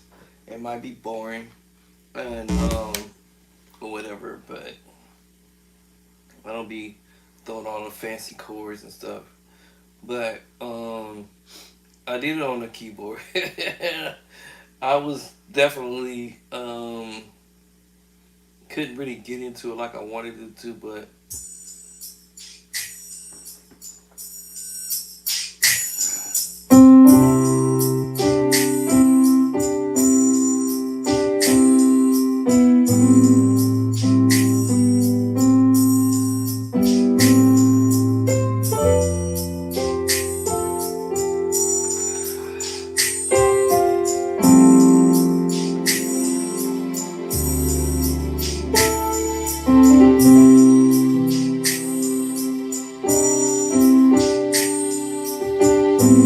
kind of slow.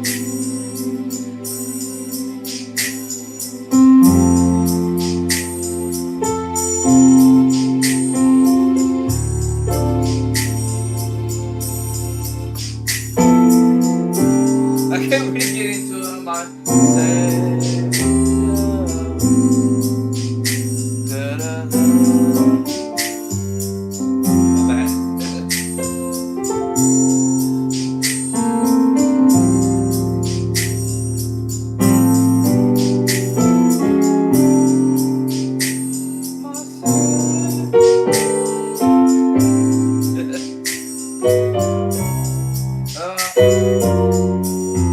my bad.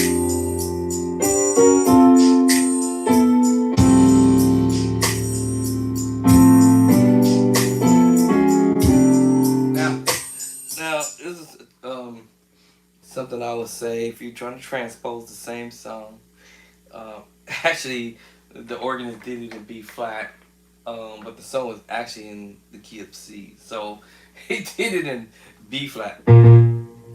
So y'all heard me transposing the keyboard. Yeah, I transposed the keyboard. Yes, I did.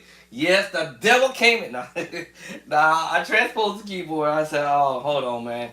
Um, Now it wasn't because I couldn't transpose the keyboard or can't play it in that key. My brain at the moment, at that time, at that second, for that moment, I couldn't think at first when I got on the organ. Actually, as I was walking up to the keyboard, and I was like, "Man, okay, what keys is?" The song was in C, but I couldn't remember the pattern. When we say the pattern, we saying, "Okay, where's it starting? One, starting with 60, we starting with 5, we starting with whatever." And I couldn't remember the pattern. So once I got to the keyboard, and the music was already in play, I was like, "You know what? Transpose, okay, and we're gonna play this song." I did it in D flat in that key, to go down to B flat basically. So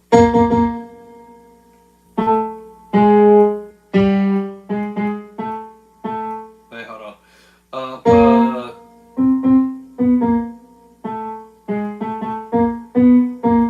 So I did it in B flat.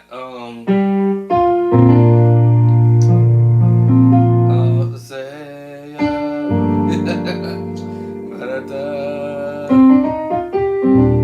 and I used the C sharp and D flat to do it.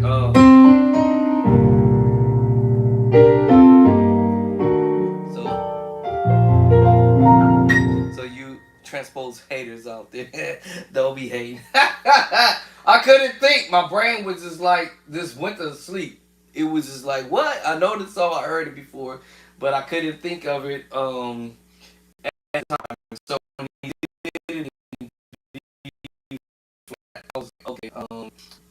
The moment what was happening prior to that song was already in B flat to begin with, because they were doing another song that was in B flat, and then my wife just busted out singing the song, and they was already in B flat.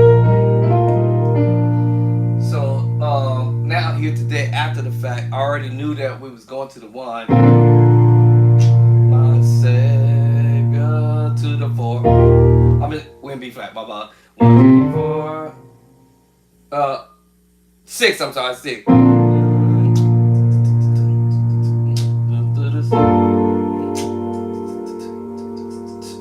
the 4. Yes, I can play in my keys. To the 2. Let me see. To the. What's my 2? Hold on, my 2.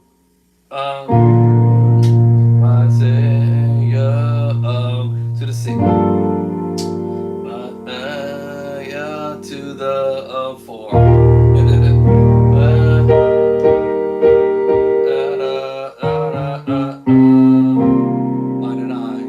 And I knew that, and I was like, my brain was like, that's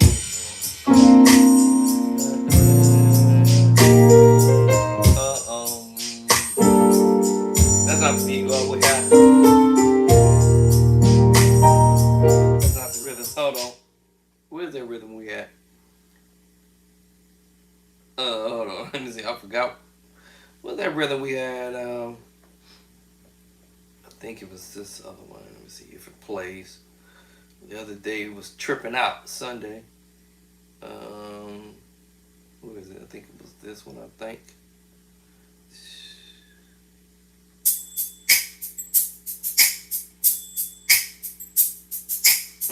Let's see. Nope, not that one. Where's that beat I had? Dang, I done forgot the name of it already. Hold on. I gotta find it now. I done forgot the name of it.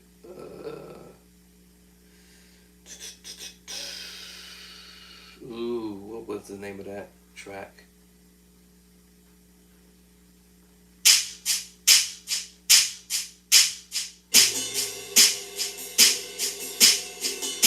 What was the name of that track? I done forgot the name of the track, y'all. Let me see. I forgot the name already.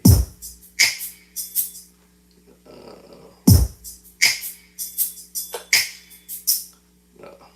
I forgot the name of the track. Dang. What was the name of that track?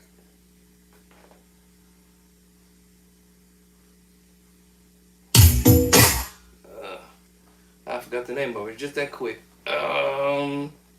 I gotta go find it again.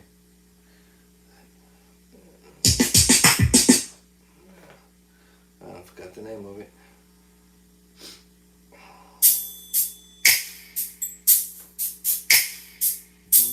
Oh, not this one.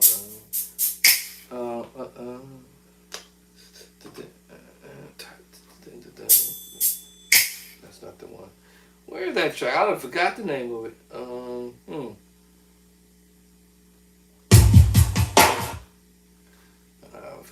I done forgot the doggone name.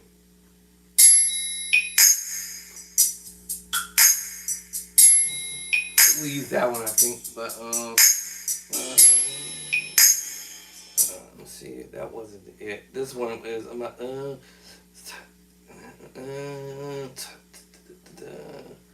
that's the one I'm looking for. Whoa, okay. I forgot the name of the track, man. Hold on.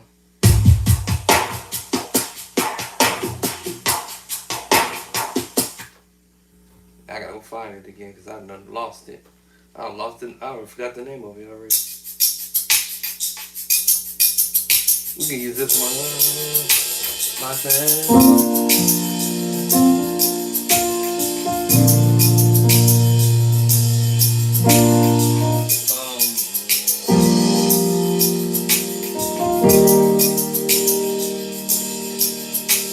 Let's see.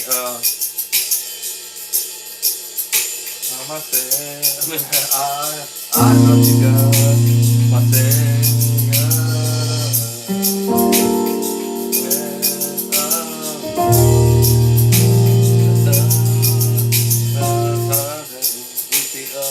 Probably slower.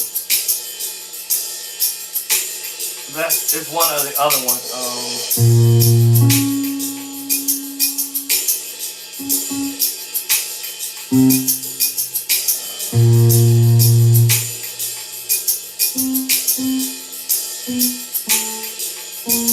See.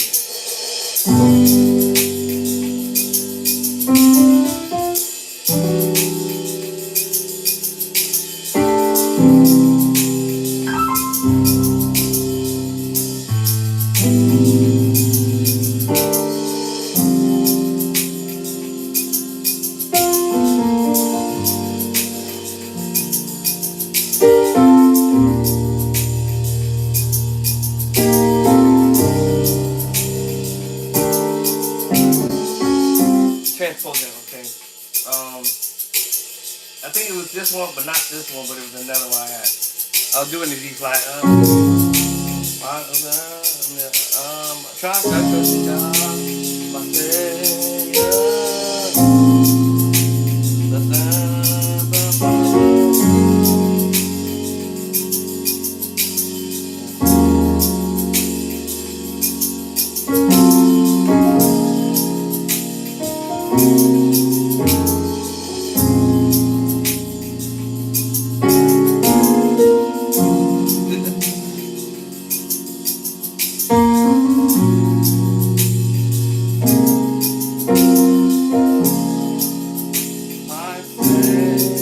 whatever the word they say.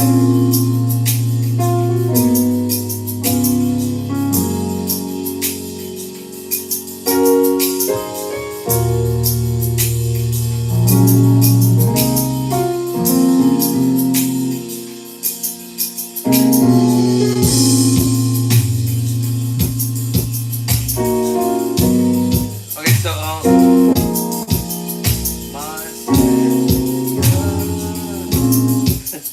that was another one I found, and I gotta find out where is it and which one it was. Hold on, remember it.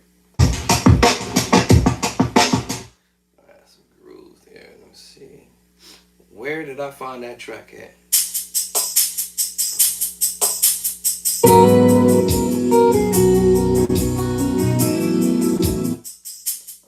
Not that one. I gotta find where it at. I guess I have to go through all these until I find it.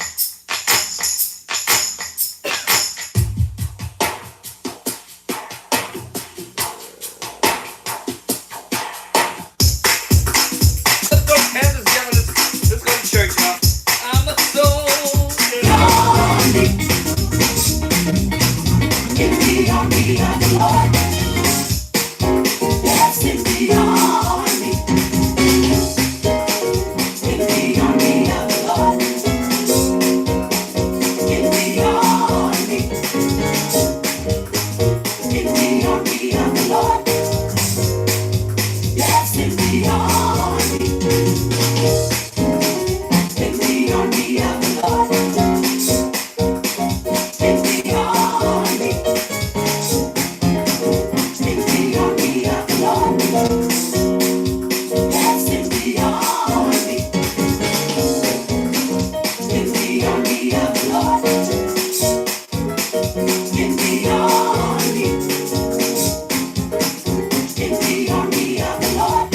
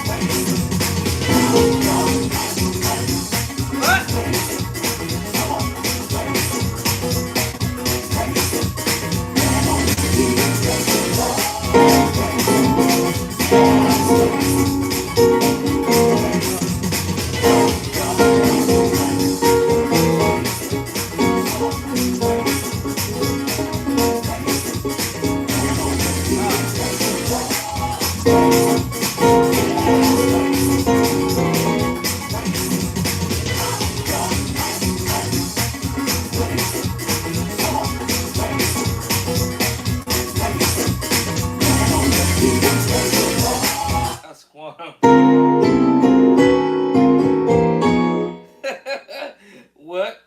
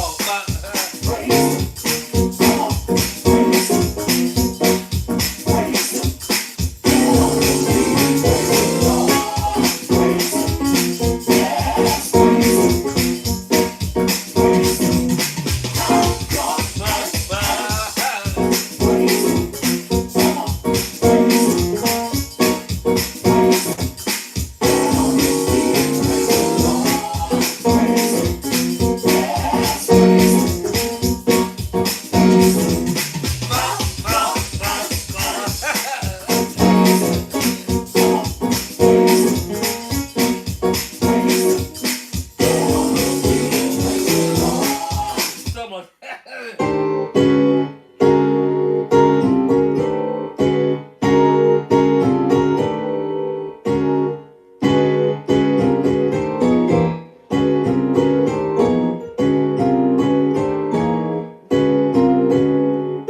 We gotta keep going back. Just having fun with that.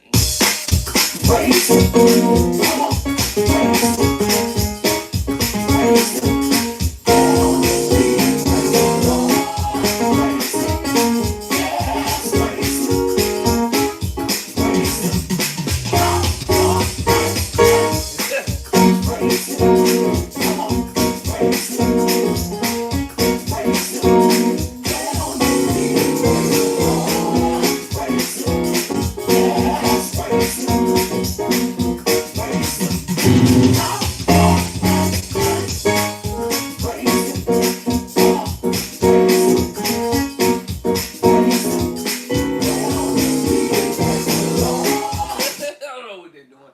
I'm just making this up.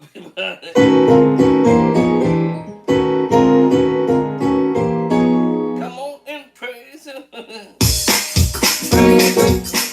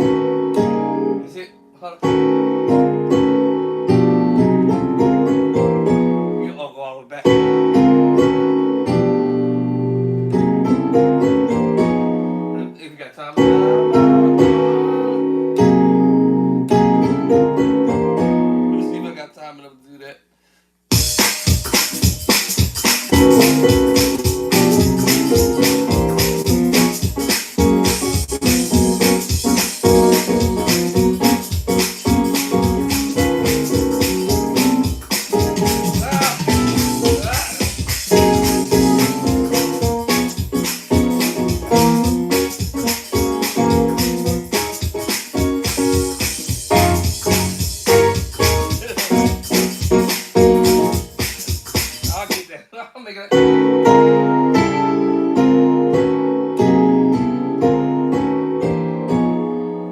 I don't know shit what they do. Ba-da-da, and then ba-da-da, ba-da-da-da-da. Good Lord. We can have fun.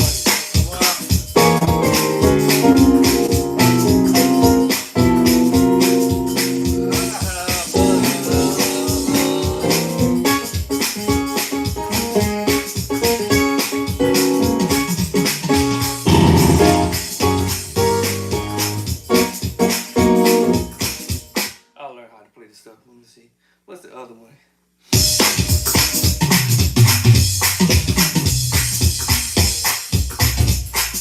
Come on down.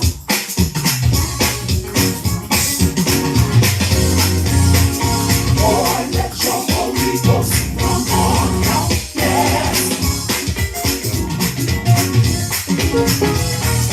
Boy, let your Holy Ghost come on down.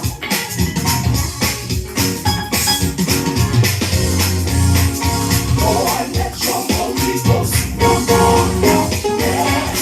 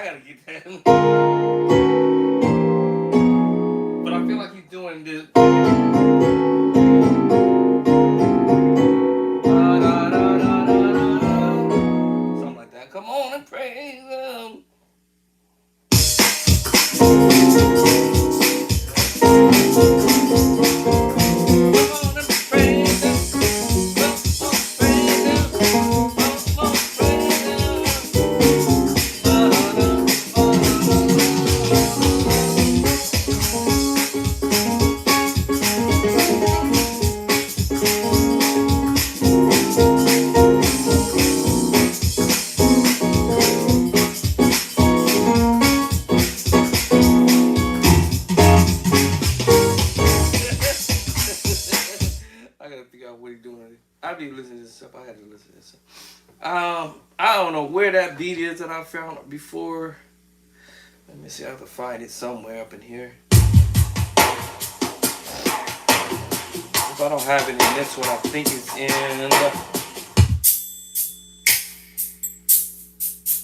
I think. Hold on. Let me see.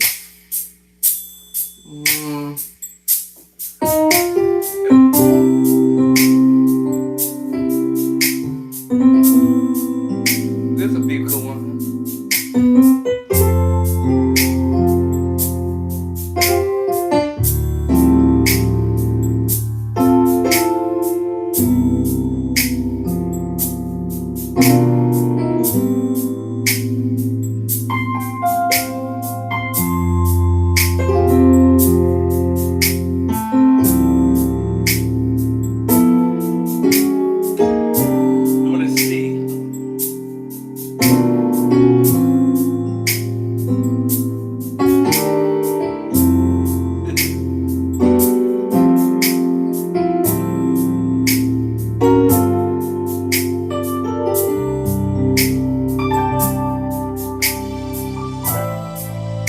Get out the transpose mode.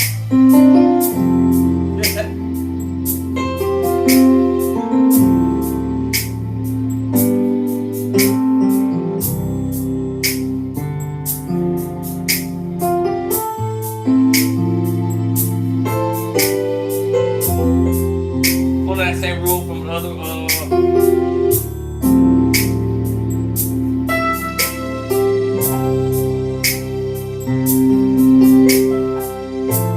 Mighty move. Call myself on the G to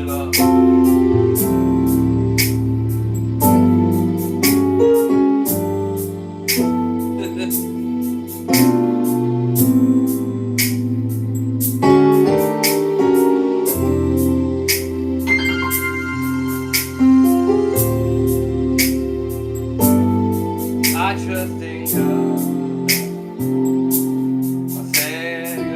Whatever the word is. A little faster, but slow down. I trust in God.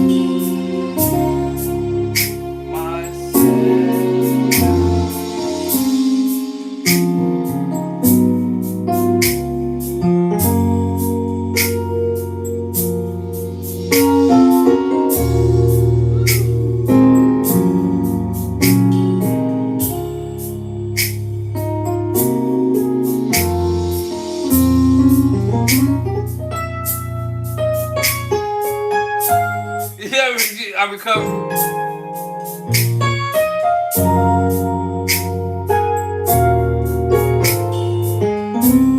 But hit him over.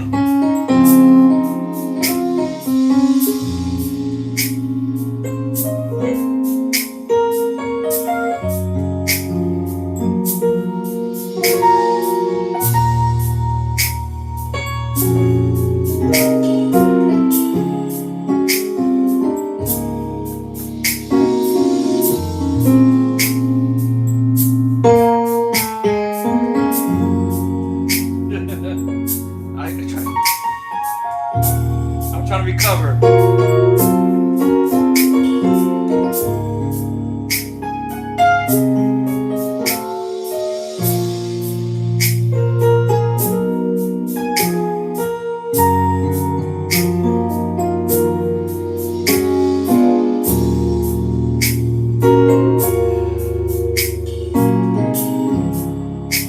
I say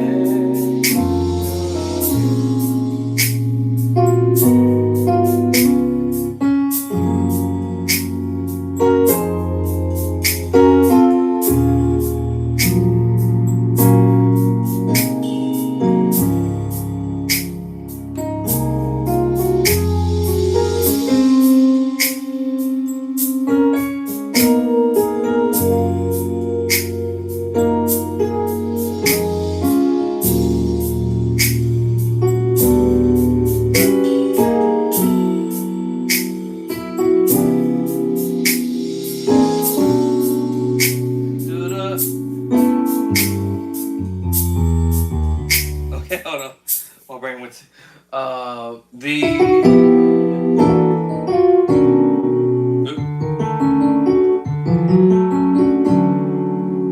to the G, and then to 5.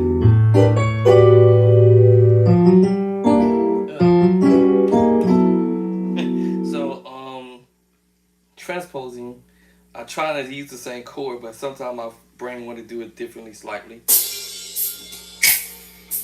So in C,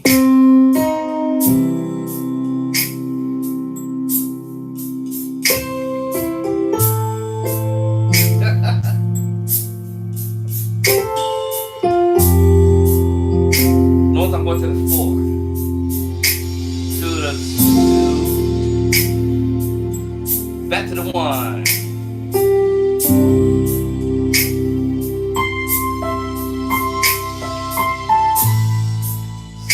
Long time more on my set. 4, 2 to 2.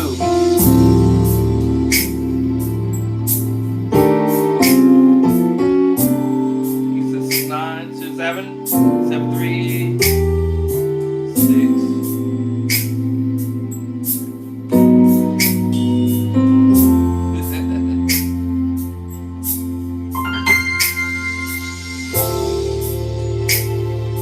5.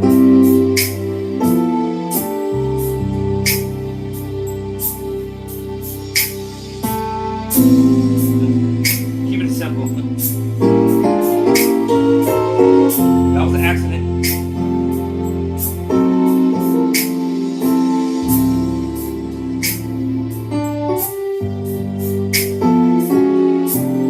Nine, 7, 7 3. Sometimes I'll do the pass chord.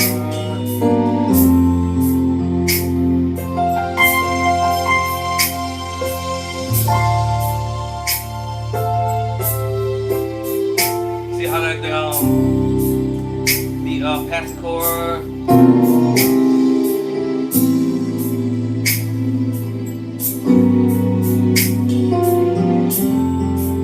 I'm going to the 4.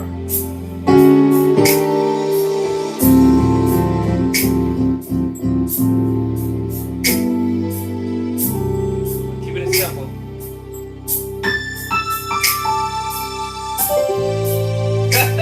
Using myself for using the substance.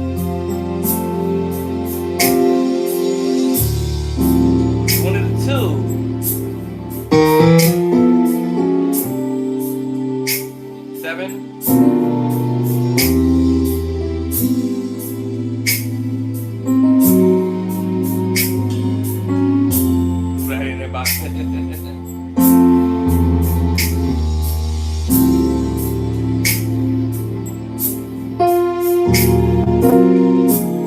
Move the two, the middle on the two.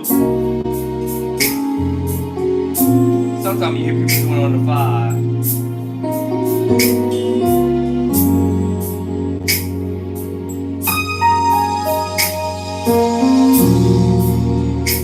Six, seven, one, to the 7, 3.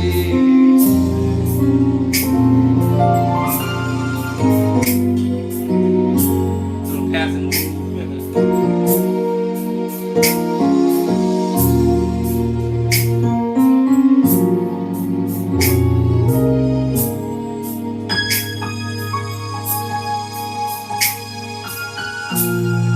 Cool thing about it, you got count. 1, 2, 3, 4, and 1, 2. You got all the time. Think. All the time.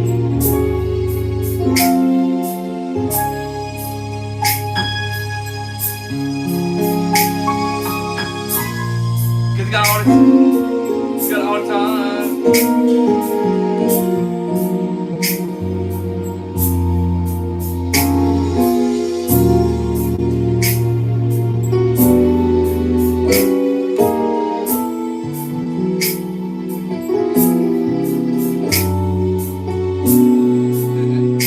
All the time.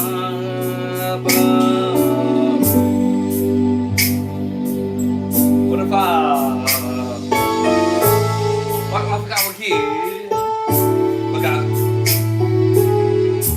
What key we in? Where is the Baba Hall? Hold on.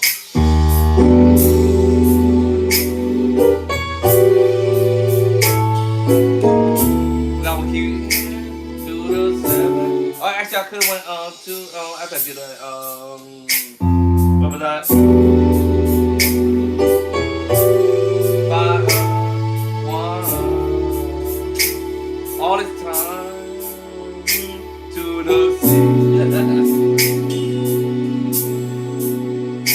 2 to 4. Right to the 2. I got all this time. Look for it. Get a fun.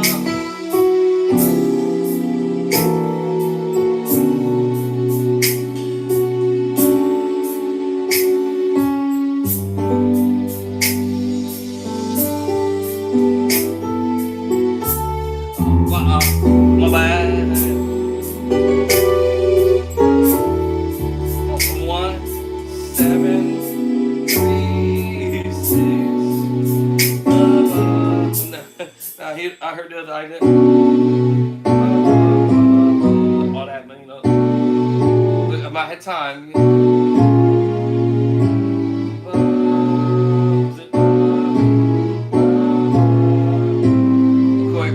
Remember, I got it. 6, 9. They get to the 6, 9 there too. I forgot about it. I could do that in the other key.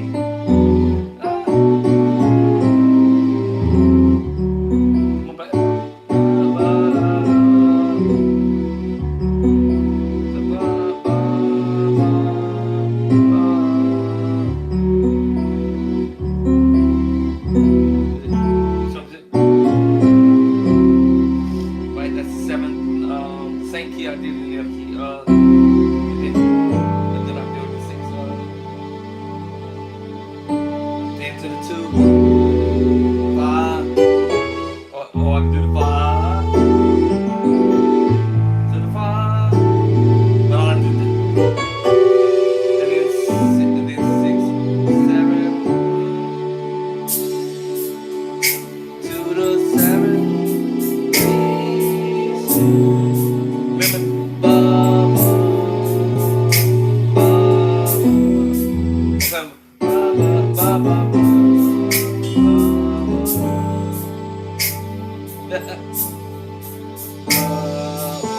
okay, y'all get the point. So, so go.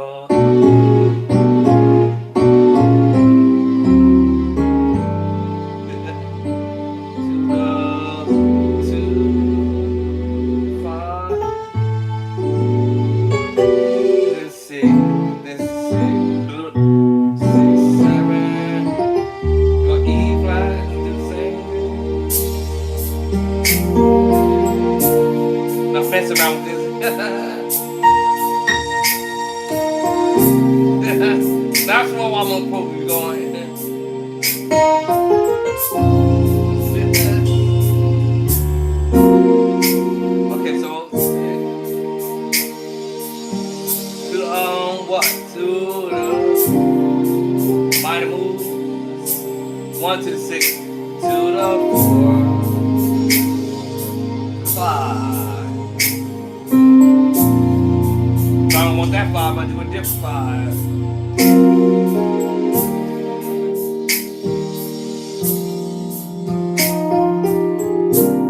This is on and on.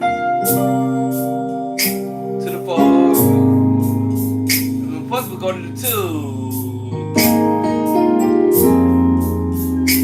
5. To the 1. To the 7. 3, 6. Ba, ba, ba, ba. Pass the chord to the 4.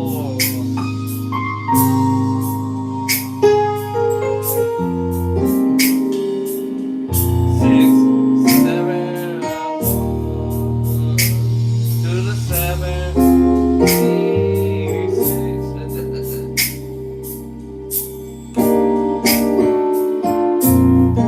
4, 5. If you want to go to 5. 1.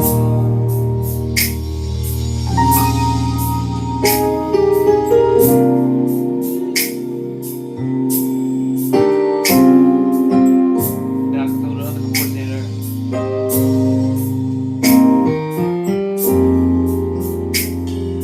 6.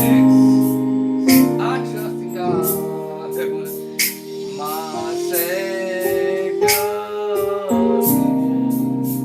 Whatever.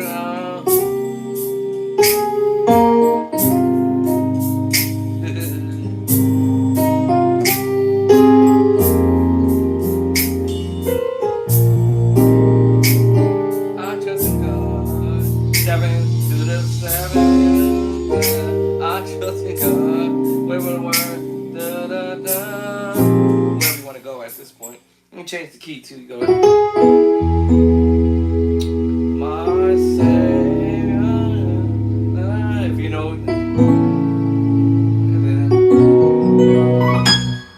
And then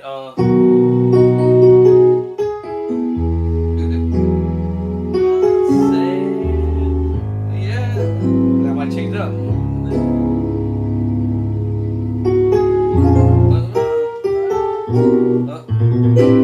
Let's look at what was going. So yeah, so it all depends on where you go.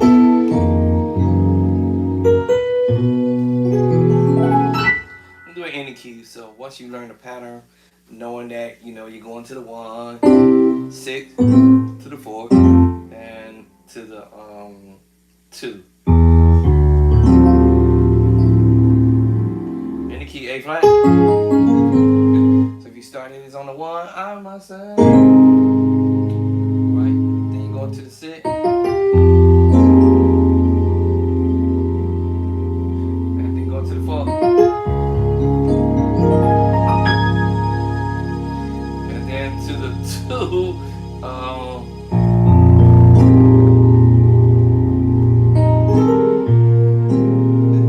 I trust in God. Yeah, I trust in God. So yeah, if you already know it's the chord is gonna start on the 1, so you're gonna I say yeah. TikTok, what's that? A flower? Ah, I messed it up. You don't like my finger? Flower pot up, back, up. Did I get it? Got it. So I practiced on transposing this song. Now, it's one of them really long songs that is really long. It's gonna take longer to transpose. When I mean, it might have a whole bunch of chord changes or something. If it's something real super simple with 5, 10 chord, at least 10 chord, 12, 13 chord, or maybe even a 15 chord progressions, then that might be a little bit challenging, but not off the hook challenging. That can get done in all 12 keys. But it isn't important to transpose to all 12 of your keys. Will you be playing in all 12 of your keys to do everything? That might not be so. It all just depends on the church you at, If they doing songs that where they like to modulate to all 12 keys, that's a whole different story. So yeah.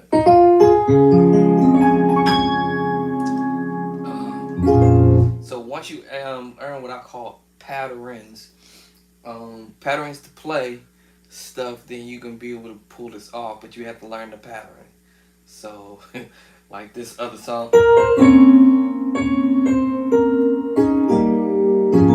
This is not a 12 chord. This is not even a 2 chord progression or a 3 chord progression, because he's going from the B flat minor to the next chord, minor 7, 11, E flat, and then and A flat. That's a 4 chord progression right there, and then that's the 5 chord progression, 6 chord progression, number 7 chord progression. Now, you may sound like you're playing the same thing, and that could be possible. I haven't really tripped out. Let me see. Yeah.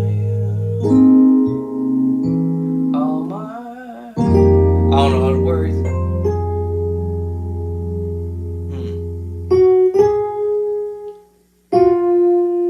So hold on.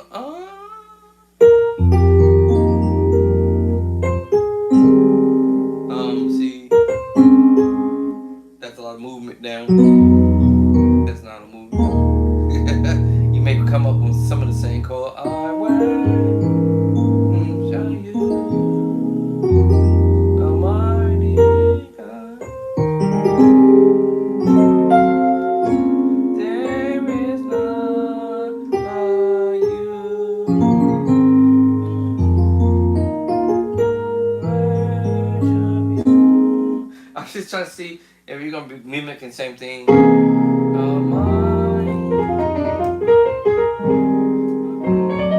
See, cause I might go.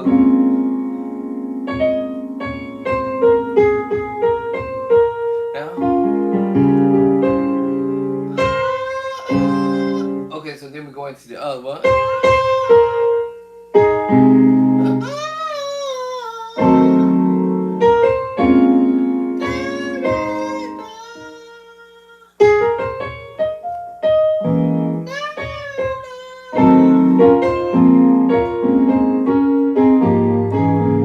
Okay, so this could be like maybe a 10 chord or a 12 chord progression, because you will be repeating some stuff. If you're not trying to be fancy and do a whole bunch of other extra stuff, then I believe this one could be one, I work, 3rd chord. I'm saying 1, 2, I work. It depends on how you want to start. Because you could be on the keyboard doing.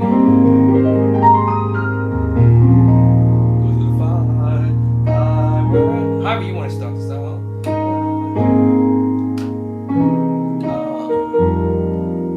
And I can't really say how I want to play this because I have to hear in the rehearsal.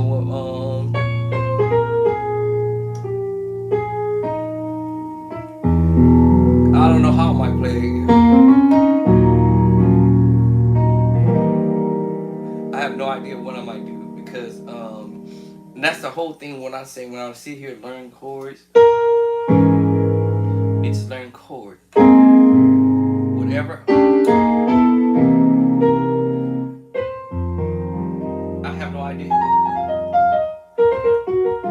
I have no idea.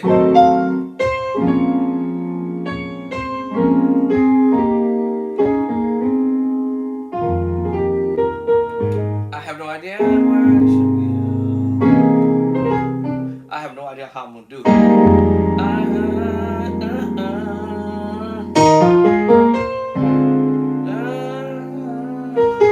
have no idea how I'm gonna do it, because I have to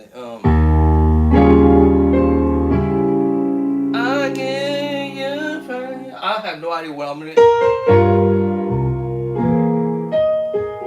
I don't know what I'm gonna do, because it will be hard.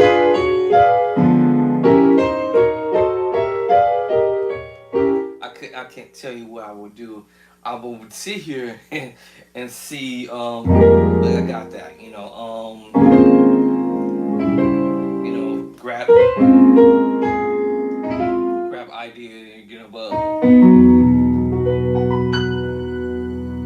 You know, I have no idea how I want to respond to it.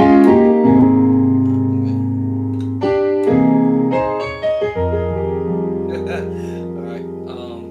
And that's the whole thing about music. So if I put something in front of me, there's no telling if I'm gonna try to play this to the exact to the T's, or will I flip it a little bit? Because usually sometimes as musicians we don't want to sound like somebody else. We will do a little something different. And I told you I'm not a keeper. But because I learned it, ba ba ba ba ba ba ba ba ba ba. So I learned ba ba ba ba ba whatever, you know. I wear. I have no idea how I would do it.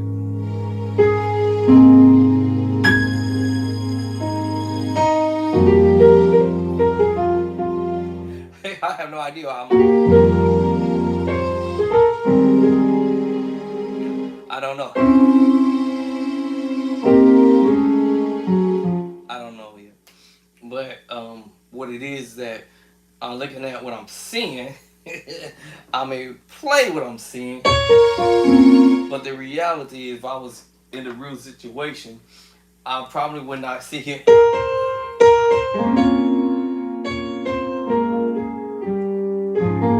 I may not play this. I might end up.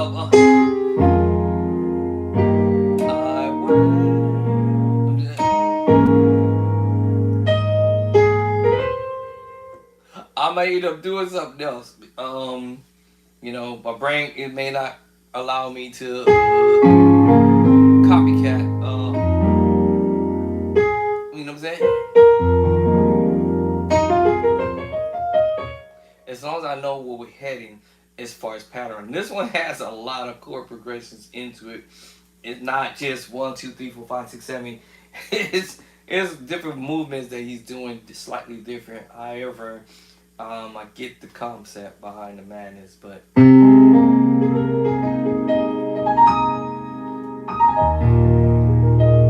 which gives me the idea on how I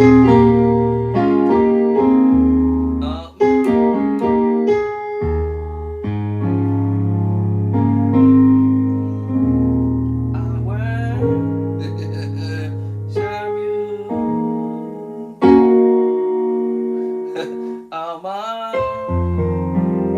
I might do all of the fancy. You know what I'm saying? But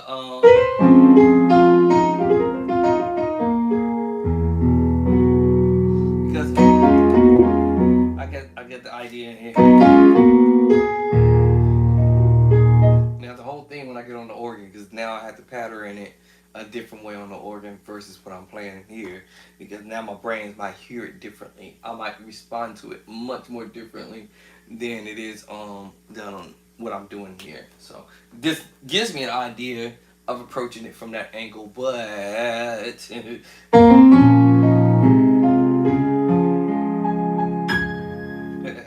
all right, so that's how I practice, y'all. But I would say practice daily. Pick something, transcribe something, and I can do this all day. You know, put something in front of me and be like, yep, I finally got it right.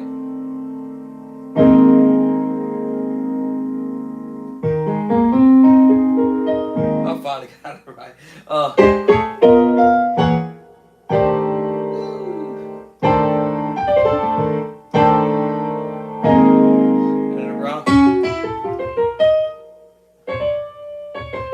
Throw my own 2 cents in it.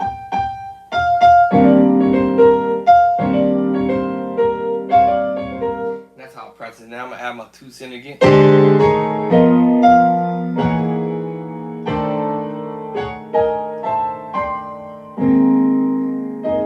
And then, you know.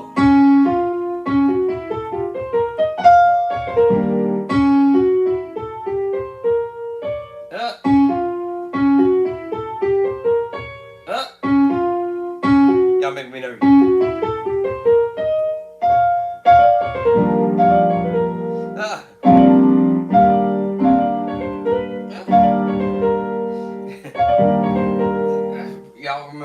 practice with mistakes. Because when I do this type of stuff, I end up doing this at church. And I end up playing it correctly without sounding like I'm in there practicing. No, I ain't doing that.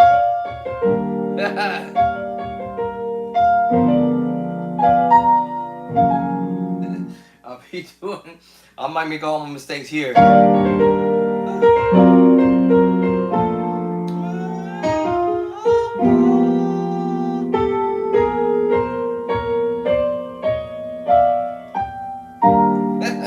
I might make all my mistakes here, but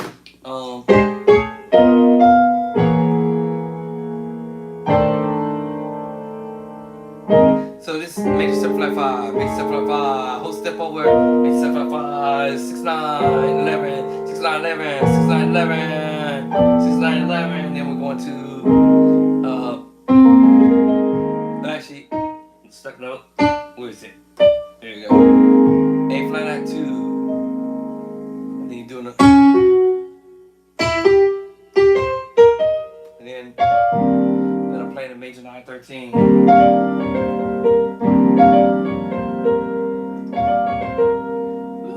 That's how I develop. Minor 11 5. Major 9. Minor 7. Minor 9 11. Ba ba ba ba. 7. Ooh! 7 flat 9 sharp 9 flat 5. Ooh! 7 sharp 9 sharp 5. I'm putting all these chords. Every one of y'all just did is already in the book. 7 sharp 9 sharp 5. Ooh! Major 7 flat 5 sharp 5. Ooh! Minor 9 9 9 9 9 9. Minor major 9. Minor 9 major 9. And remember this earlier.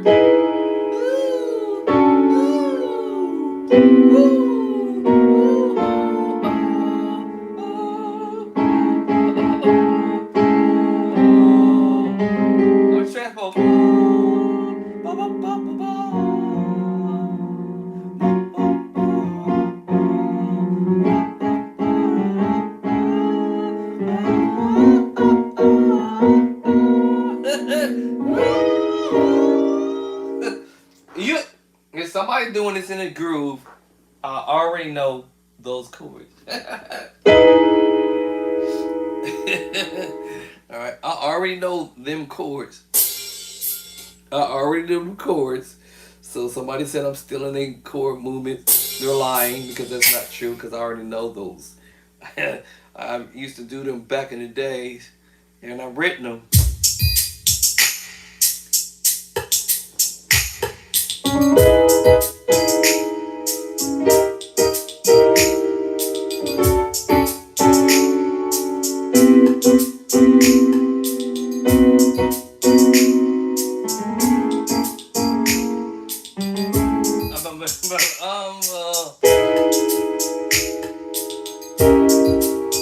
I do this stuff.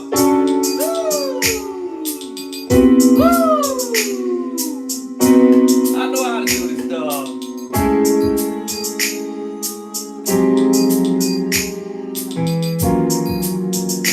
So yo.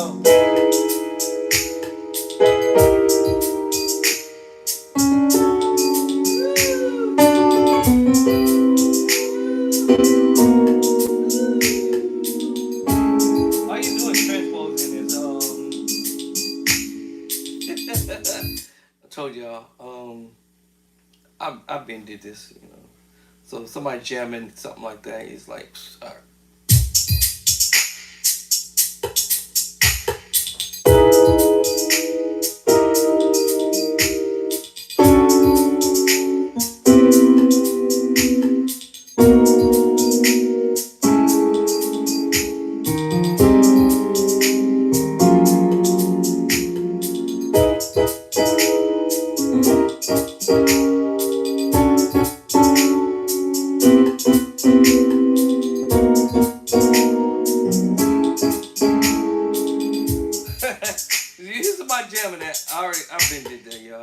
come on, y'all.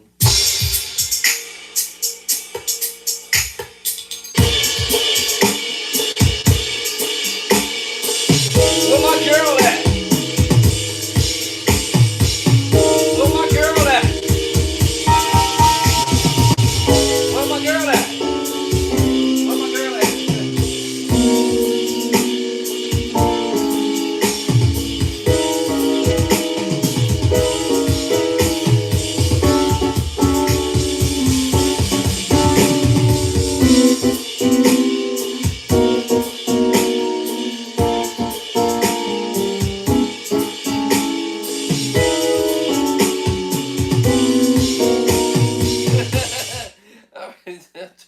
I already know that stuff, yeah.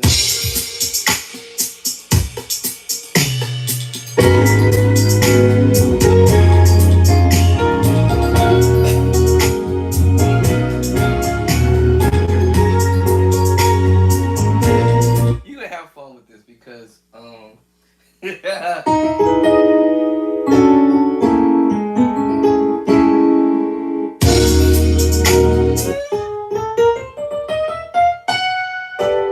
so you I'm still telling you whatever you want to do, whatever you want to do,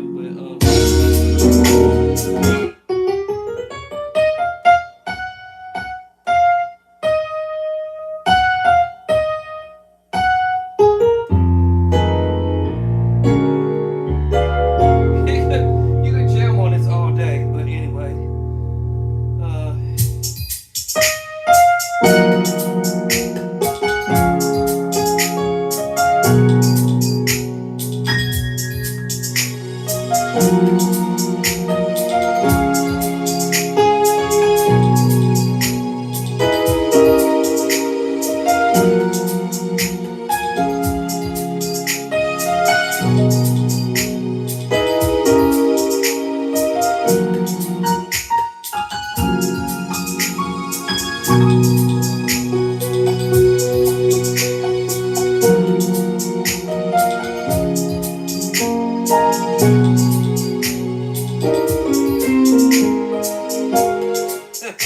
you can jam on this all day because it's just me messing around with minor nine, or minor nine add two, or minor nines.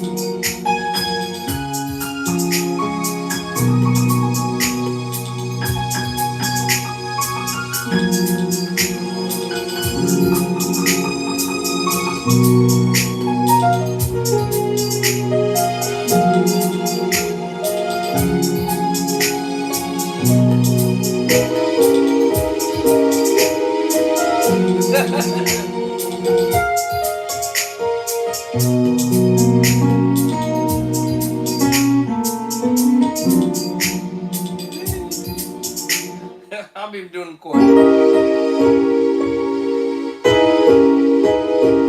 told you I've been doing them chords. I already know that. It's just like one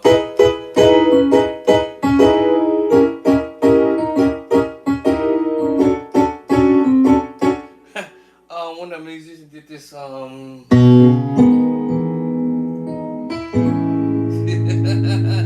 already did them them chords been booked. You can do it down there too. It's like, come on, yeah.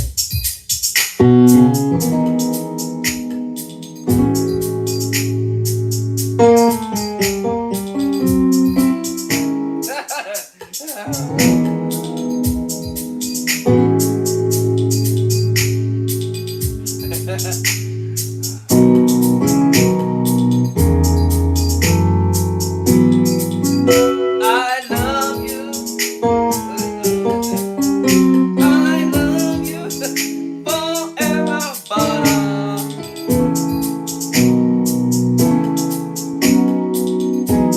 exactly. I love you forever,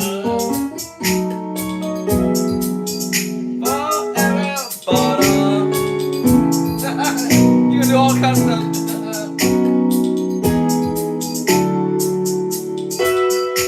I forgot that part.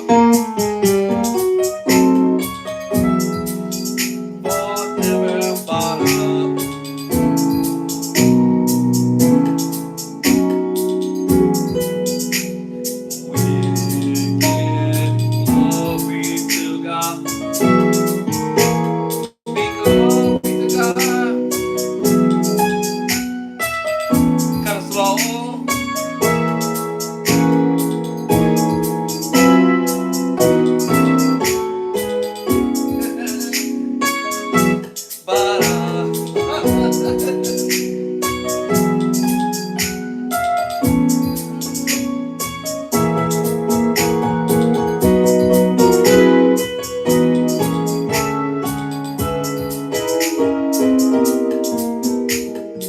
But you can do all this stuff, man.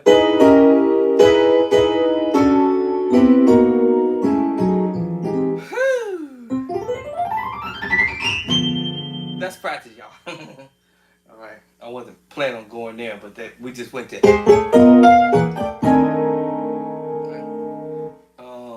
Let me see. What was that storm track? Let me see. Hold on. Through the storm.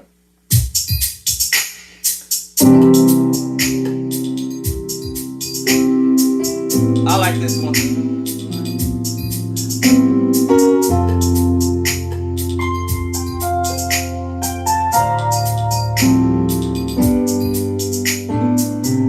I trust in God, my Savior. Of course, I would slow that beat down, but let's do the storm.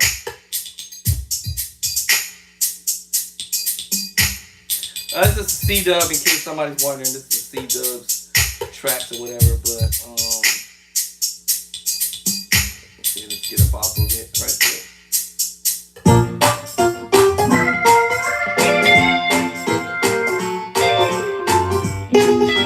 Hey, Matt. At last ended my Savior. This is at the cross.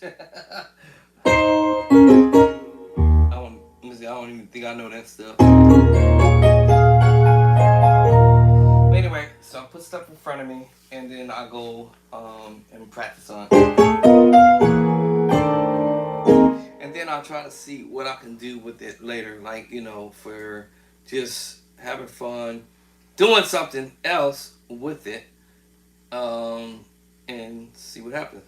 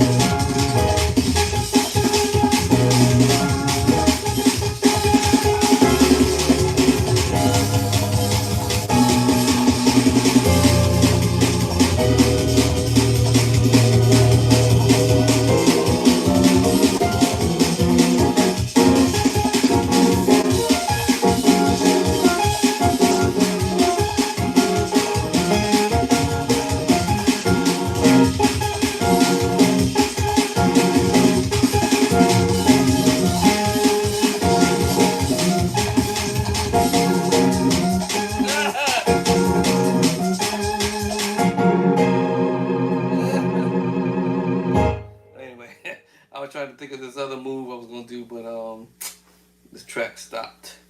This tracky stopped. But anyway, so y'all can do all kind of stuff. It's just, once you learn the chord. And I'm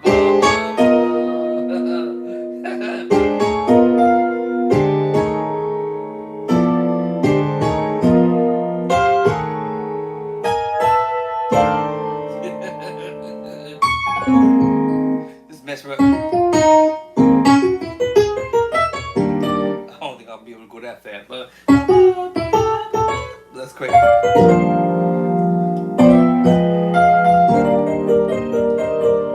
Alright, after I finish messing around with that, right, I keep shuffling around. Now what I'm doing is just trying to see can I play some of this stuff and then come back, and then at some point,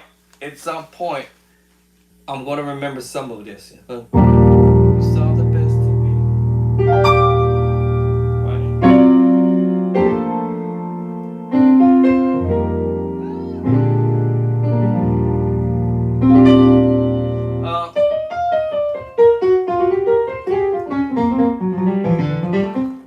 I have to hear it though.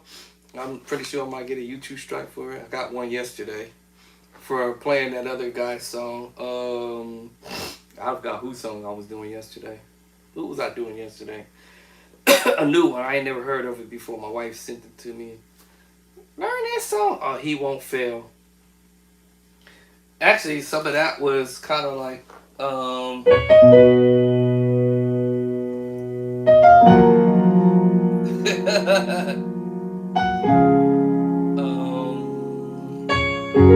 the one. So it's like you going 4, 1, then 6, 5, 4, 1. So I have to listen to that one. I played it yesterday. I don't want to get another YouTube strike for that same song, but this one here, for sure, I know I'll get a YouTube strike for it. But fair game. What's the name of it? Beginner musician, you do not have to spend 4 or 5 hours trying to learn a song. You can spend just a couple of minutes. That's what I would do if I'm new, so you don't wear yourself out, stress yourself out, and feel like you doing too much or you got too much on your hand. Now, I'm not sure. Hold on, let me listen to this because I need to see if this is the version I transcribed. Hold on, y'all. Yeah.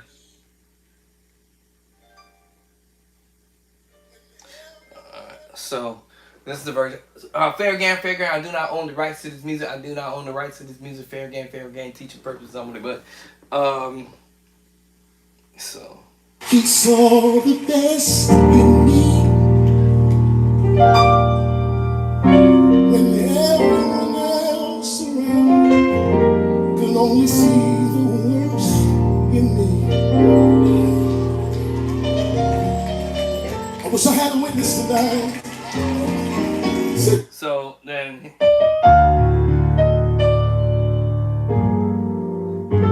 So but you saw the best in me, and it, all right. Every chord is in the Bible. I mean, it's in the Bible. Every chord is in the Bible. Every chord is in my book, y'all.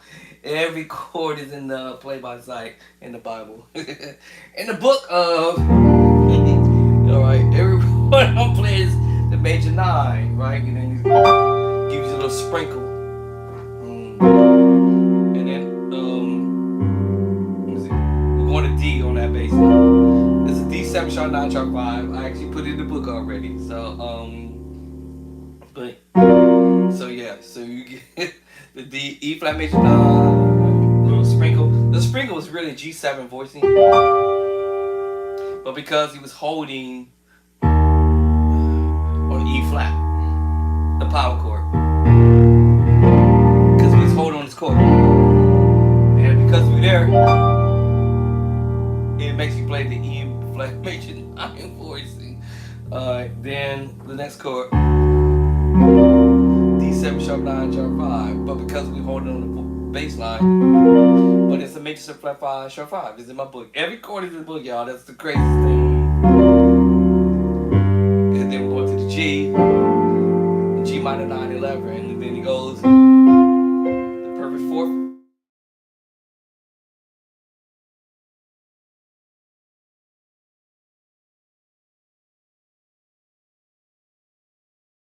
Let's bring YouTube back.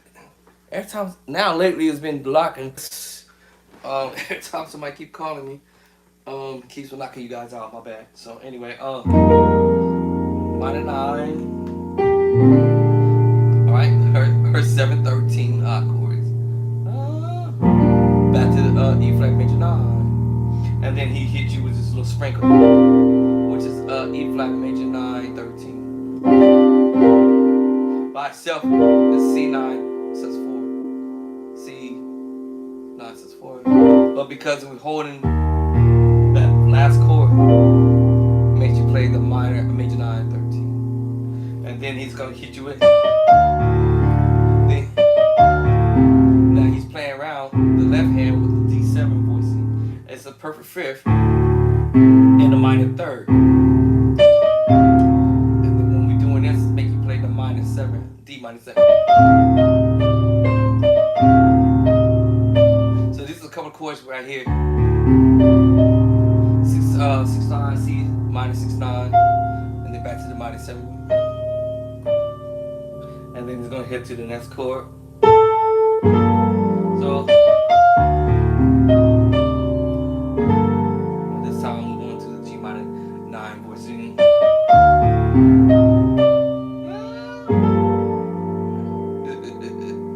Right. So alright. So then once we get there, I think we're on this part. Yeah. So, cause we did all that. We already did that, right? Alright. Hold up. Hold up. Hold up. Let's see. This is B flat 7/13. Or it went back to here, and then he rolls into. Now we hear it. G minor 9.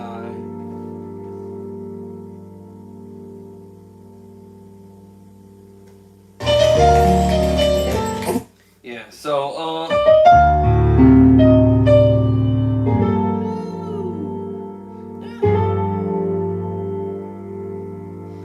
I do not own the rights to this music. Teaching purposes only. Fair game, fair game. Out the rhythm.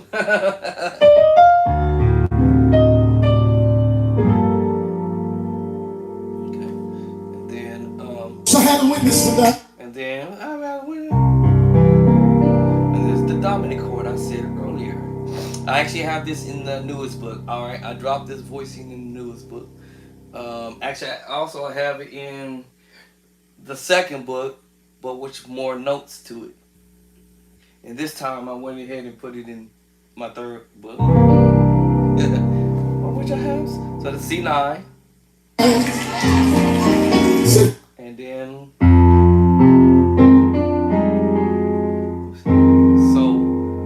F minor 7, B flat, F minor 9, F sharp, major 7. So you're just doing a boom, boom, hold up. Hold up.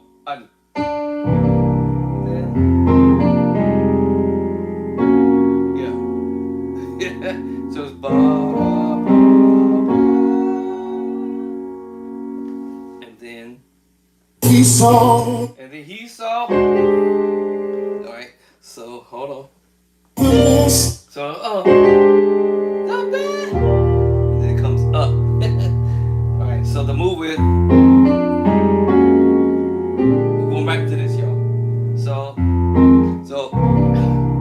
playing the C9, F minor 7, B flat, F minor 9, F sharp, or G flat major 7.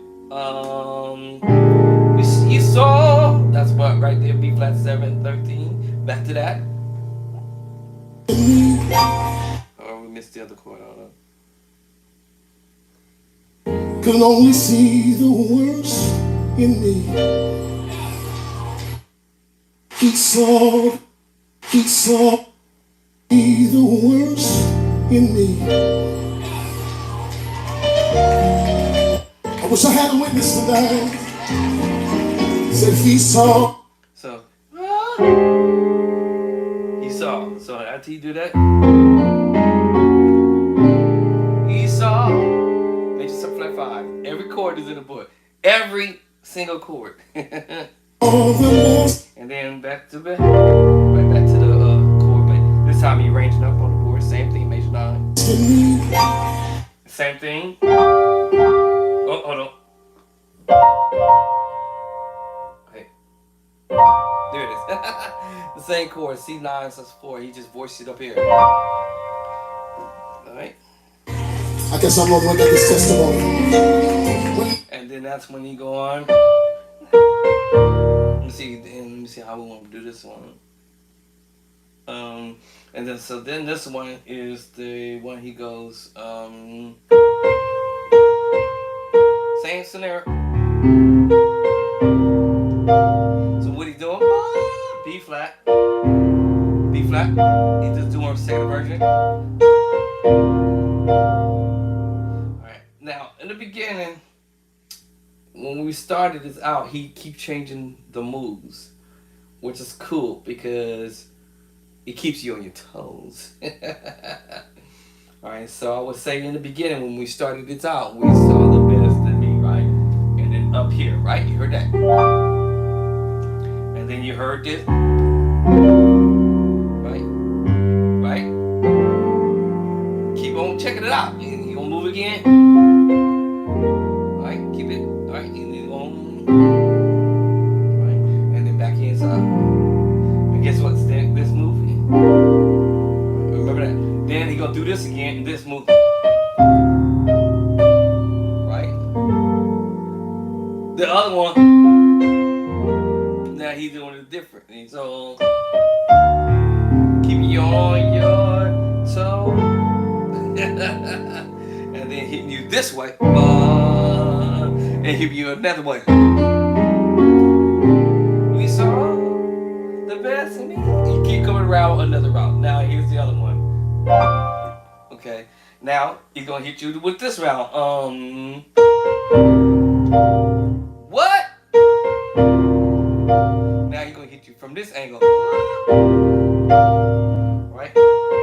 And then he's gonna hit you with this voicing. Hold up. What? My finger. So then he's gonna hit you with this one. This one. G9 sus 4. It's similar to what we heard it right here.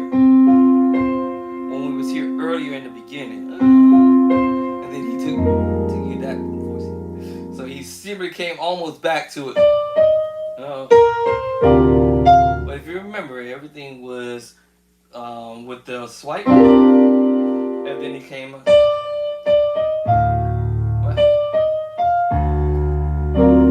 That's what you. Remember that. Then. Remember 7% then. Alright, so y'all get the point. So every time around, he said, alright, let me do it this way. This way. And he said, okay, let me change up and hit you with this one.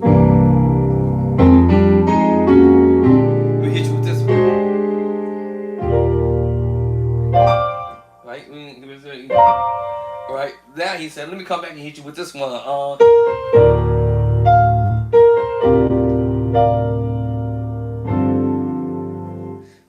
said, oh. Everywhere else around me. Okay, let me back up. We're almost. I wish I had a witness tonight. Said he saw the best in me. You got the other one. I guess I'm the one that got this testimony. When everywhere else. All right, now. Now he hit you with this one, another route. So he said, okay, I'm going to get y'all on this one.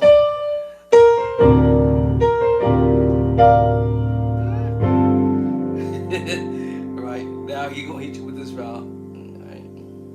Okay. So,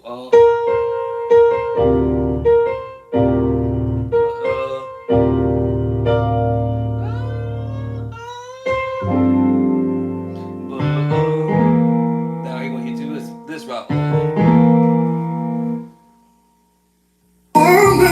Okay, so you gonna repeat a little bit of the one we just did here. This one, just a tab, just a small tab of it. But tritone, just a small tab of it. The dominant chord.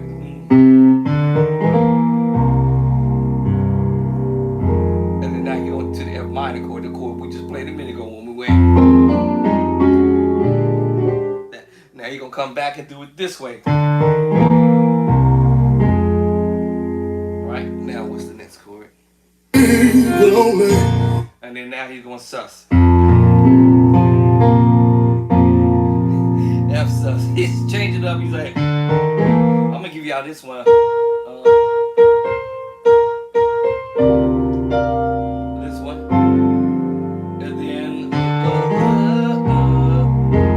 And then give you the sus. My bad. F's minus 7, then the sus 4. Right. My sus 4, I forgot how to play. It's the F sus 4, y'all. Sus 4. F sus 4. I'm like, what? Sus 4. Now. See the horse. And then C. Right back to the top. And then use a minor 6, major 6, and right back to the major chord. I should be a keyboard player. Maybe I should give up my organ playing and go to keys. Can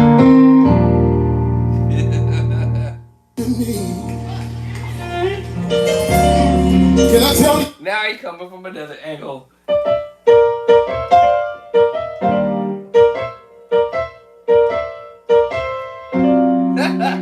Now he's doing this move. I know we're going to do the D bass line. The bass is going. So it's the major 7 flat 5, sharp, major 7 flat 5, sharp 5. But he's doing this minor move up to it, which is an E flat minor 6. D 7 sharp 9. So it and bounce back. Just come back. Okay, now what are you gonna do next?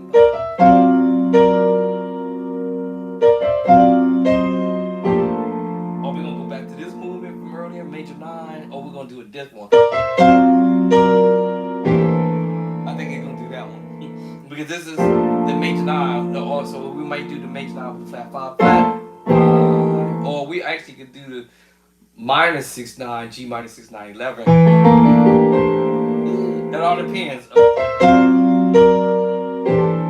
All depends. All because of the twang. Then that makes you play the G6-9, sharp 11. I mean G9, G9, 6-9, 11. Because I'm playing the 4th into the minor 3rd. However, let's see. See. I forgot how I do it. What was I doing? I say it's major 9, y'all, because he's not gonna go back to that. I think he go to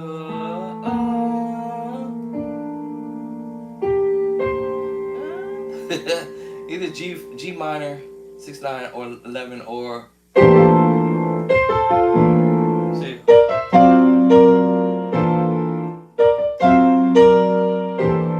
Like I'm about to hit you with the minor chord, which is the C. y'all know what it is. The 13 bump, so he's coming from this angle. So C9 13. Let me see. One more time.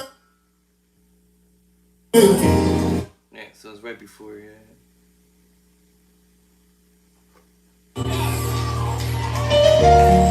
That's the I other wish I one. had a witness tonight.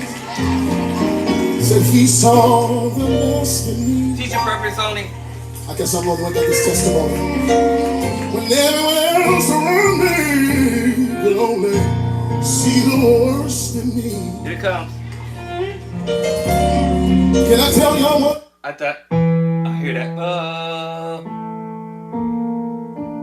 Yeah. B flat, major 7 to flat 5, but because what we're doing in the rap, it comes down to B flat major with the flat 5. So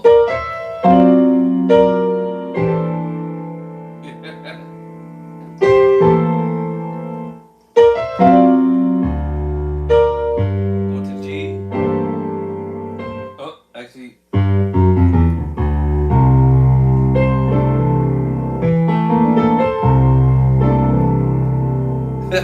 That's a C9 13. But anyway,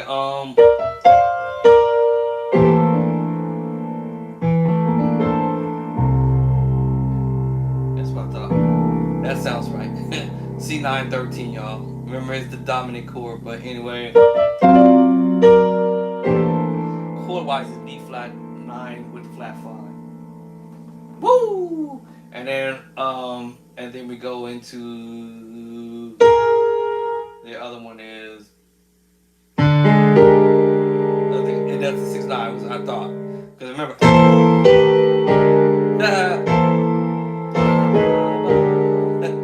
I heard that when I played it.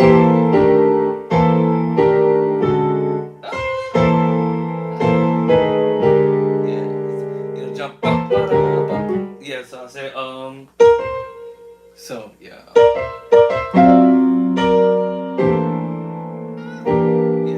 Now we're going into the minor 7 flat 5 is what I thought. Now, I told you the other chord was the C7 13. And sometimes you see the C7 13, yeah, Oct 5, whatever y'all want to call it. Then minor 7 flat 5.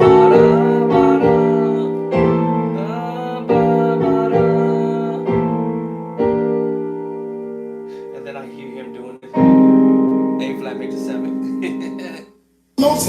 One more time. I said, You heard it? Yeah. One more time.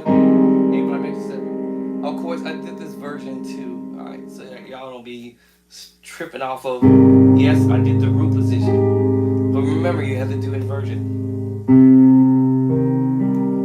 Do your inversions. Individual. Back to root.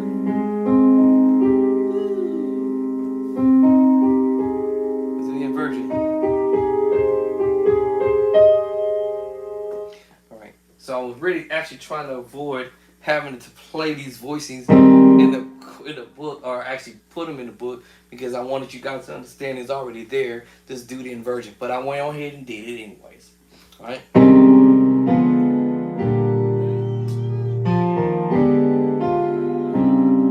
the 6/9.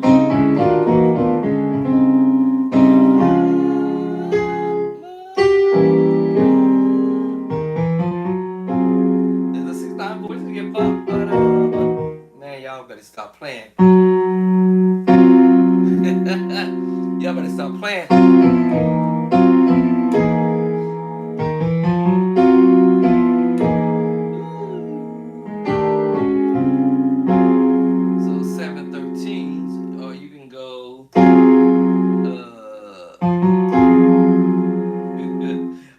around with this. Major 7 flat 5s. Major, let's see, the A flat 7 sharp 5. Major 7 flat 5. A flat 7 sharp 5. And then your A flat 7 13 or 13. This is what happens when I start practicing, because this is terrible. That's when I get to doing this. It's like, oh my goodness.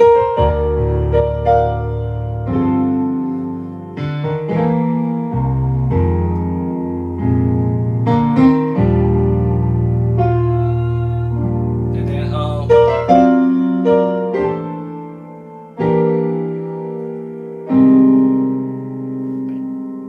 He saw. and then he saw back to this one. So he saw, and then he saw the best. I think he's gonna go down back to the E flat. Let's see. The best. Yes, the best. So he had this whole little.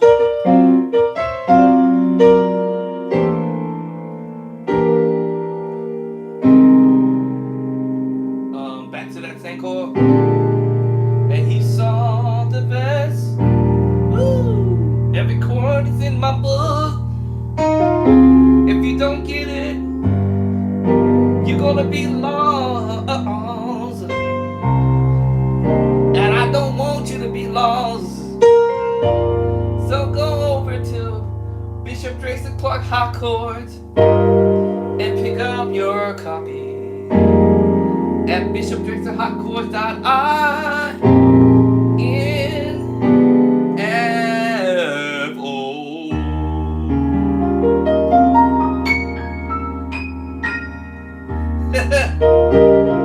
You gotta get it over there at Bishop Drayson Clark High Chords. I'm not gonna preach it, y'all, but if you don't get your chord, you're gonna be lost. I don't want y'all to be lost for my beginner musician. No way. I don't want y'all to be lost now. That was sloppy.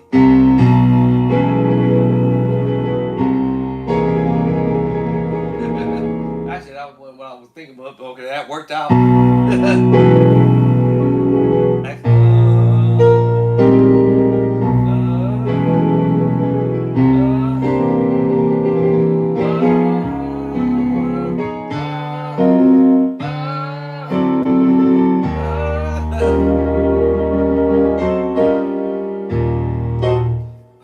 Every chord I played is in the book. So we say keep it simple. Keep it simple. But in the book, is simplicity is key. The thing is all you adding is some extra little notes to understand what musicians are doing.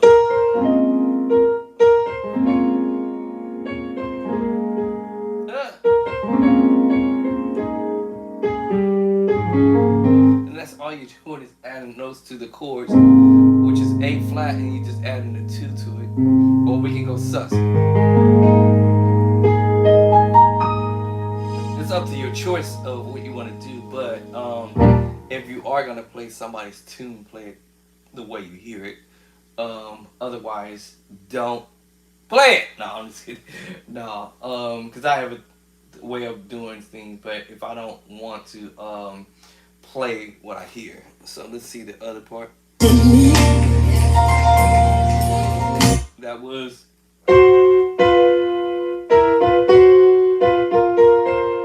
That was that. It was the sus.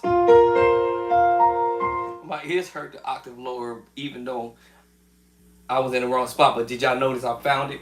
I was like, wait. Oh. It was the sus. Because I'm memorizing chords as I remember them when I practice them. If I told y'all major, F major, C major, D major, A flat major, D flat major. I'm calling it out. E flat major, C major, Get my ears familiar with B major, A major, whether it's up here, or down here. A flat, B flat, A flat, A flat, B flat, B flat, B flat, F. Ooh, okay, F, F, F. I'm getting my ear familiar with the E. You notice I'm going to it before I get there. I call it out. E. You never know, I'll be down there too. You never know what the organ player or keyboard might come up with. You know, when you did that power, you didn't know he was going to do a tritone here, right? Then you know he was going to follow up with the minor chord. And then you had no idea he was about to hit you with that sus4 chord down here. What? You know? And you didn't realize he was going to make his way back when he was in the minor 6/14, major 6/14, and make it back. You didn't know that. No, none of y'all didn't know that. I didn't know that, right? But and then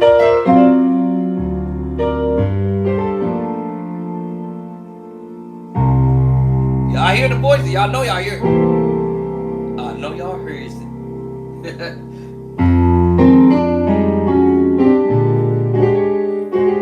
Major 7.5. Depends on where you want to go. And I don't have to know the song to verbatim, but I know chords. I know enough chords to like, okay, you got me, my buddy. I don't know how in the world he decided to go there, because after leaving these last chords, after leaving this chord, I'm like, what possessed him to go back there? And then up here? What? I don't know what possessed him to go up there, but anyway, he did. And cause I can't put that. So I'm assuming it was two hands. See, I told you it gives me ideas, right? Me gathering chords over a period of time, even if I don't sit here and remember how to play it. It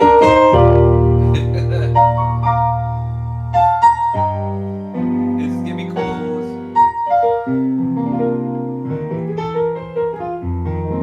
It just gave me some.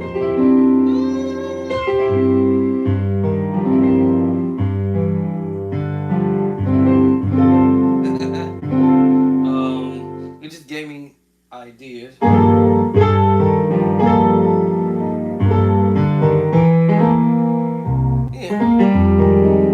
Like, oh wow, I really didn't.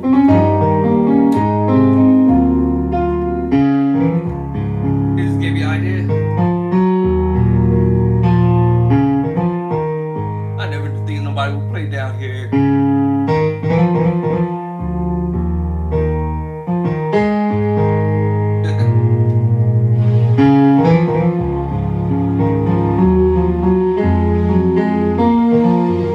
I didn't think nobody played that.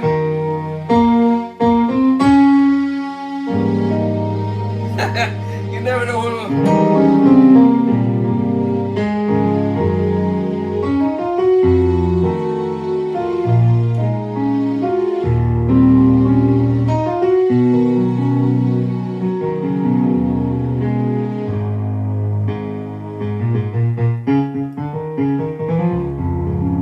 I didn't think nobody played. I didn't think nobody played down on the board like that.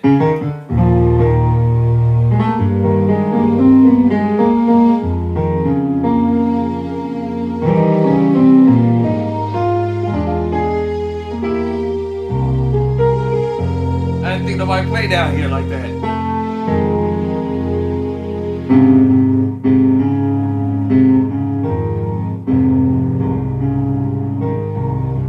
It's like, what? Who plays down here like that?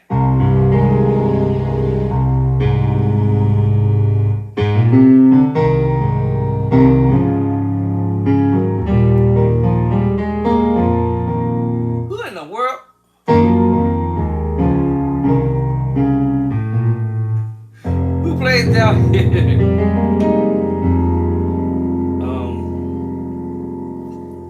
heard somebody doing a song. I can't remember what song that was. Let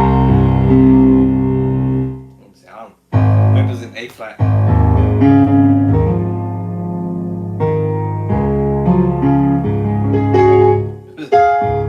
I can't remember who. It was somebody who did a song down there, and I was like, "What are y'all doing down there?"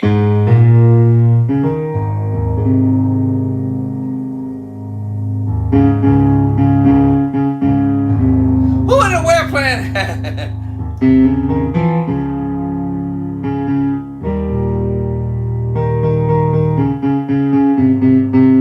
Who in the world plays some chords down here?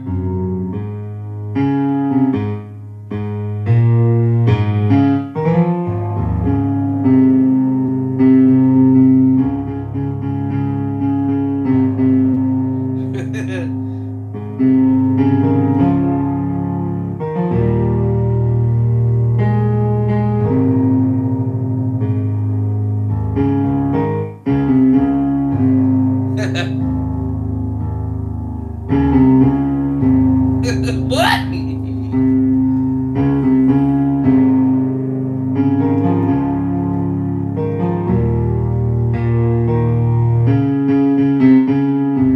Who in the world playing?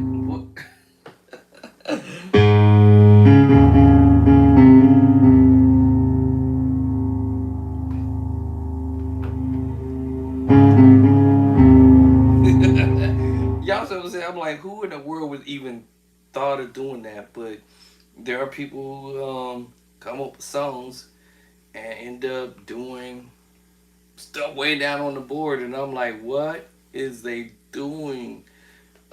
We might say that makes no sense, but being creative. I heard something like that, but I can't remember who I heard that idea from, but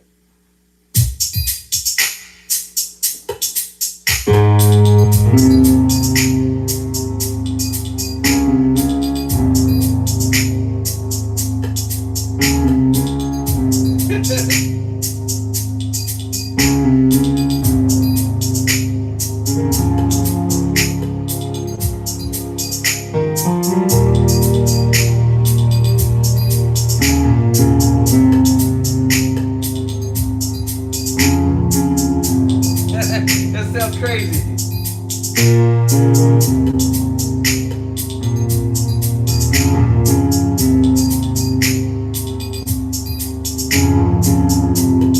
Does it sound muddy?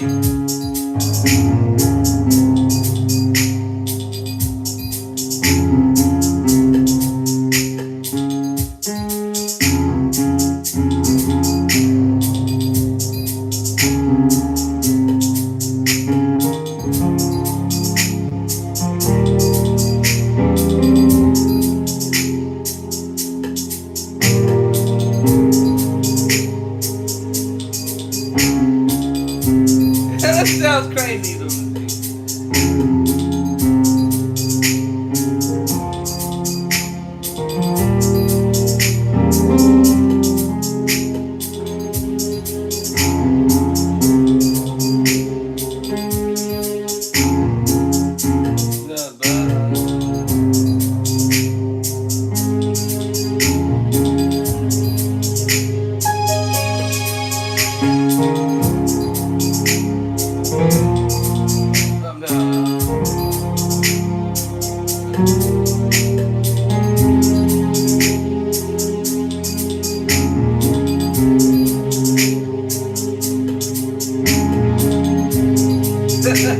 That's crazy.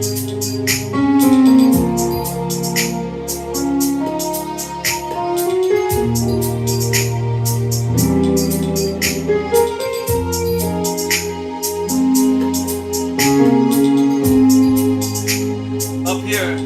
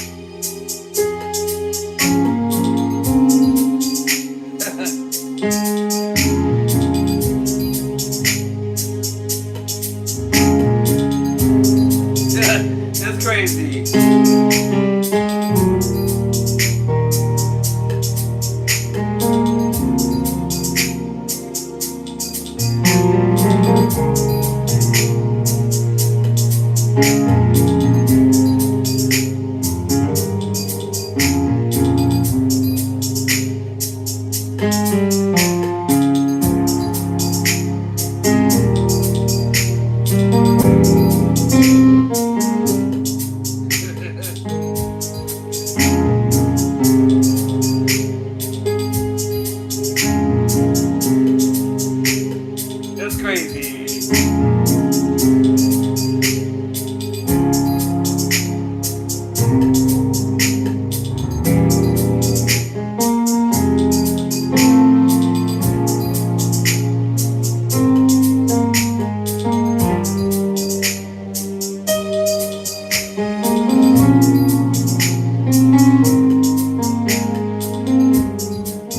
Oh my man.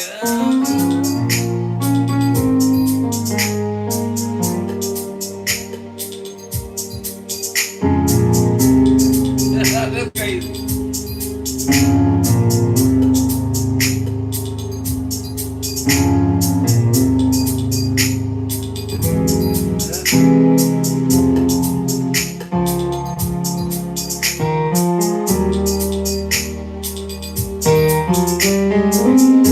I'm making this up as I go.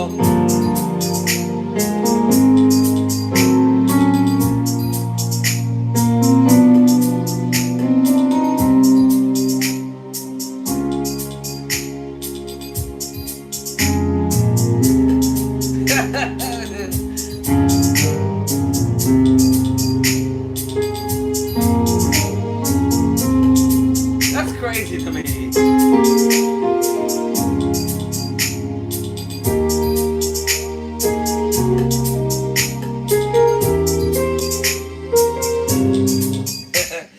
That's crazy though. But y'all, you never know.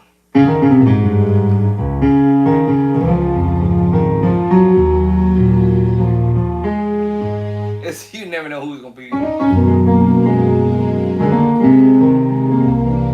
playing voices down chorus. Anyway, y'all, that's what practice is all about. That's what helps you get really get in your craft over time. And so once again, I'll put stuff in front of me. And this is what it's called transcribing. And then I'll put stuff in front of me and see if I can play it. And then that helps your growth over time, you know. Take that string off here, change what you call it, you know.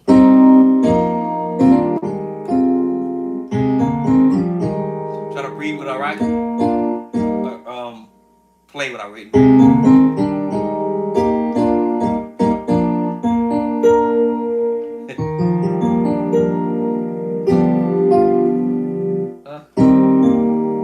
E flat.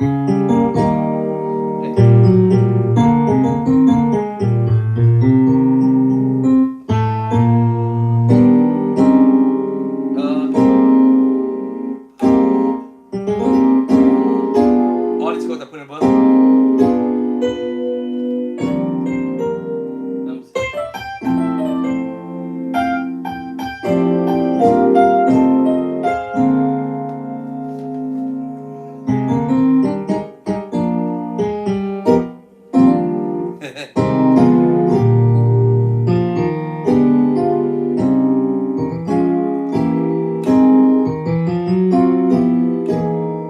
Let me see.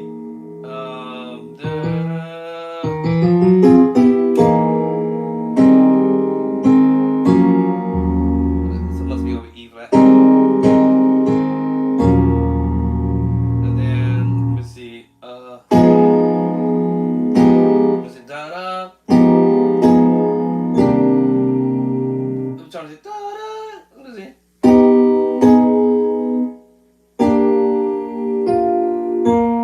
Was it da da? Was it? Oh, I did that. Hold on. How do I flip that up? Mostly be that. Okay, okay.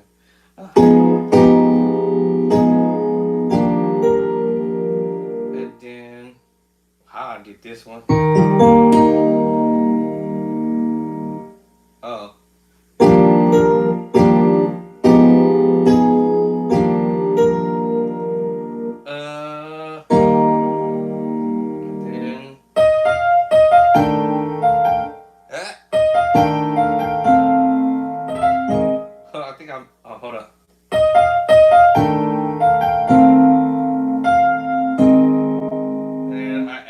took my own smoke to this. No.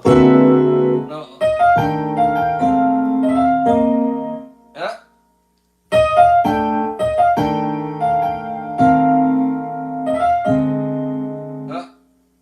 A flat.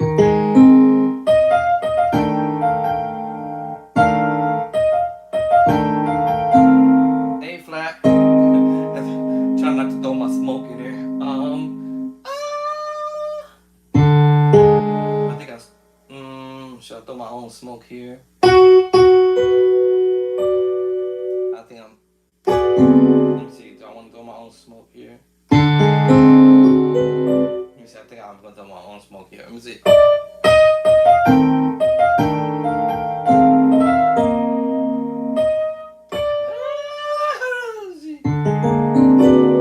Yeah, I think I'm gonna throw my own smoke here.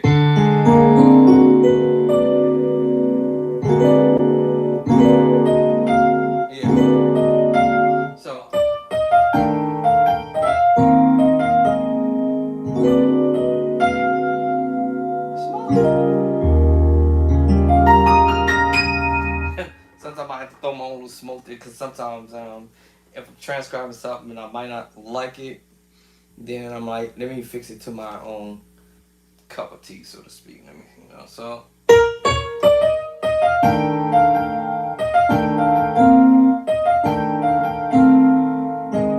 Every chord I'm playing, y'all, is in the book. Minor M, 7/4 chord, major 9, major 7, minor 9, chapter 18, minor 6, minor 6, major 6, B flat, chapter 2, major 7. I just told y'all, I just did that one in the other book, but it's also in chapter number 4. So, what am I going? B flat, chapter 2 to triads, chapter 2 triad, and then this is the major 9. I throw my own 2/6 in there. I do an E flat major 7 with the flat 5, do some fire, some fire sticks there. Then the G7 from kind of similar to this, but it's. See?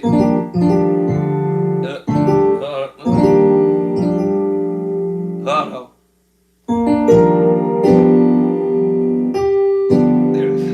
G7. We saw it. We still the same things. G7. And then we got the encore. Y'all get it? Alright, the 7/13. The major chapter 2. The minor 7 chapter 3. Minor 9. I just want to hear what the minor 9 fortune.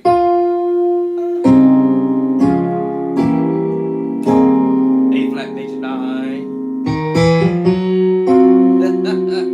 Alright. Technically, it's your perfect 4 tritone.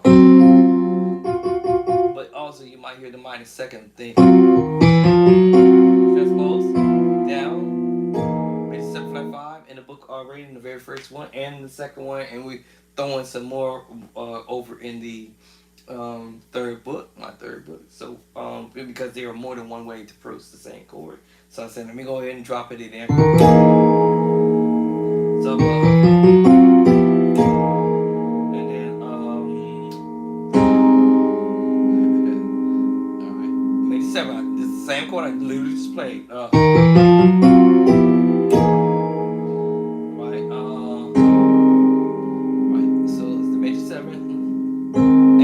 Second inversion, third inversion of the major 7 in F sharp or G flat. So basically I just went from.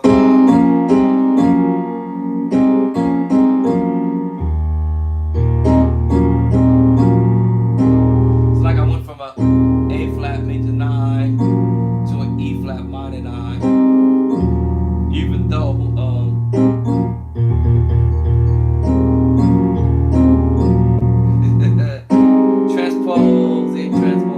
transposing, y'all. But before I got there, I had to go to A flat. That's over E flat.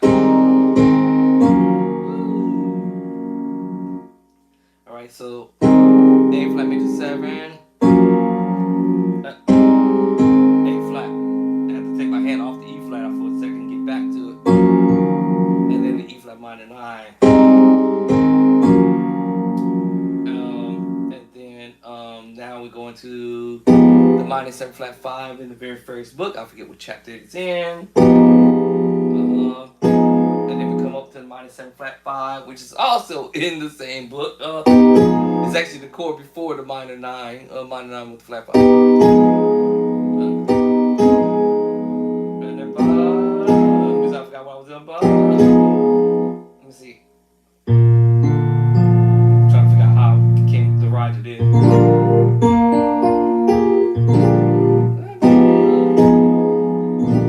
Oh, okay.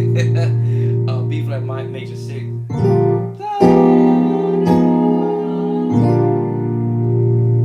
This is just basically playing a double up B flat major 6 double up. B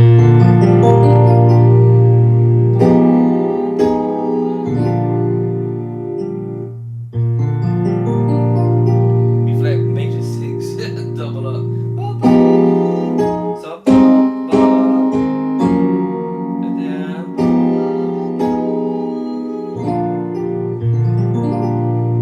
now I was thinking a bit still same chord, but I was thinking this B flat major 9 13. So let me see. Change the whole, but anyway. And that's what I'm so anyway.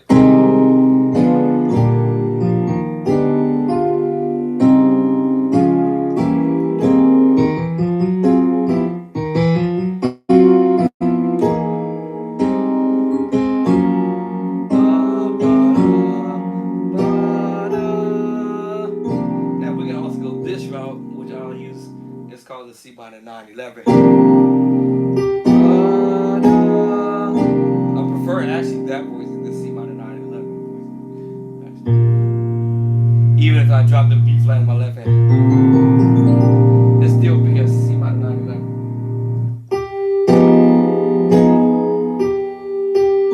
So I'm going with the C minor 9/11, even though I wrote.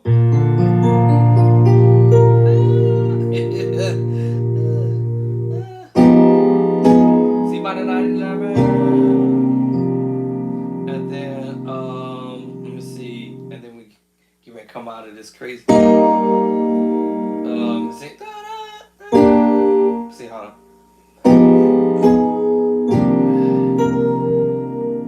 E flat. Oh, okay. I was all wondering with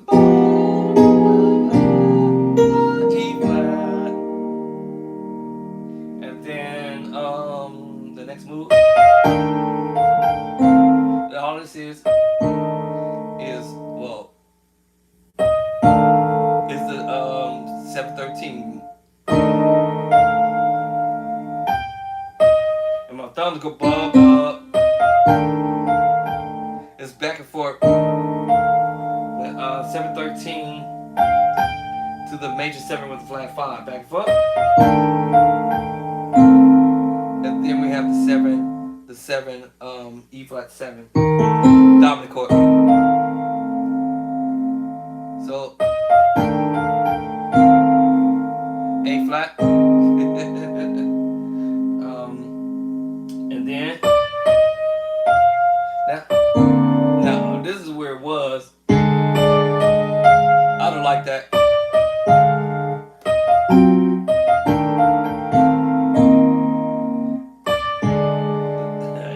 Alright, that's to me this little kind of playing a little bit. But that was what I was getting out of this. So let me see.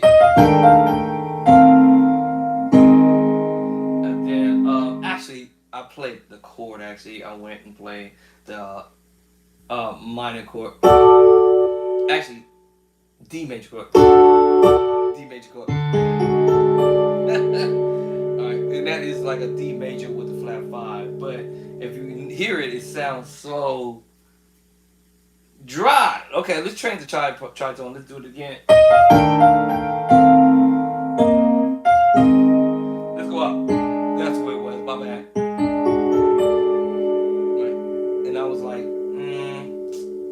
bro. Let's go. There it is. There it is. So that's the minor 7 flat 5. That sounded better.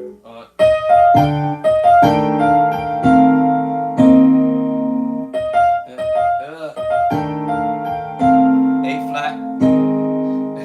Now let me try this minor thing. There it is. Minor 7 flat 5. Now I still feel that it's dry, so I'm gonna color it. Ooh, now we got fatness. So I feel that.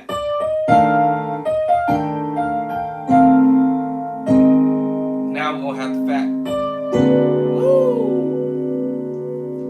Now, if I don't like this voicing, which is the B flat minor, let me try F minor. That sounds so much better. Versus B flat minor.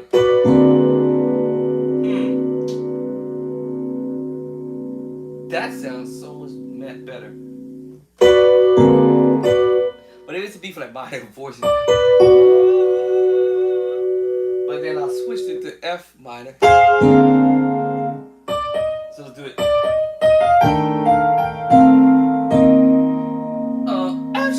F minor. Yeah, that sounds so much better. What? Now, right hand, I'm actually playing set the minor first. Now in my right hand, hold up. In my right hand, I'm now playing the actual A flat 713 odd 5 in the right hand. In my left hand, I'm playing the B7 with the 9, the B7 9.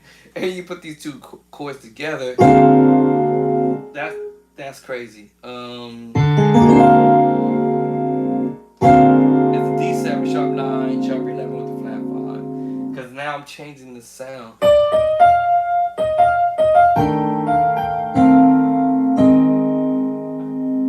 Right, and giving it some flavor. Now before I get there,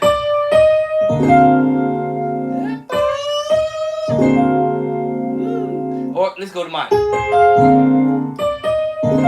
Now when I go here, it's the D minor 7 flat 5 flat 13. But if I add that F sharp, the D7 sharp 9 sharp 11 flat 5. I mean flat 13. So I have the choice. Oh, I have the choice to go to the B minor. So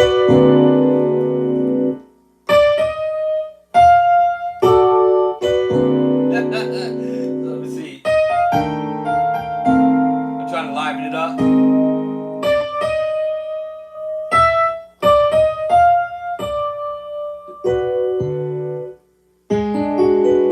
That was kind of dead to me.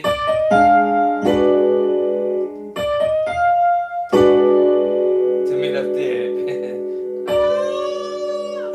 And after that, you come up with this chord. Yeah, you got to come with some dope chord before that, because that's like, yo, why you landed on that? But yeah, so alright, A flat, and then you gonna come with this one here. You could go. Now I let that. It's alright.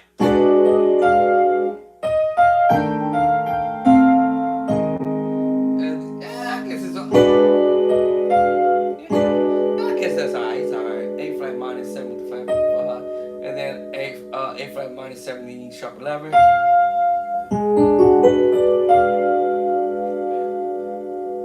that gets us alright. Now I want to color it now because and do the same thing. Let's do the same thing. And then let me do it this way. Color it.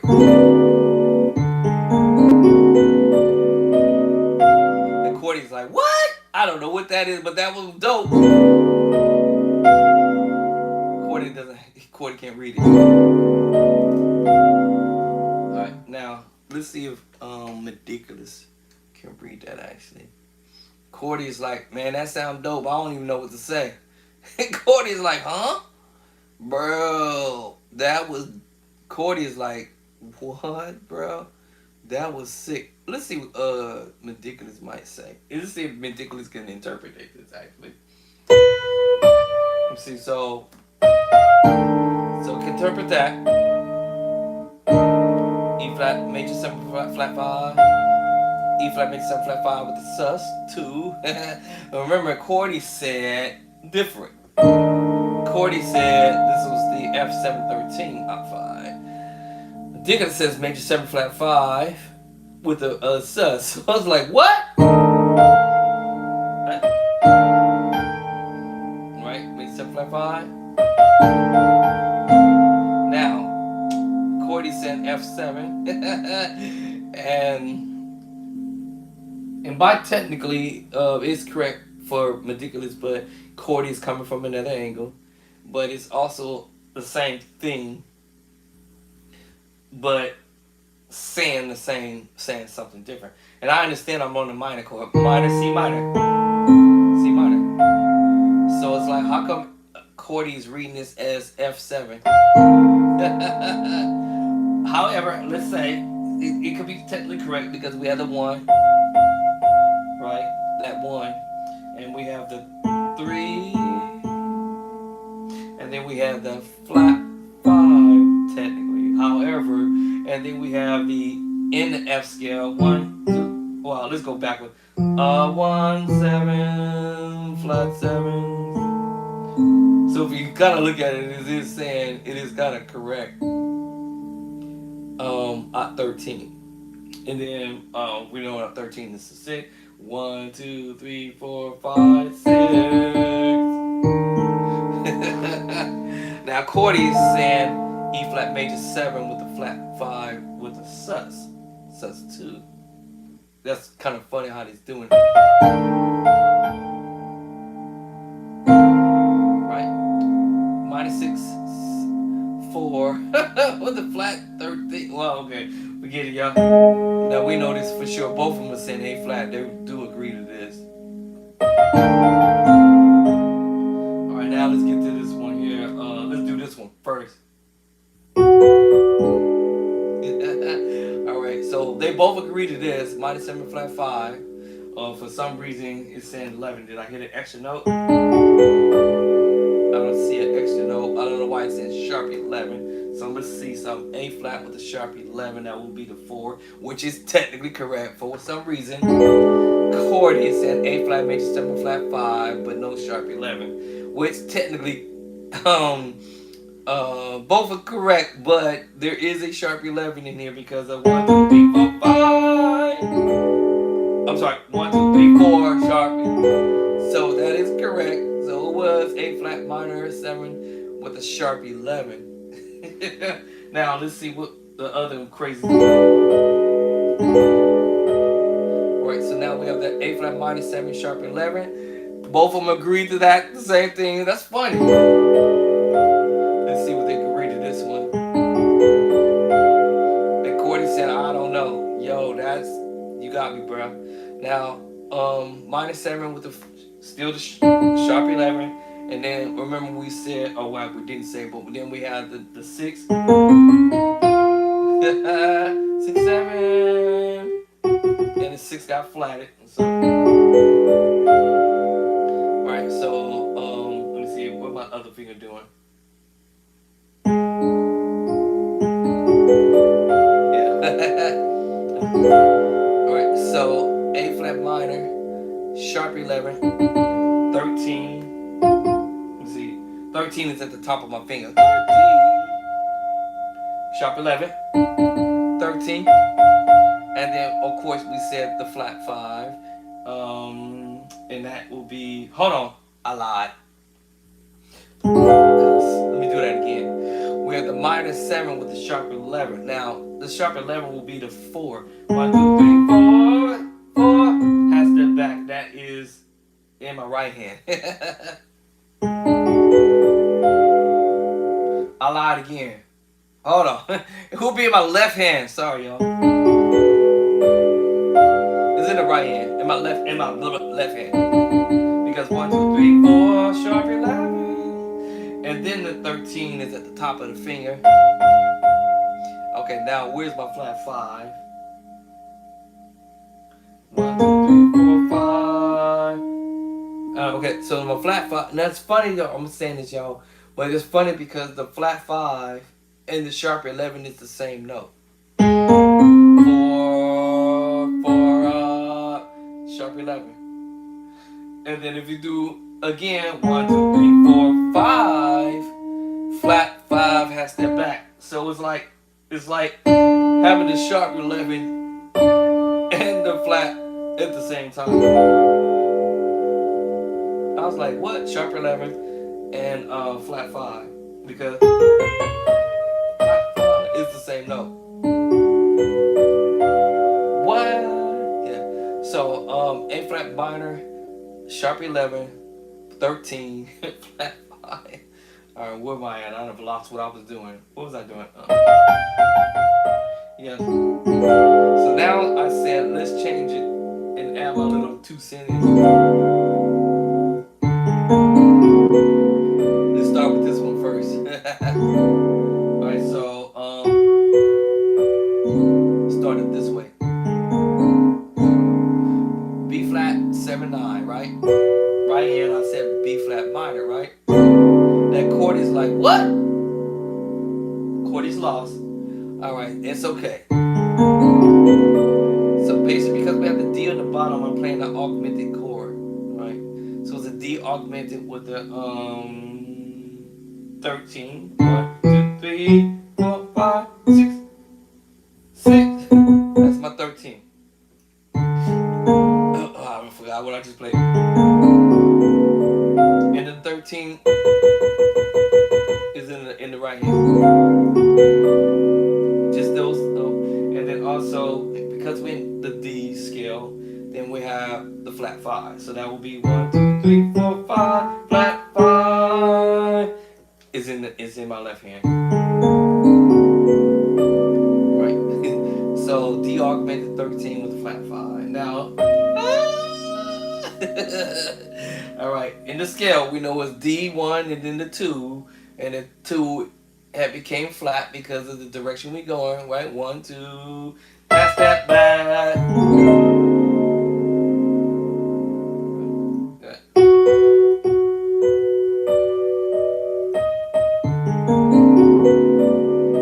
Yeah, because going backwards. So now we have the D augmented with the flat 9 because the 2 and comes before the 5, but for whatever reason, okay, I don't know why the 6 has to become before the, maybe because, I don't know why. Why does the 6 have to become before the flat 6, or the flat 13, or the 13? I'm not sure. Because you would think the flat 5 would come first, and then the 13, which is the 6, because 1, 2, 3, 4, 5, 6. Anyway, they got it as D augmented with the flat 9, 13 with the flat 5. Now,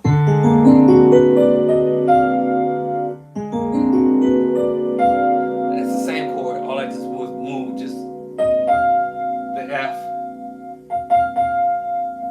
The F over. It didn't matter about me moving the F over. So, anyway.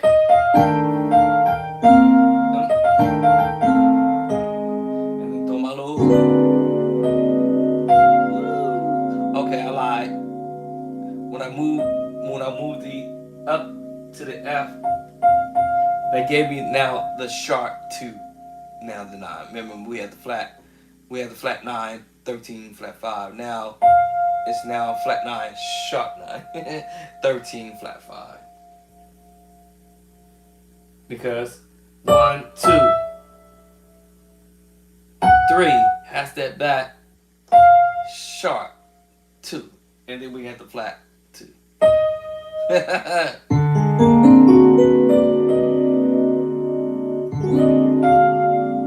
then we come out. Oh yeah, this chord is in the book. Without the bass line, it's just your 6, 9, sharp 11. Now I don't know why Cordy's saying another chord. Let's see, technically you might be right, because it got D flat on the bottom, but D flat 6, 9, sharp 11. Now why is it saying B flat? Let's see if this makes sense. I don't know why it's saying B flat minor 6 and 11. So let's take a look at that. B flat 1. Okay. Then my 2. And then that's the 3. Okay, that will be in the left hand. That still ain't making sense to me yet. 1, 2, 3. Still ain't make no sense. B flat minor. Now, one sense it can, and one sense because I think we're breaking up the minor chord. That B flat minor first inversion, by the way, or second or root. So let's suppose your minor chord is B flat, right? C sharp. There it is, right there. Or D flat, and then an F. So that was correct. B flat, F,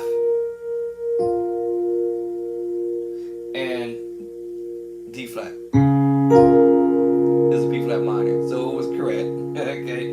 Now that's why I say it got tricky, because this is playing a B flat minor chord. This broken up into a different spot. Remember I told y'all in other videos, don't trip, because the minor chord can be put somewhere else versus your normal see it here. First version, and I'm sorry, root, then first version, and then your second version. So split. The minor chord was split. So I guess technically B flat minor, and then add 11. So if you think about adding 11, it's the 4 in the scale 1, 2, 3, 4. Technically that's correct. Right. Now we may say this as 6-9, D flat 6-9, but all right. Again, same kind of scenario. You got your 1 in D flat, the 3, that's your 6, and then that's your 9. But it's weird how they're doing this, because it's B flat minor and 11, and then let's get this. What was the other note I played? Was it that one? Was it that? No. It was with the tritone. Hold on. It was with the tritone.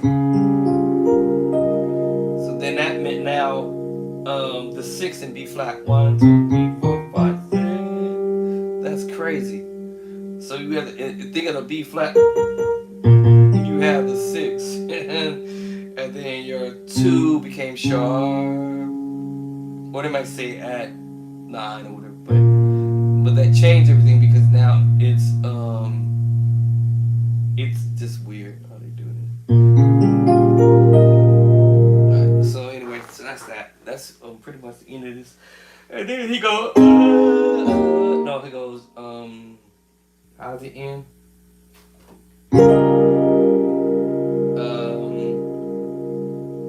I forgot to go.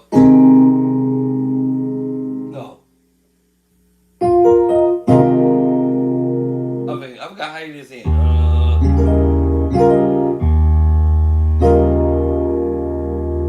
And then, I thought he goes, hold on.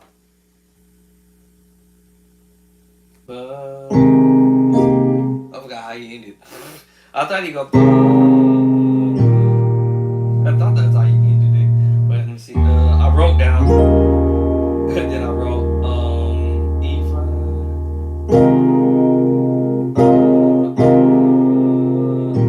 Yeah, I forgot the last chord.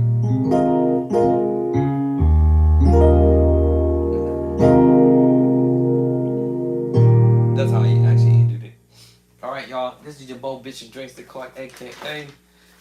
Yeah, go over to Bishop Drakes the Clark hotchords.in.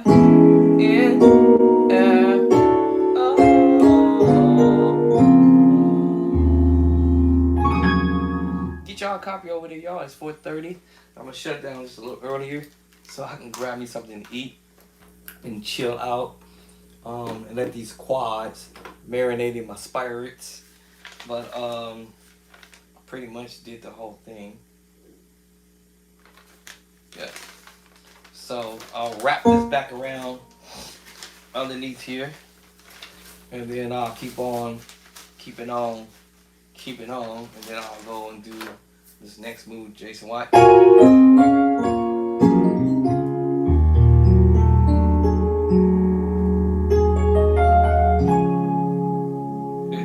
know what I'm saying?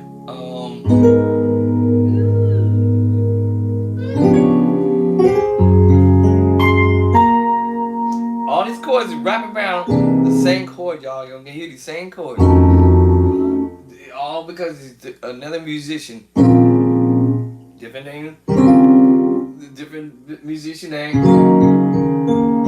And some of them end up playing some of the same stuff.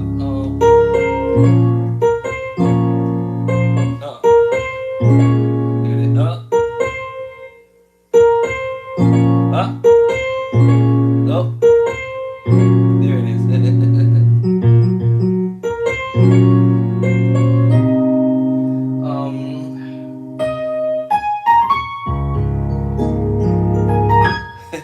So I'll come back around and try to memorize this stuff. Most of this I don't have it memorized. I'll just play it what I see, and then see can I do it. Actually, that's kind of probably terrible to do it that way, but sometimes I just want to see can I do it, and if I can, then I'll be surprised in myself. Oh, that was not as difficult as it might have looked or appeared to be. But I definitely want to get on some of these other songs. My wife wants me to learn some other songs. Peace and love and cornbread, y'all. I've been in here since whatever time I got here. But again, for a new beginner musician, you don't have to spend this much time, 2, 3, 4, 5 hours, trying to practice. I would just say 30 minutes a day or 15 minutes a day until you get a routine. Once you start feeling like your 15 minutes is going to turn into a 30 minutes and you add it on to whatever it is that you got in front of you. That's why I got stuff in front of me. Or I can pick stuff from online. Or I can just go wherever I want to go now, wherever I want to do. I can grab, listen to stuff, put something on, be like, yo, ooh, that was sick, that was nasty. You know, so I got a whole bunch of options on stepping my game up. So what I'm saying is make sure whatever it is that you're trying to do. Let me see. I think I got a new one that came out. Let me see. I don't know. Did I download it? Or I mean, did I upload it to my let me see here. Did I upload? That's the question. Some new stuff. I mean, I keep getting new stuff a lot. So hold on. I don't see. Did I download it? Hold on. Is this it? I think I just got this one. I believe this is the one.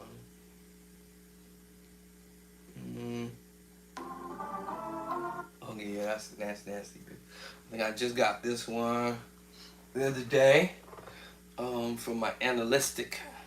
My analytic be I send my analytic stuff, and then my analytic send me stuff back. I send stuff out, be like, man, what is this what is this foolishness that's going on in this?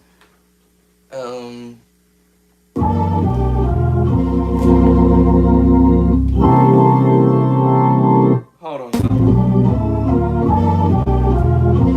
What? What?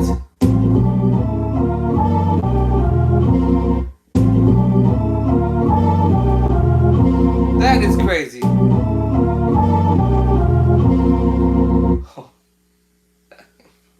I'll get what? 4 seconds. That was crazy.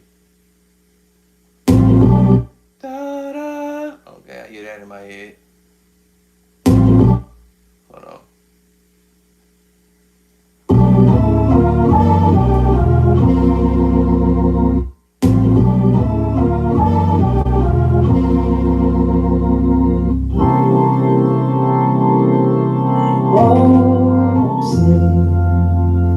Can you see? Wait a minute.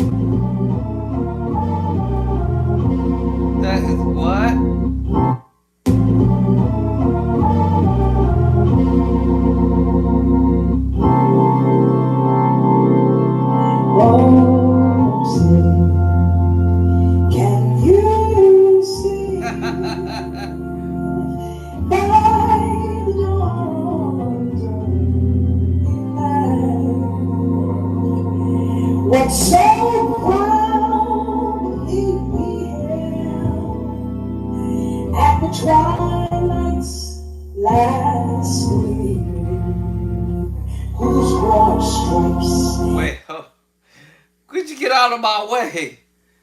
Oh my gosh. How did I move this thing out of my way?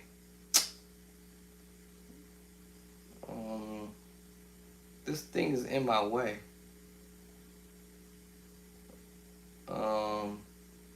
This thing is in my doggone way here. It wasn't in my way before, so now, hold on, let me try to move something.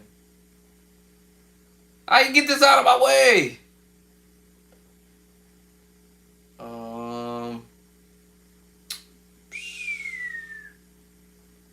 Why is it like right smack on top of it? My volume thing is in the way. So I try to move it. Okay, hold on. Hold on. Why does it keep getting in my way? Okay, maybe I have to open this up a different way. Hold on, let me see. This is crazy. Let me see. Let me try to open it up this way. There we go.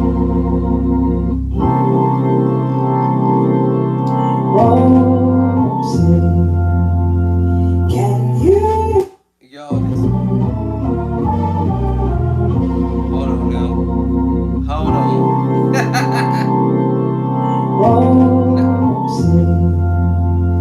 can Hold on. Okay. Now I can't pause it? Come on. Hold on now. Hold on. Let me reopen this again because that was crazy. Reopen.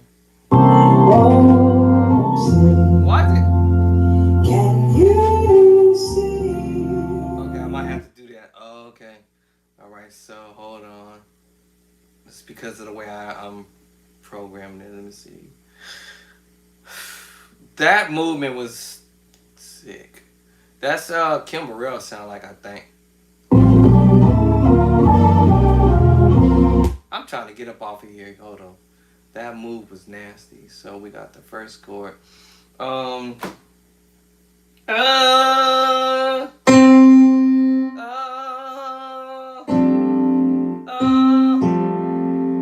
add 2. G add 2. Wait, hold on, y'all. Don't tell me doing what I just did earlier. I told y'all.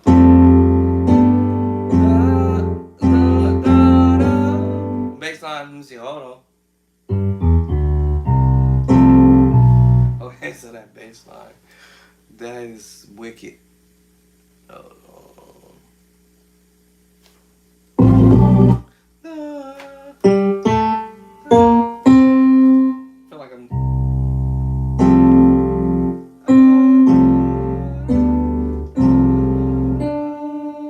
Where we going? Hold on.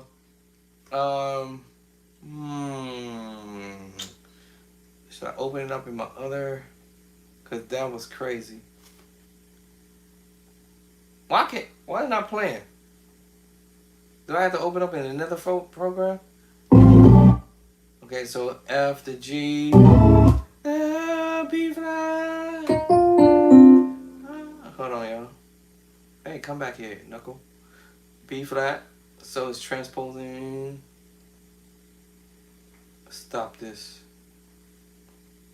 Hey, I'm not doing that. Hey, stop it. Why is he even doing that?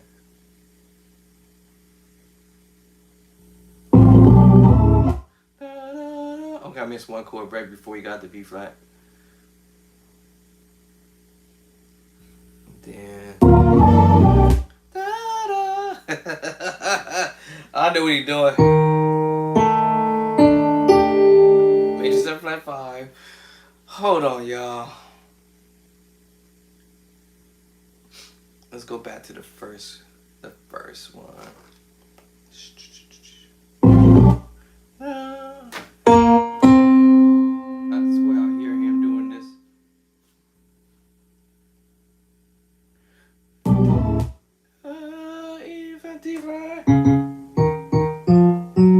Now, I gotta see if he's transposing on the organ. Let me try the. Let me see. Let me try this in QuickTime again. Let me try QuickTime.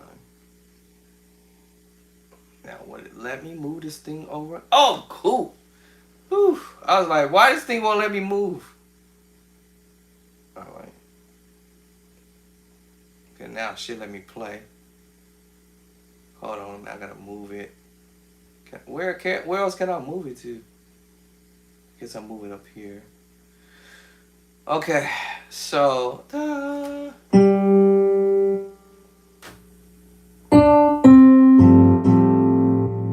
thinking F, but I could be wrong.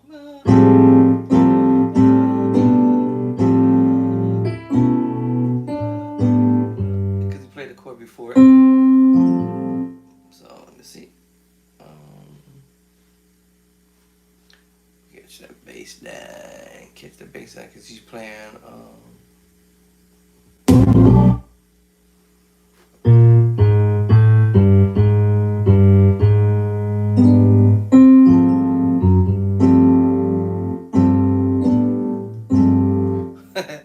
I'm trying to hear that bass line. But he's doing. Let's go back.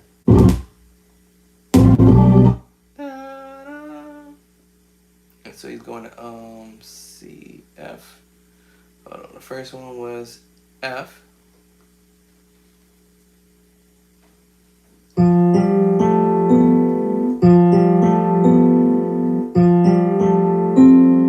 we're playing F. And then the other one was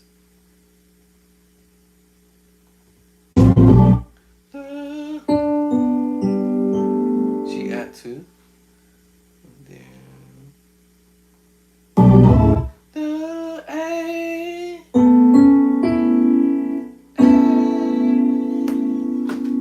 So my brain is like, how is he putting this on the bass line?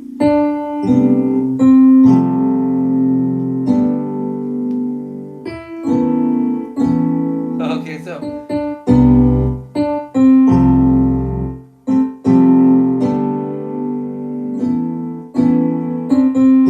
C. So I think it's starting on C. That's nasty, y'all. I think I did these breakdowns before, so. But I just literally, if I understand A flat to B flat. Alright, let's say A flat to B. So I'm going A flat to B flat. Right, to C. You know, ba ba ba ba ba ba ba ba ba ba ba ba ba. And if you transpose that or down or whatever way you want to go with that, that's technically if you don't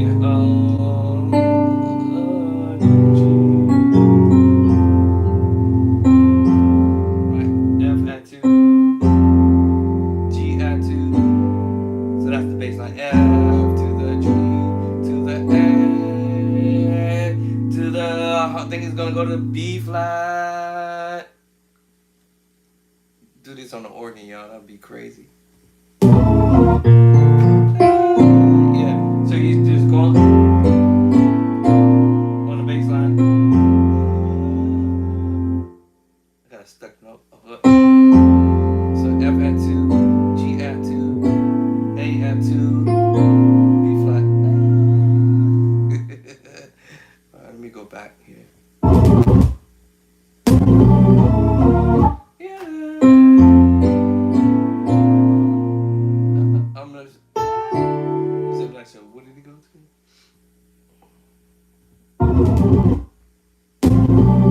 Da da da.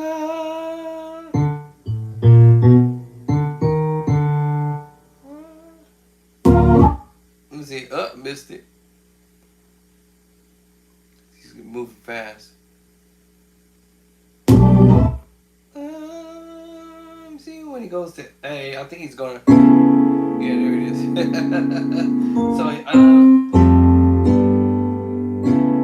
So what was the bass line? Is it starting on A? No.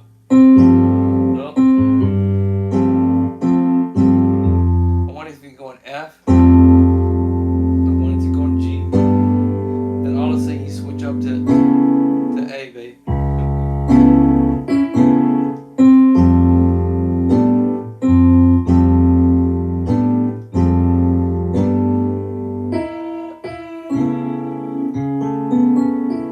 That sounds like I think he's doing. Alright,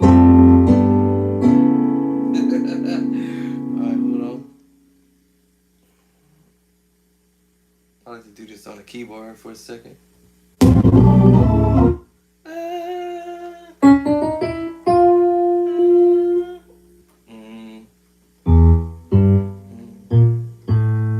Hey, I think. Hold on.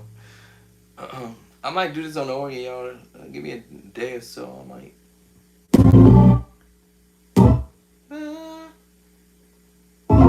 B flat. I thought I heard B flat. B flat. So I heard. Was it B flat? I'm not sure how you start that bass line.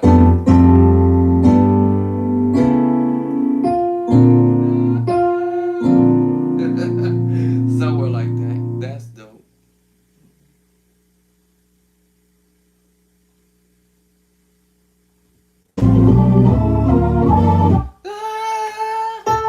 I hear you. B flat major 7 flat 5. Wait. Yeah.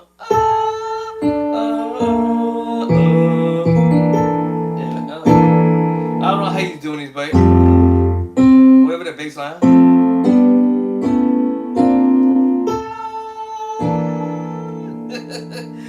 When I pick that bass line.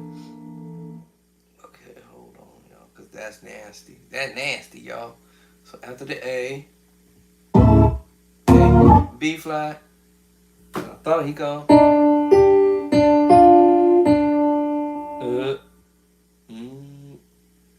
Is that on B flat?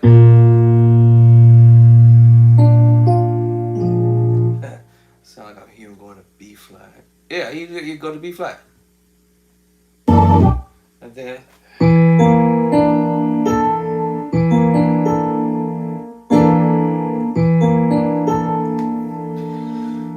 Damn, it's the next chord.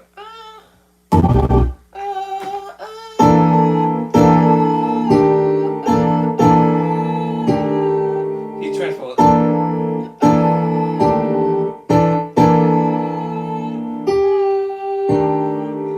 Made 7 flat 5.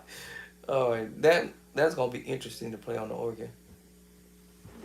What? That was. I missed it? What's this? Flower bass? What? Wait, hold on. Come on.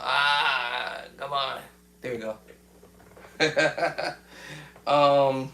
Yeah, so. Major 7 flat 5. Major 7 flat 5. I know what he doing. Let's see. Da da da.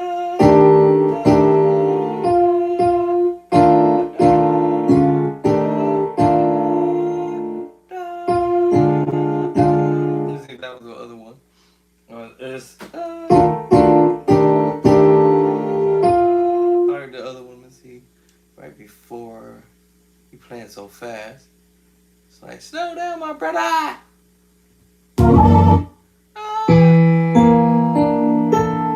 Got you there. Made 7 flat 5. Got you there. Made 7 flat 5.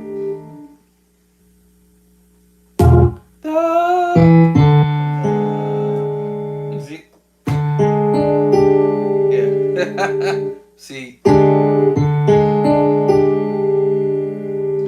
Alright. I think this is like the diminished major 7 voicing. Hold on. Let's bring Ridiculous up. For some reason, Cordy never can pick this one, I believe. This is the one I always have an issue with. Now, technically, we have the D. 2, 3, 4, 5, flat 5. Because of the tritone. And then, that's the 1, double up 1. So we have the two tritone, D flat tritone, and an A flat tritone. But this is where it get confusing. So if you understand the scale of D, actually we left D for whatever reason. It puts you like in another key, like G. Hold on, I lied. There it is. My bad.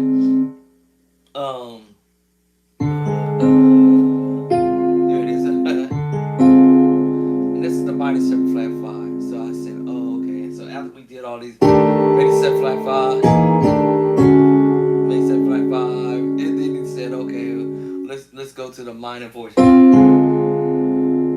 Because after you do your little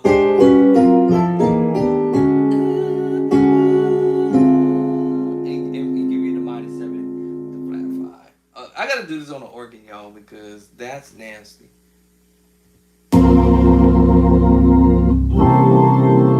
Whoa, stop! What? That's a nasty chord. But y'all, I've been playing it. Let me see. We might want to do it this way. Oh my God! Yeah, that chord. The minor 7 with the 11 flat, or with the 11 with the flat 13. Yeah. So where did I drop that one? In the newest book? I have a feeling I dropped that one over here. And then wait, the first book, matter of fact. Hold on. Let's hold our horses for a second. Let me see. Let I drop that one over here. Alright, that's the diminished 7, 11 flat 13. I knew I did it. And it was an accident. Oops. Chapter 10. I know when I saw it actually. Alright. So I know what he playing around with. So we're at chapter 10 in the first book. Diminished major 7 flat 13. Bye y'all. Page number 45. To be exact. The exact chord. That's hilarious. The exact chords. I really must have been on drugs. I was really intoxicated when I did this. Literally, y'all.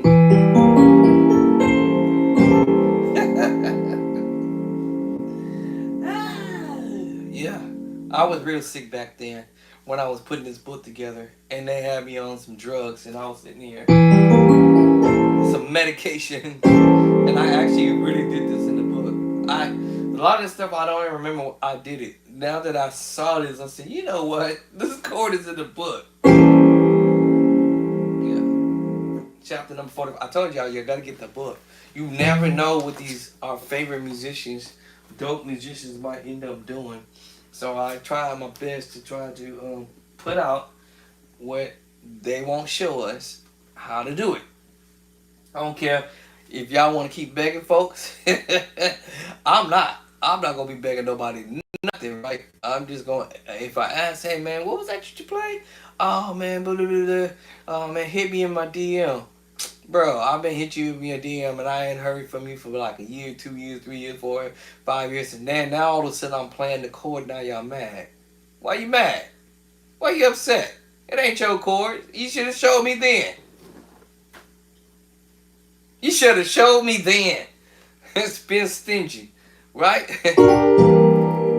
Yeah, I'm talking about y'all. Yeah, you should have went ahead and showed it to me then. I told you I'll find it.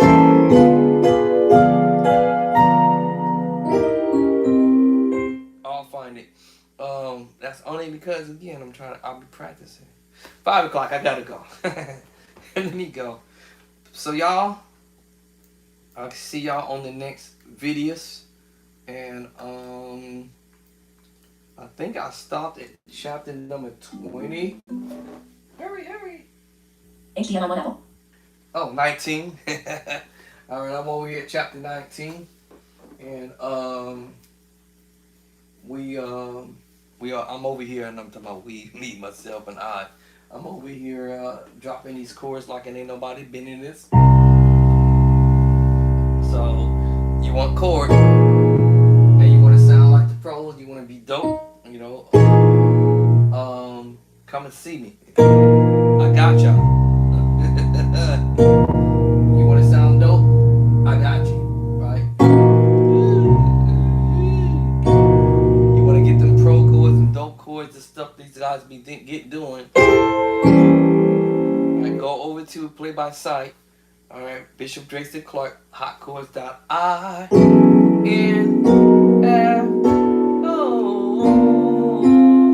And even that last chord, I played the chord. Here we go. We got the diminished major 7, and then we got this. The diminished major 7 flat 5 to flat 13. I'm telling y'all, man. I got the chords, y'all. So stop playing. Y'all stop playing. All right. You really want these chords, and you want to learn how to play like the pros, or just play. Period. Just period. Not just because of the pros, but just play. Period. I got y'all over there at Play by Sight. I'm over here at chapter 19, so I'll be working on that all this week. Well, not just 19, but excuse me. I'm editing my book right now. So this is where I stopped off at chapter 19 and said that way. And we took it all the way, I took it all the way to chapter 38. Chapter 38. So I went past my goal, which was 35 chapters.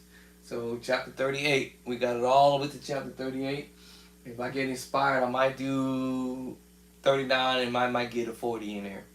But that's going to put me over on my pages. That might cost me just a little extra because all I really need is 88 pages to have my book published for the paperback and also for the hardcover. Mainly it's the hardcover is that needs that extra pages. So that's where I'm at. Peace and love and cornbread, y'all. I'm out. Y'all have a good afternoon, evening, morning, wherever you're at in the world.